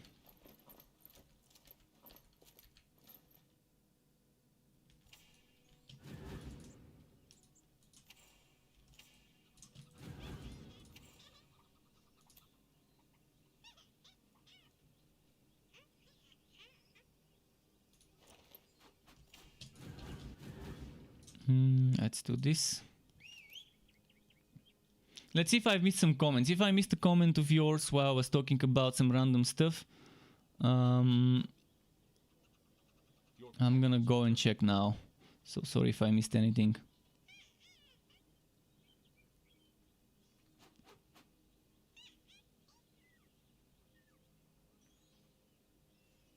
Passerby said, come to Turkey, hot singles don't exist here. I find dating apps to be really weird as a concept, especially since they seem to operate more as an ego boost for women than their initial intent. Interesting. Interesting. For me it's just weird to date some random person you've met on an app. The whole thing is weird to me as a concept. I mean, I would understand random person that you've met by playing together, being in a guild, like the good old MMO days where you would see couples forming from the guild. Like that guy met this girl, they were in the same guild, and then there was an offline meeting of the guild, and they liked each other. Sure, okay, you actually bonded through some common activity, and then decide to meet. That makes sense. Initiate GR. Thank you for the follow. Welcome to the Struck Web. Nice having you here. So this thing, which also kind of is weird, still makes much more sense to me than those apps. But yeah, I know some people use Tinder just to shag, just for the shagging and nothing else. They're there just for the sex. They're not there for dating. And I have a friend in the UK who told me that he has gotten a ton of, you can't even call them dates, but a ton of fun times throughout those apps, throughout Tinder. And he kept telling me, use it, install that app, use it. But Bulgaria is different than the UK. It's one thing in London where you have more people than my whole country in just one city there. It's another thing in my country. And in my country there's a lot of people using that app, but still, I just don't think I would wanna use something like that ever. He tried getting me to use it. He couldn't. But he kept saying how good it is, how great it is. It's just not for everyone, that sort of thing, those apps. But yeah, if you're in Turkey, it's pretty close. I've never been to Turkey, mind you, or to Greece. From my neighboring countries, but someday I would go when I have some spare money for travel. I wouldn't mind going there, because there's a lot of good cheap resorts where it would be cheaper to go to the Turkey or Greek seaside instead of going to the Bulgarian seaside, and it's gonna be better quality of the experience in many places. So many people from my country go to Greece or Turkey instead of the Bulgarian seaside because, well, for the equal prices or even cheaper at times, you get a much better experience depending on where you go. Obviously, every country has good and bad places, but yeah, it's definitely nice. A passerby says, jokes aside, I can't wrap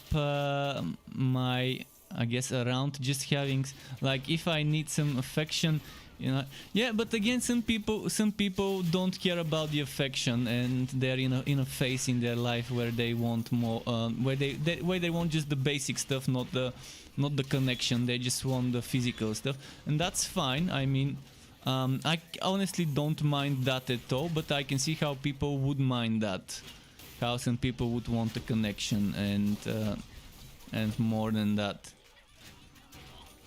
Some people are broken and just don't need the lovey stuff and just need the physical stuff. I think I'm one of those people. I think I'm one of those broken people that definitely are not relationship material.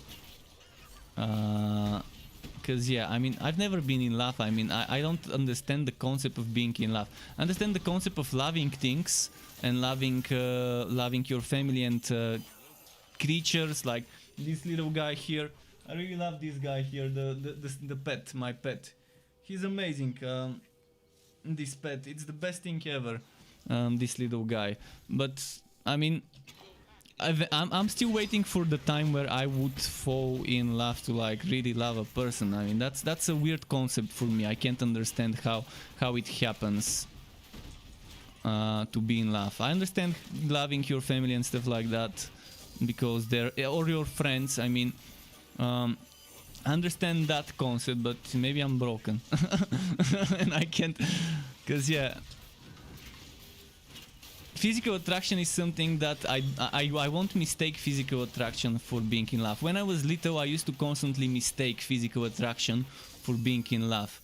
But then I would understand, okay, it's just physical attraction. I started realizing when I became a teenager, I was thinking I was in love when I just wanted to have a shack. And it's just different. It's definitely different. But yes, some of us might be broken.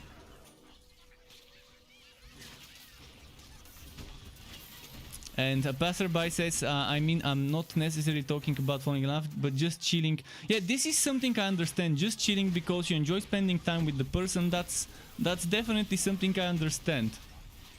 That's what I mean. I can understand this, but I don't call this being in love. It's just compatibility. You're compatible with this person. You like the same things. You have. You enjoy doing the same things, you enjoy going to the same places, listening to the same type of music, eating the same type of food. Even if it's not the same type of food, just spending time together eating different type of food, that's okay. I mean, fine, I understand that. But the concept of being in love, like how it's explained normally, I don't know. I haven't experienced this thing, like the way they overrate it in books, in movies, in media, and in general. If that's it, then okay, then I understand this. Although yeah, it's still much more different than people usually explain it to be.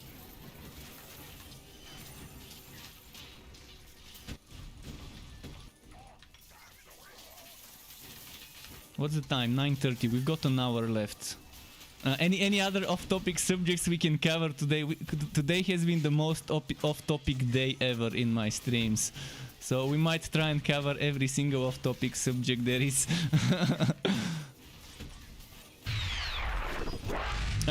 Gannon dude, thank you for the follow. Welcome to the Struckwop, and I'm gonna check. Nechuvek shag, S-H-A-G, shagging. That's just slang. Not shag, not shif. Nechuvek. I mean shag, S-H-A-G. Initiate GR says, where can I see your Bane build? Which Bane build are you referring to? Because I've got many Bane builds. For this one, it's not ready yet. This Bane build is coming soon. What's the day now? Today it's Friday. Maybe during the weekend, maybe next week. I still want to farm a little bit more on this build in the next 2-3 days. But yeah, this build will be coming soon. If you want leveling guides, I can give you leveling guides. If you want to see my skills, I can give you the skills. The way I've set them up, and I can tell you what items to use, but it's still not as a build video, this specific one I'm running right now.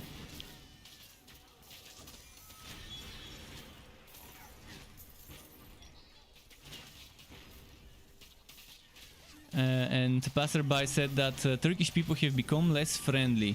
I guess that just matters on the specific place you visit. Yeah, some people are less friendly to foreigners, and that's fine. But I think even though you're from that same country, you probably it's hard to speak for the whole country, because I'm sure there's probably still some family-run businesses, resorts where people are friendly and like people from other countries visiting them.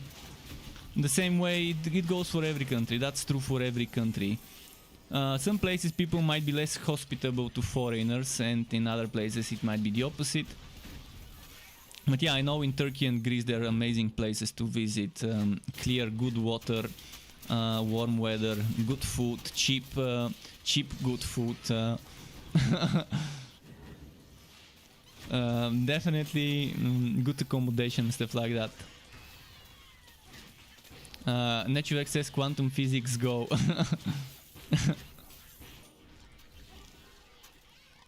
But yeah, the thing you see in media is definitely just to do, just to promote for teenagers and stuff like that. Definitely.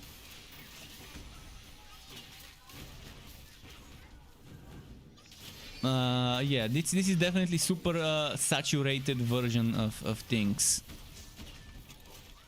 But even that, even with knowing that, I still don't think I've ever felt the way one needs to feel towards another person to call it that way.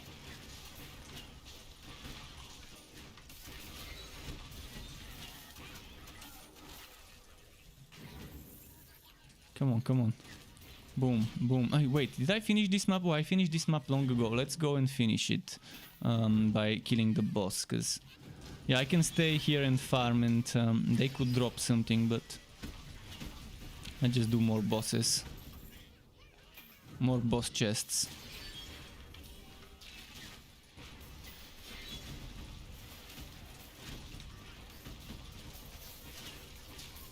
And Initiate GR, I actually understood that you're from Greece from your name. I kind of thought so. We are kind of used to it. Neighboring countries, we know normally people with certain initials in the name most likely refers to the country. Like from my country it would be BG, from Turkey it would be TR, from Brazil it would be BR, from Greece would be GR, Romania would be RO. We are used to, as online gamers, we're used to people putting the country initials in their name. Kind of know which one's which. But thanks for confirming that. Initiate GR said, I'm going to level a Bane Sharpshooter. I have already an Electrode. Bane Sharpshooter is fun. If you want, I can give you the suggested way to level up this one. Someone asked me on YouTube, and I already wrote it. And I needed to write it anyways to put it in my build. But since it's already ready, I can copy paste it for you if you really want that. It's probably not gonna be the meta way to level, but it's one way to level up a Bane Sharpshooter. It's similar to the way I leveled up with slight changes. So here comes, just a moment.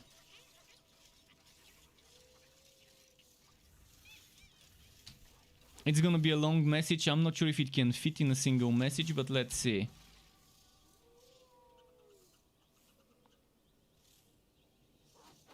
It didn't fit in one message. Okay, I'm gonna copy from where it left off. Level 1 at level 10. Level 10. I'm gonna copy it only in Twitch. So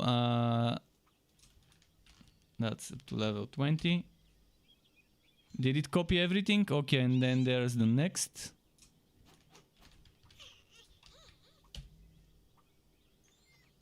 And then this part here.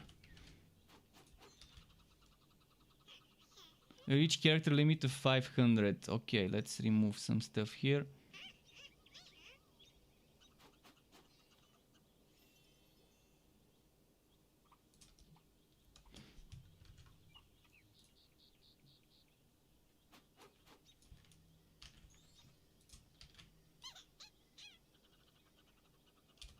Okay, that's it. That's everything.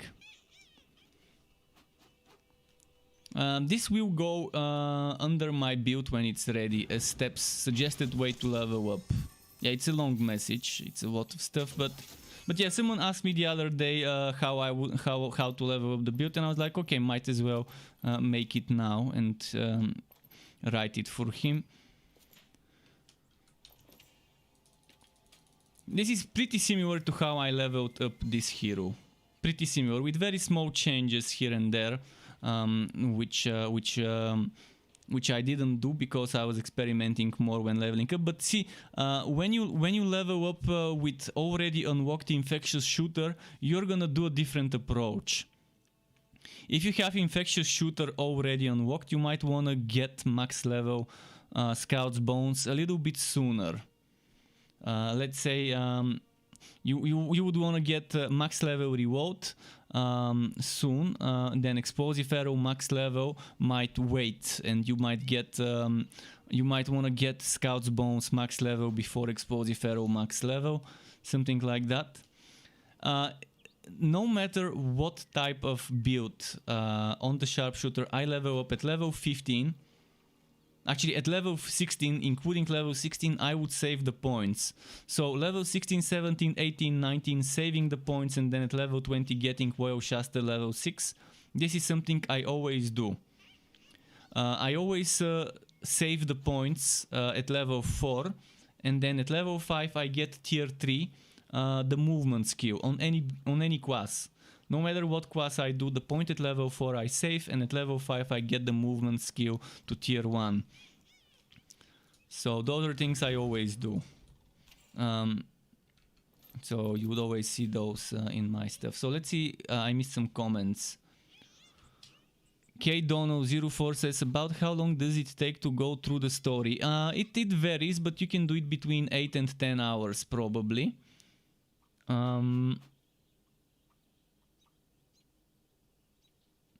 Separator asked, what do you use more, Drain or Butt Seekers in Butt Drinker? Is it whichever you prefer? It depends on the what you prefer, and it depends on the type of thing you're doing. See, Butt Seekers gives you okay range. It gives you a little bit of extra range, and it gives you a damage buff. Drain has kind of limited range to the nearby enemies. And it's more of a for trash clearing, and Drain helps you regenerate the ultimate skill, the one that's here, called Dance of Death. Whereas with Butt Seekers you don't get Dance of Death as often, so if you want to use Dance of Death more often, Drain is probably better, but then you're not gonna have a longer duration for Butt Seekers, so there's that to consider. And you can use Butt Seekers before using Drain, so that when you use Drain, the Drain benefits from the extra damage from Butt Seekers as well. What other comments did I miss? Nisha GR said, no problem, thank you very much. You are welcome.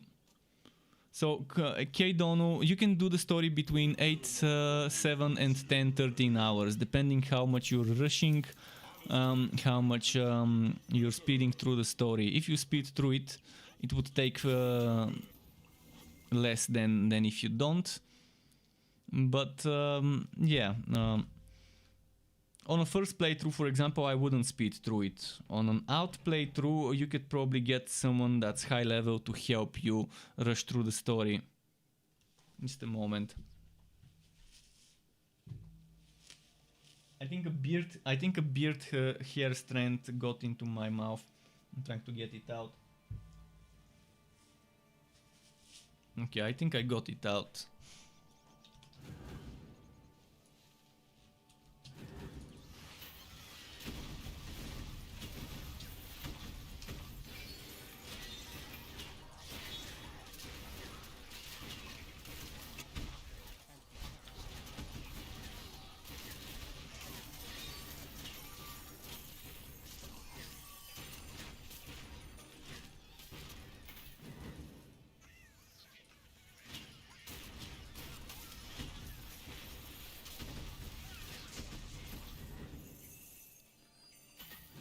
Okay, let's go.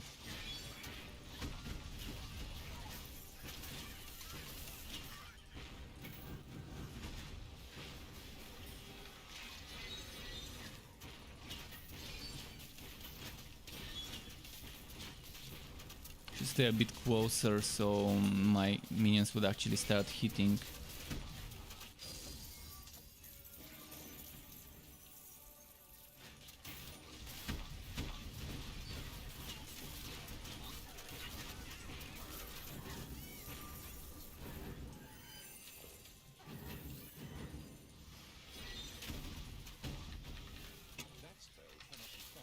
Okay, just the time.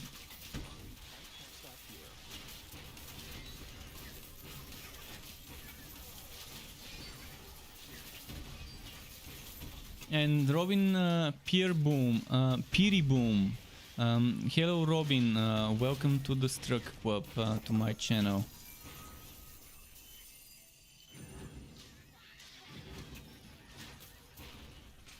Is Miasmic Strain still meta? Yeah, it's still meta with some reworks in regards to items. It's still pretty strong. Miasmic Train, it's still going strong. Even if you do it the way it is in the build, it's not gonna be that bad. Obviously there's ways to make it better. You no longer need tier 2 Lantern Flash, because tier 2 Lantern Flash is now, instead of 65% damage to SWOT stunt rooted, it's only 10%, which means you no longer need to have spike drive to swow bosses, because you can overlook that 10%, which means extra SWAT, and you have things like Imbue Relic, which you get from those Ember Boots. If you combine Imbue Relic with the Ancient Ember Boots together with Frost Wall and a North Mace, or instead of a North Mace, Glacier Sedge to get that bonus, the bonus here for the Frost Wall, then you get Imbue Relic at a 30-second cooldown. Meaning you can keep your miasma up at all times without needing duration to miasma. This one affixes. And meaning you can activate things like the Liu General. Every time you use you use Imbue Relic, that gives you max energy. Max energy can trigger things like the Liu General, which gets triggered when you have maximum energy. And you can put Liu General in the Legendarium while wearing the shield, or do it the other way around if you want the damage from a Liu General with damage.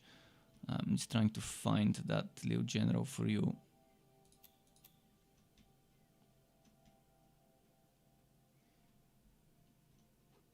Liu General, it gives you 25 damage reduction percent, and 25% casting speed for 8 seconds. And you can use that every 30 seconds.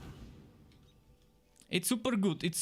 So as long as you have the shield and a mace, or the shield and a sword of the Arctic armaments, you can use Imbue Relic. So even if you're only using miasma, you can just keep using that without running out of energy. You can have your energy here, but still use it to trigger that Liu General. It's pretty good.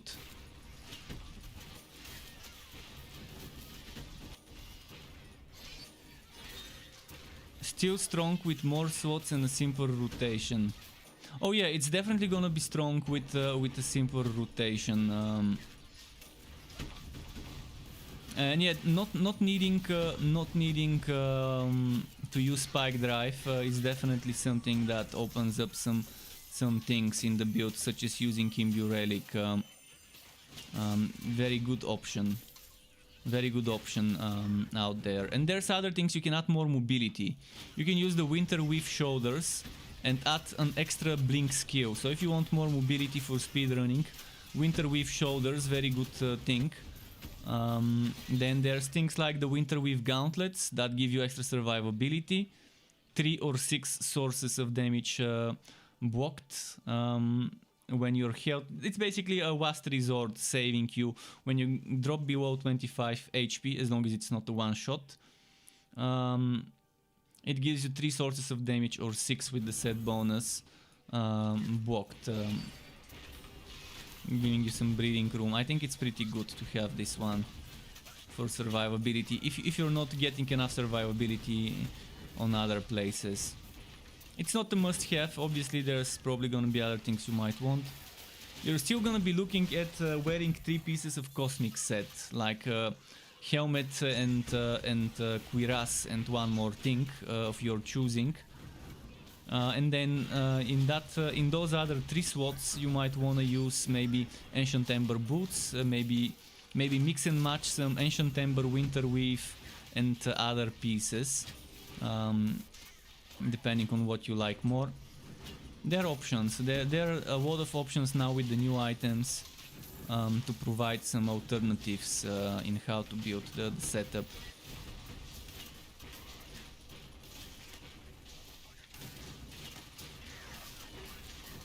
So yeah, item granted skills together with Frost Wall, that gives you 25 or 50 with the set bonus cooldown reduction to item granted skills. Definitely a new way of building, and every old build can be reworked a bit with those, or you can still play it the way it used to be. It's not gonna be terrible.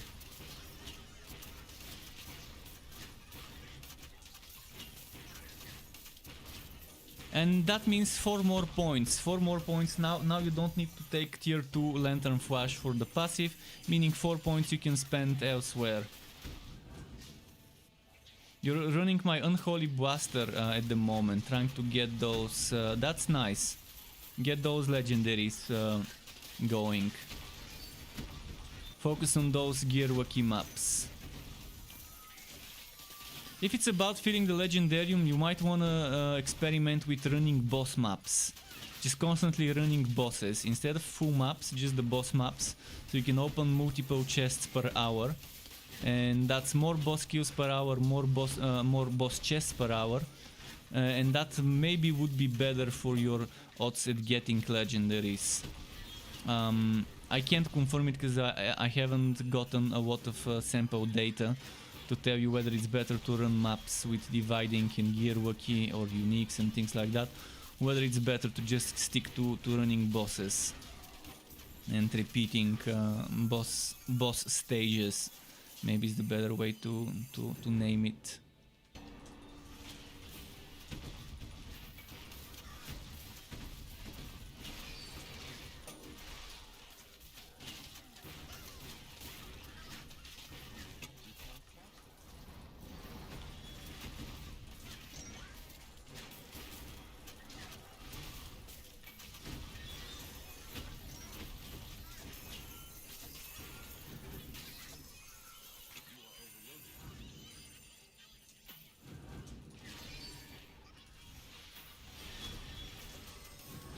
Go. And you're saying that the Unholy Blaster is enjoyable. That's good to hear. It's definitely my first Unholy Bolt build. I've been always wanting to make one and I just never found time to make one, and I thought it's gonna be nice. It's very similar to the developer build that Michael made, the Bolt Blaster or whatever they called it, Bolt Launcher. They called it the Bolt Launcher build. So it's kind of my take on mixing the Bolt Launcher build that Michael made and my Absolver Zealot, and just kind of getting the mixture between those as the end result. So I used the idea of using Unholy Bolt on an Absolver build, on a Zealot build. Because yeah, I had my Absolver Zealot back in the day, but then eventually Michael made his own build, one of the developers, and I was like, okay, that's gonna be interesting to try myself when I find time. And yeah, with Unholy Blaster, that's my take on kind of adapting my Absolver Zealot into an Unholy Bolt build with the Electrode.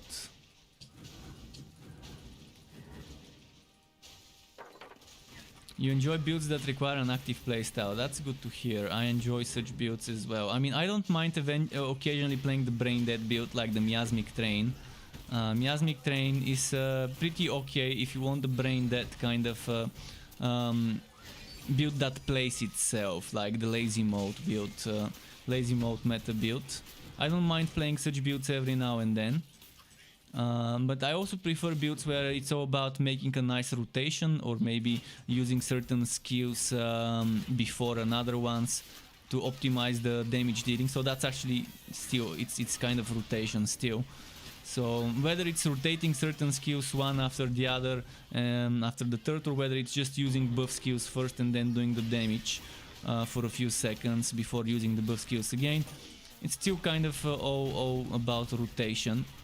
And I like it. I like where you kind of have to be a bit more active in regards to how you use the build.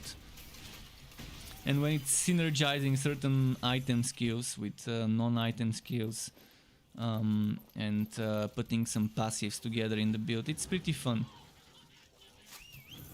Which mage build would you say has the highest potential at the moment, considering the new legendaries? Well, I would say Electrode and Flaming Destroyer builds on the mage. With whatever you take, it's good. I think the highest damage potential would be on Electrode because of the spamming of the casting speed. But Flaming Destroyer is definitely great. And it doesn't matter whether you use Entropy or you use Energy Spike.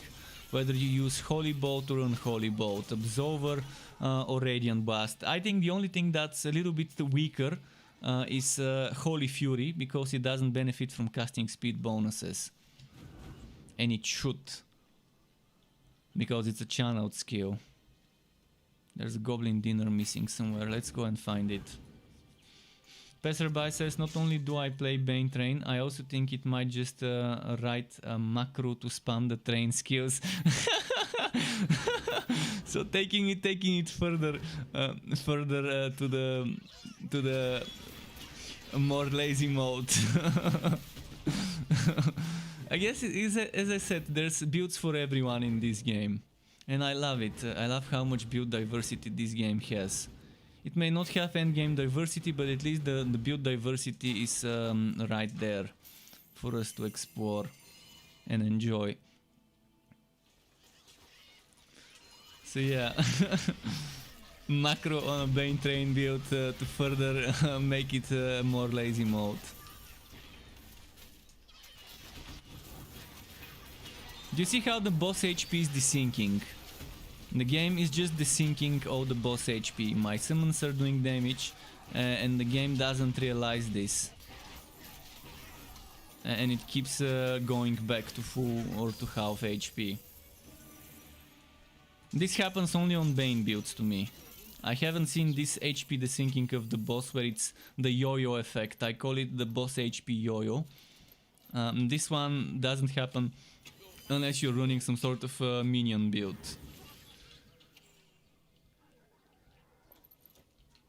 Some would say the boss is healing. No, it's not. It's just desyncing with the server. You're not gonna see this in offline mode, I think. Passerby says the only problem with macro spam on skills is that you use WSAD to move around and spamming bugs the movement. Oh, okay. That's interesting.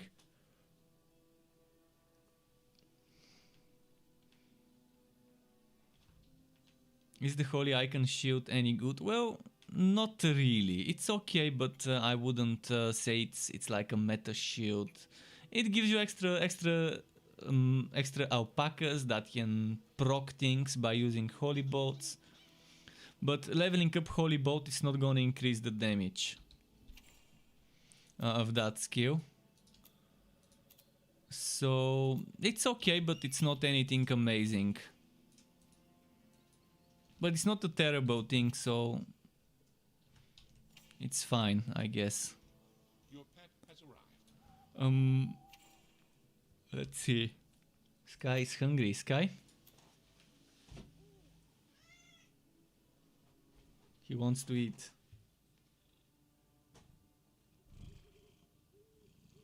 This is what he does when he wants food. He keeps saying purr purr purr purr purr purr. Say purr purr.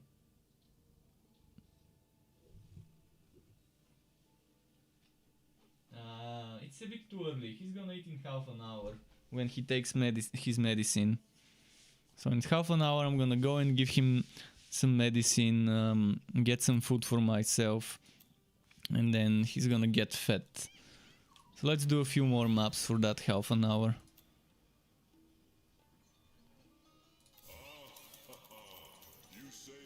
Oops, so traps, extreme close up. Is there anything like a Gearwalkie map, maybe? What about Stormbringer? With Gearwalkie. Gearwalkie shift. Oh, I don't want shifting. And there was a Netherrim Gearwalkie which I don't feel like doing, so let's do Upsol traps, electric goblins with Upsol traps. Robin says, haha, maybe that was for Sky. Sky? Oi. He's standing where I give him food. Normally here I've got something like a towel. This towel. I give him food on this towel on top of my bed. And he's standing right next to where that happens, where I give him food.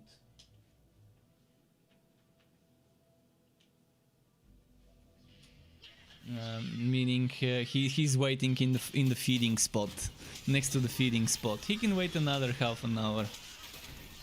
He keeps turning his head next to me and winking with one eye. He loves to wink at people every now and then. Took him a while to learn how to wink with one eye only, with only one eyelid, but he learned. So animals can learn this,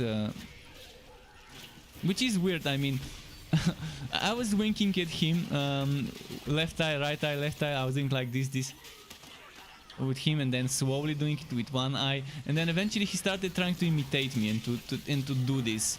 And I saw him kind of attempting to do it and struggling to wink with one eye, and eventually now he just does it, and he understands the concept of when to wink. Normally when he feels playful, he does it. Sometimes when he wants food, he would do it as well.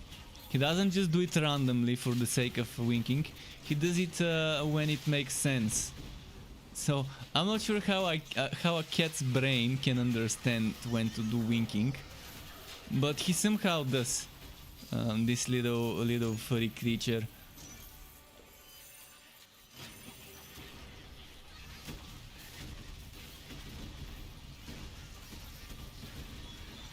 Let's see. He gave up. He went to the living room to start begging the people there for food. He saw he's not gonna get any food for the next half an hour from me. But yeah, I like giving him food before and after the medicine, so it can actually work better. Because the medicine basically makes it so certain things from his food are not processed by the kidneys. Such as it's like an inhibitor. It's an inhibitor medicine, such as phosphorus. So the kidney doesn't have to process the phosphorus. That's the type of medicine he gets, alongside other things. But that's the major one.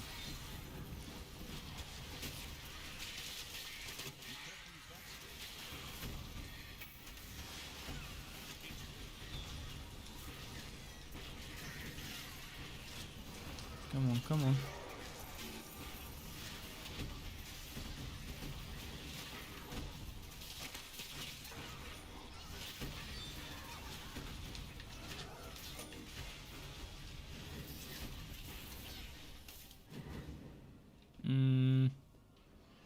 Should I go this way first?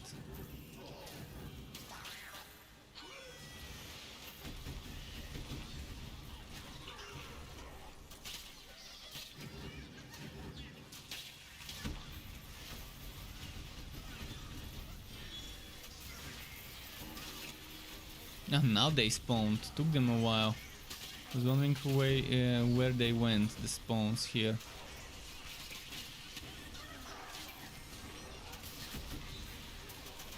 Ah, don't die, don't die.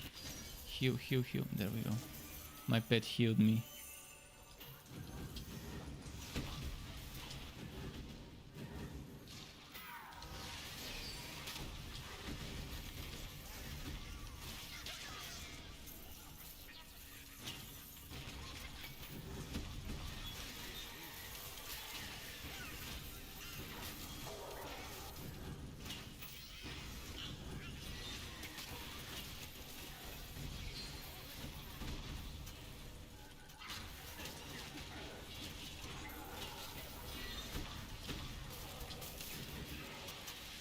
Oh, come on.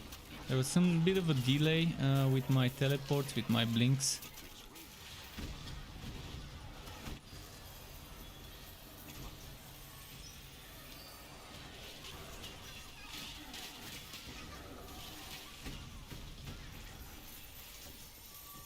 Look at the army of minions I've got.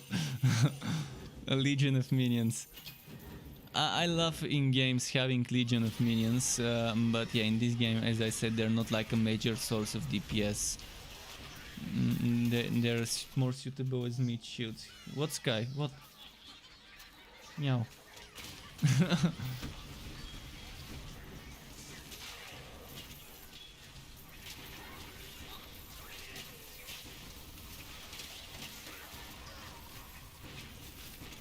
Now he's scratching his nails on his tree.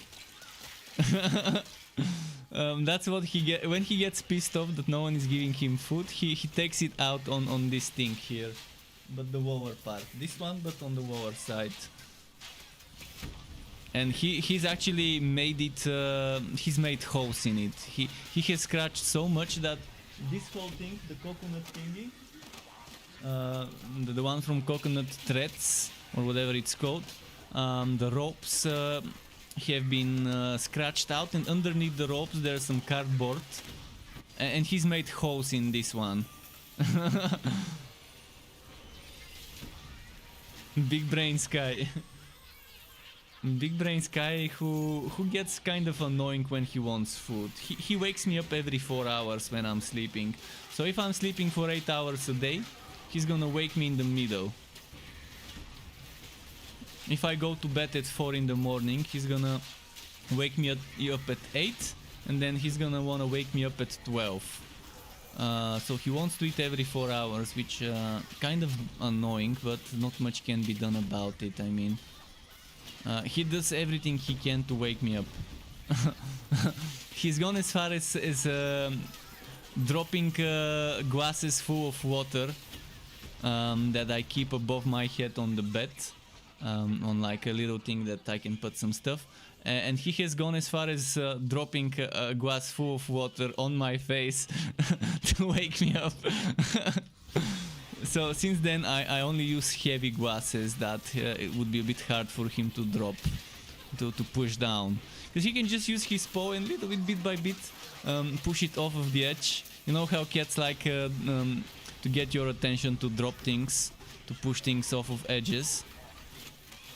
He loves doing that, pushing things to make sound. He knows that making sound would wake me up. So he would just start scratching on something that's near my ears. Like it could be something like whatever I've put on the bed. It could be some sort of piece of paper.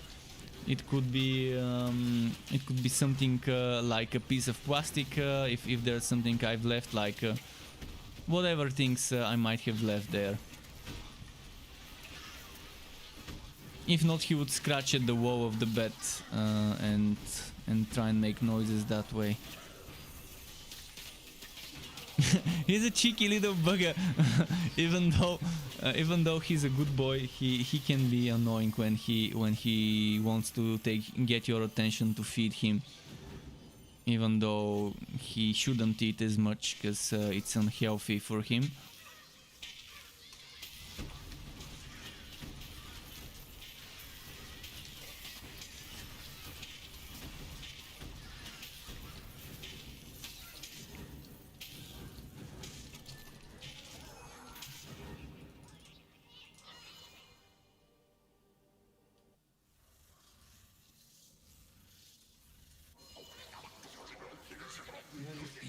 Hear him somewhere. I can hear him somewhere, but I can't see where I'm hearing him. He's I think he's washing himself somewhere. Maybe he's under the desk.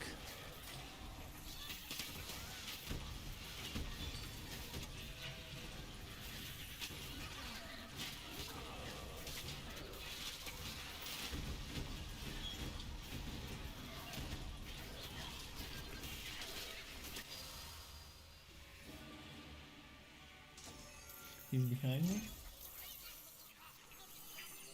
I can see. Oh yeah, he's in front of me under my desk.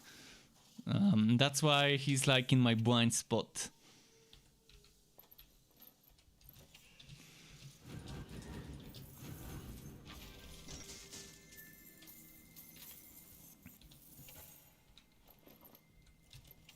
Okay.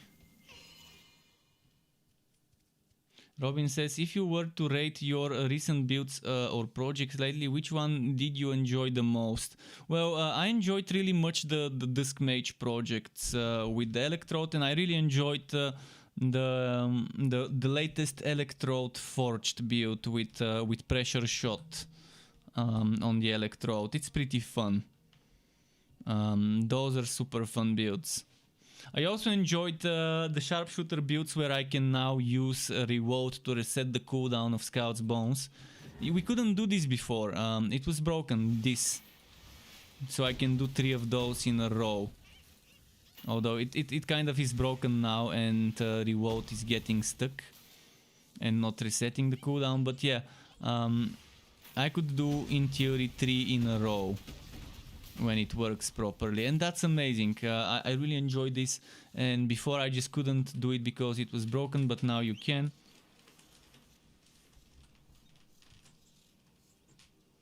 He's doing the scratching again. Your pet is back. At least he's a good boy and doesn't take it out on the furniture, just on the thing that's dedicated to him. To take out his frustration on. To scratch his nails. Terry the Tank is happy. The struck happy emote. Nice, nice. Backstabbing cat.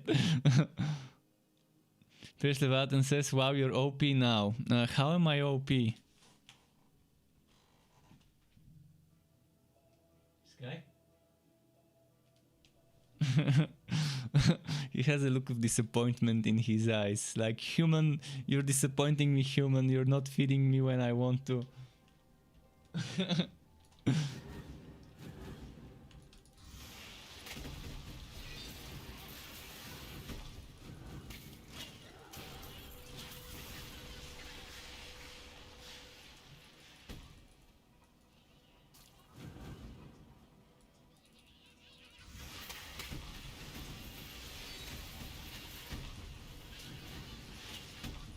Why is this one running? Why are you running?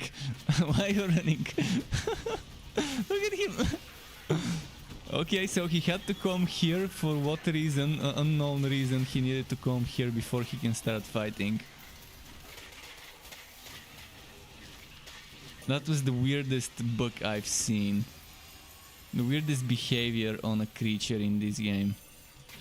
Like, what was the point of that Vultura going there?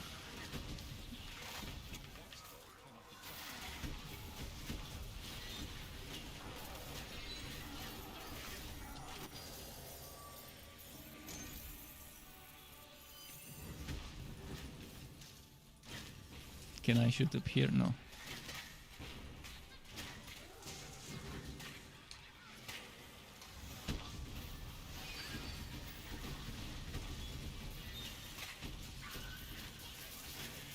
See, my arrows are hitting the roof or what? Is it just me or are they not falling down because they're hitting the roof? Oh no, they're falling. It just seemed like they were hitting this thing here instead of falling on the ground.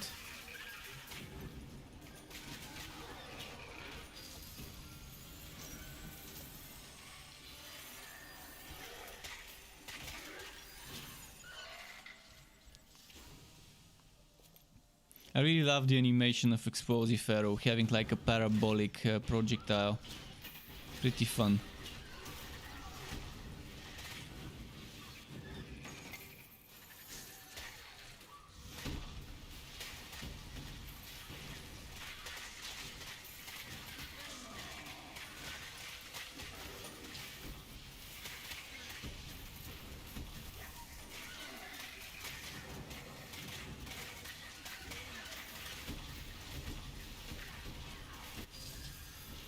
Ah, so many explosions. So many explosions.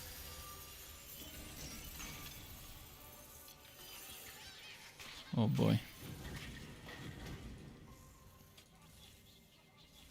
Passerby says 50 levels of Fazir down and still no blasting charge legendary.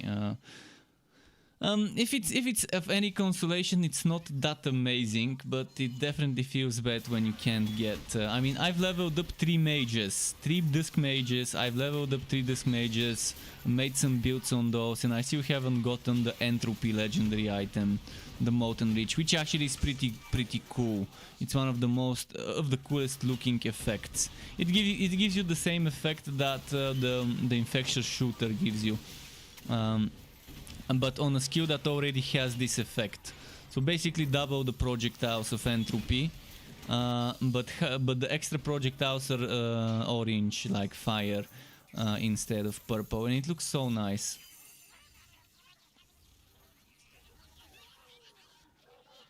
You wanna reach 100% Legendarium on the face row train. Yeah, I understand that. I still haven't gotten a Tenderizer on my Rail Master. So there's two quite specific items I haven't gotten. A Tenderizer and what's its name? And the Molten Reach. You can see I'm 116 out of 123. Some of those are just Forge related stuff. So Tenderizer, the Winterweave Hatch and Arc Powered Hatch, which is Forge related stuff. Ancient Ember Hatch again, Forge stuff. And then there's Molten Reach. And for all classes, it's just those two things. And mind you, I actually got the Winterweave Pants, but the game desynced and it didn't count it. And the item wasn't in my inventory. And I was recording footage for a build. And I have it on the footage how I'm getting the Winterweave Pants and wooting them.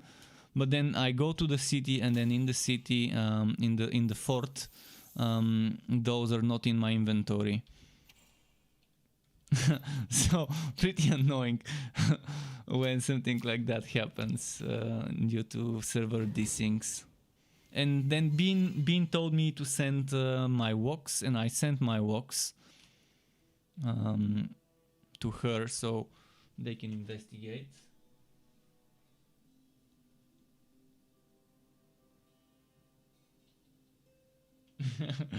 Skycho doesn't wanna budge. He's just gonna keep staying here. Asking for food. 15 more minutes, Sky. Wait for 15 more minutes. At least he's just quietly asking. He's not like meowing for the food. He's just staying quietly, like doing a silent begging pose.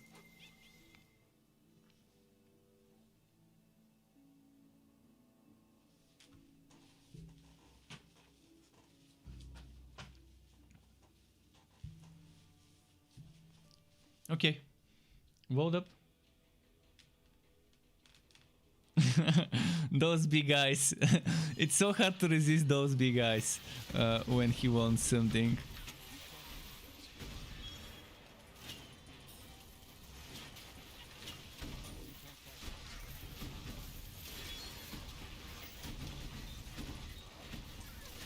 Okay.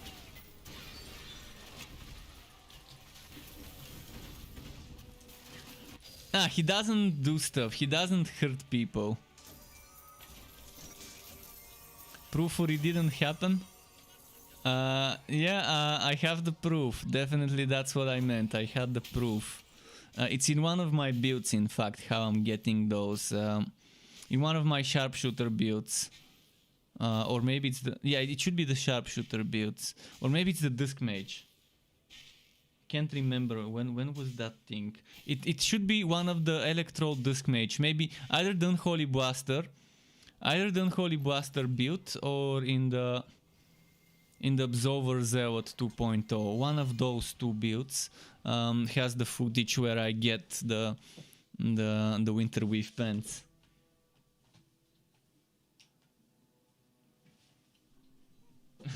I tried to grab Sky and he ran away. I was gonna hug him, and he doesn't like getting hugs. He doesn't like people touching him and lifting him. If he wants to come to a human, he would come to them and lie in their feet, use them as a pillow. But he definitely doesn't like getting hugged or touched by humans. Unless he allows them to. But he's not gonna do anything other than just move away. You should try to do it when he doesn't want you to. It's not like other cats that scratch and hiss and stuff. This guy has never hissed in his life. I've never heard him hissing. He doesn't attack people.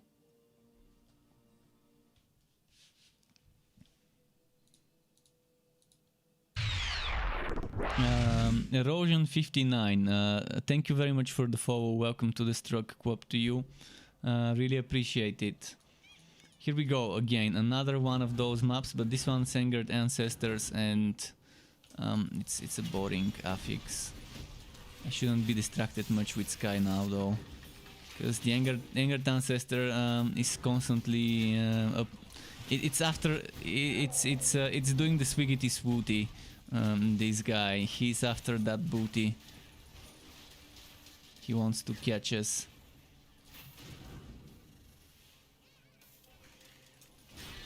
And Nechuvex says his neighbor has a Siamese cat. We used to have a Siamese cat before Sky.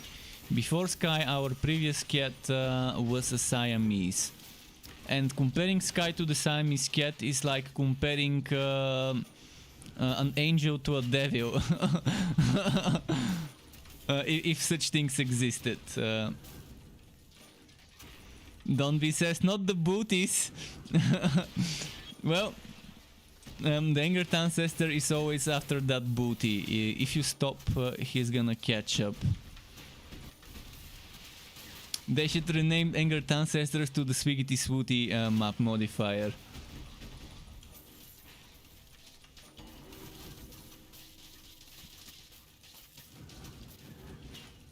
The Siamese cat, she was very vindictive, but people gave her a reason to be vindictive. She definitely wasn't treated as well as Sky has. And when me and my brother would start fighting, the old cat would come and break up the fight by attacking one of us randomly. First she would start doing something like that, like a siren next to us, and if we don't stop fighting, she would try to attack us to make us stop fighting, which was fucking weird. Like, why does she care if other people are fighting? It's not like we are fighting her. We were just fighting each other, like siblings fighting. And she definitely would want to try and break up the fight. But she was definitely not treated as well as Sky, because stupid kids, especially my brother, definitely didn't go along well with her, with the old cat. She didn't like him, he didn't like her. It was kind of like a mutual kind of thing there. Of people, and she was very vindictive, as I said. Once she jumped, like he was standing watching TV on a sofa, and she just jumped on him from afar and just scratched him over here or over here. I can't remember. Somewhere on his face he has like a scar from her. Without him doing anything, he was just watching TV, and she would just swoop in from behind. But she was definitely wild. Siamese cats in general were very wild. The wild in them is much more evident than the wild in this little dude, who is more of a... He's a Care Bear. My cat right now is a Care Bear. Everything good about him is there. Nothing bad about him, other than being a little bit annoying every now and then, but that's pretty much it. The worst he does is to just try and wake you up to feed him before it's time to feed. And sometimes he just wants to go into one room, and then he wants to exit, and he constantly scratches on the doors to get people to open. Yeah, since one of the doors has a window, and he's scratching on the glass because it's a matte glass, and it has that matte surface that you can hear the nails scratching on it. So he knows how to make noises to get people to open a door. But that's it. That's all the bad things he does. Being a little bit annoying, but no aggressive stuff or things like that. Nothing like the old Siamese cat.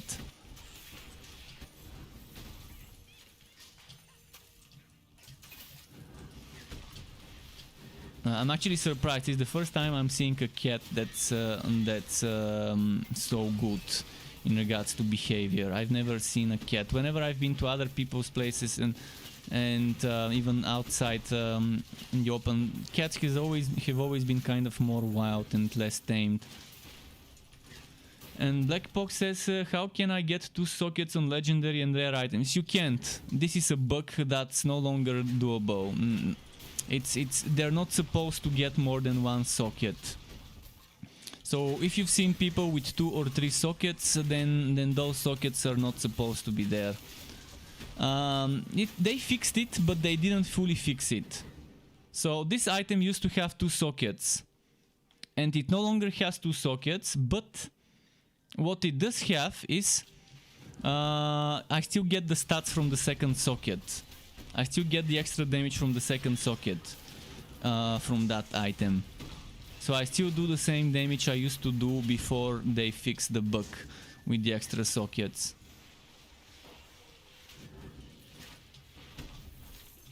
So don't try to get multiple sockets, you're not gonna be able to anymore.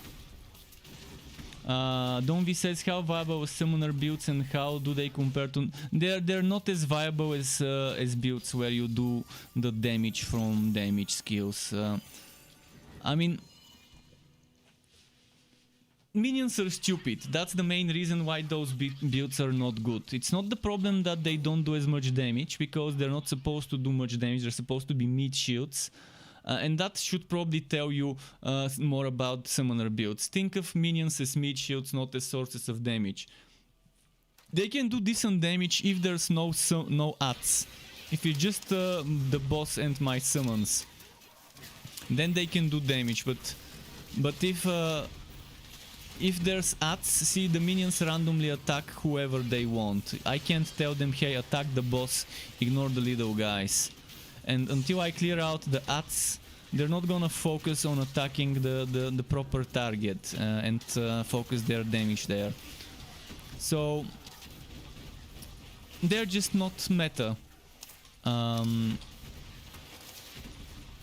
They're fun, they're not terrible, but don't expect too much from minion builds. Especially in regards to damage. Because as I said, you can't tell them to only attack a specific target and ignore the little fish. You can tell them attack the big fish, ignore the little ones.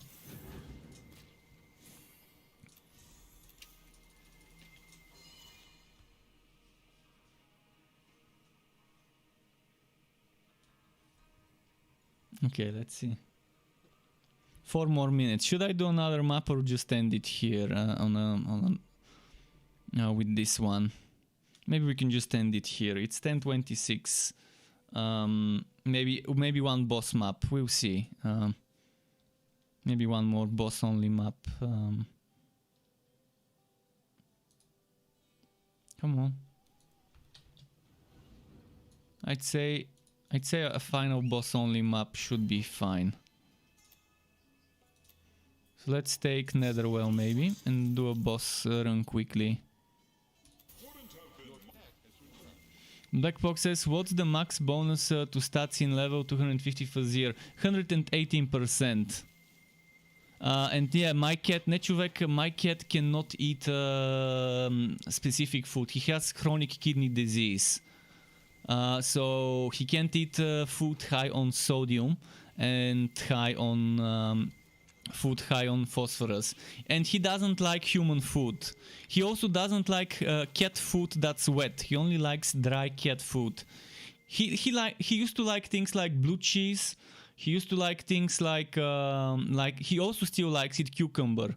We do give him cucumber. We take a cheese grinder and then just grind some cucumber without the peel, and he still eats it. But cucumber is fine. He can eat cucumber because it's basically water, 98% water or whatever. And the vet said we can give him cucumber. It's fine, but he doesn't like human food. He's very capricious regarding what he eats.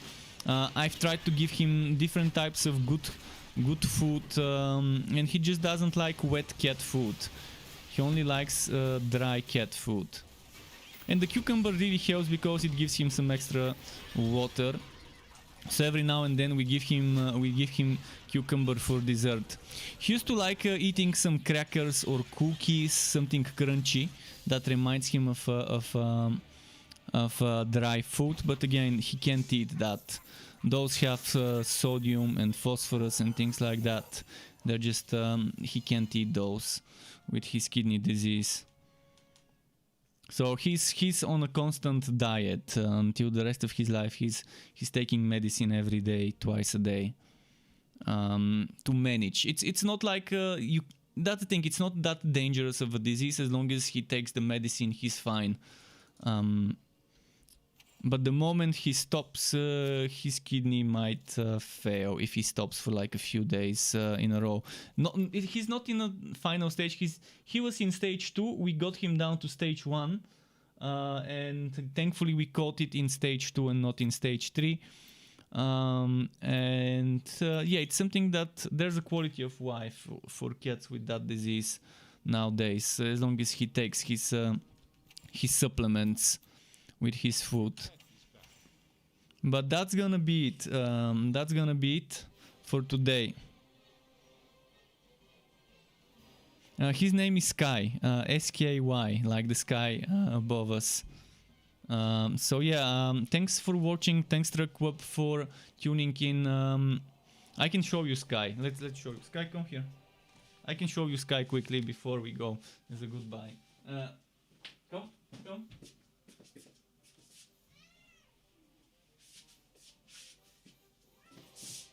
That's it. That's the little fella.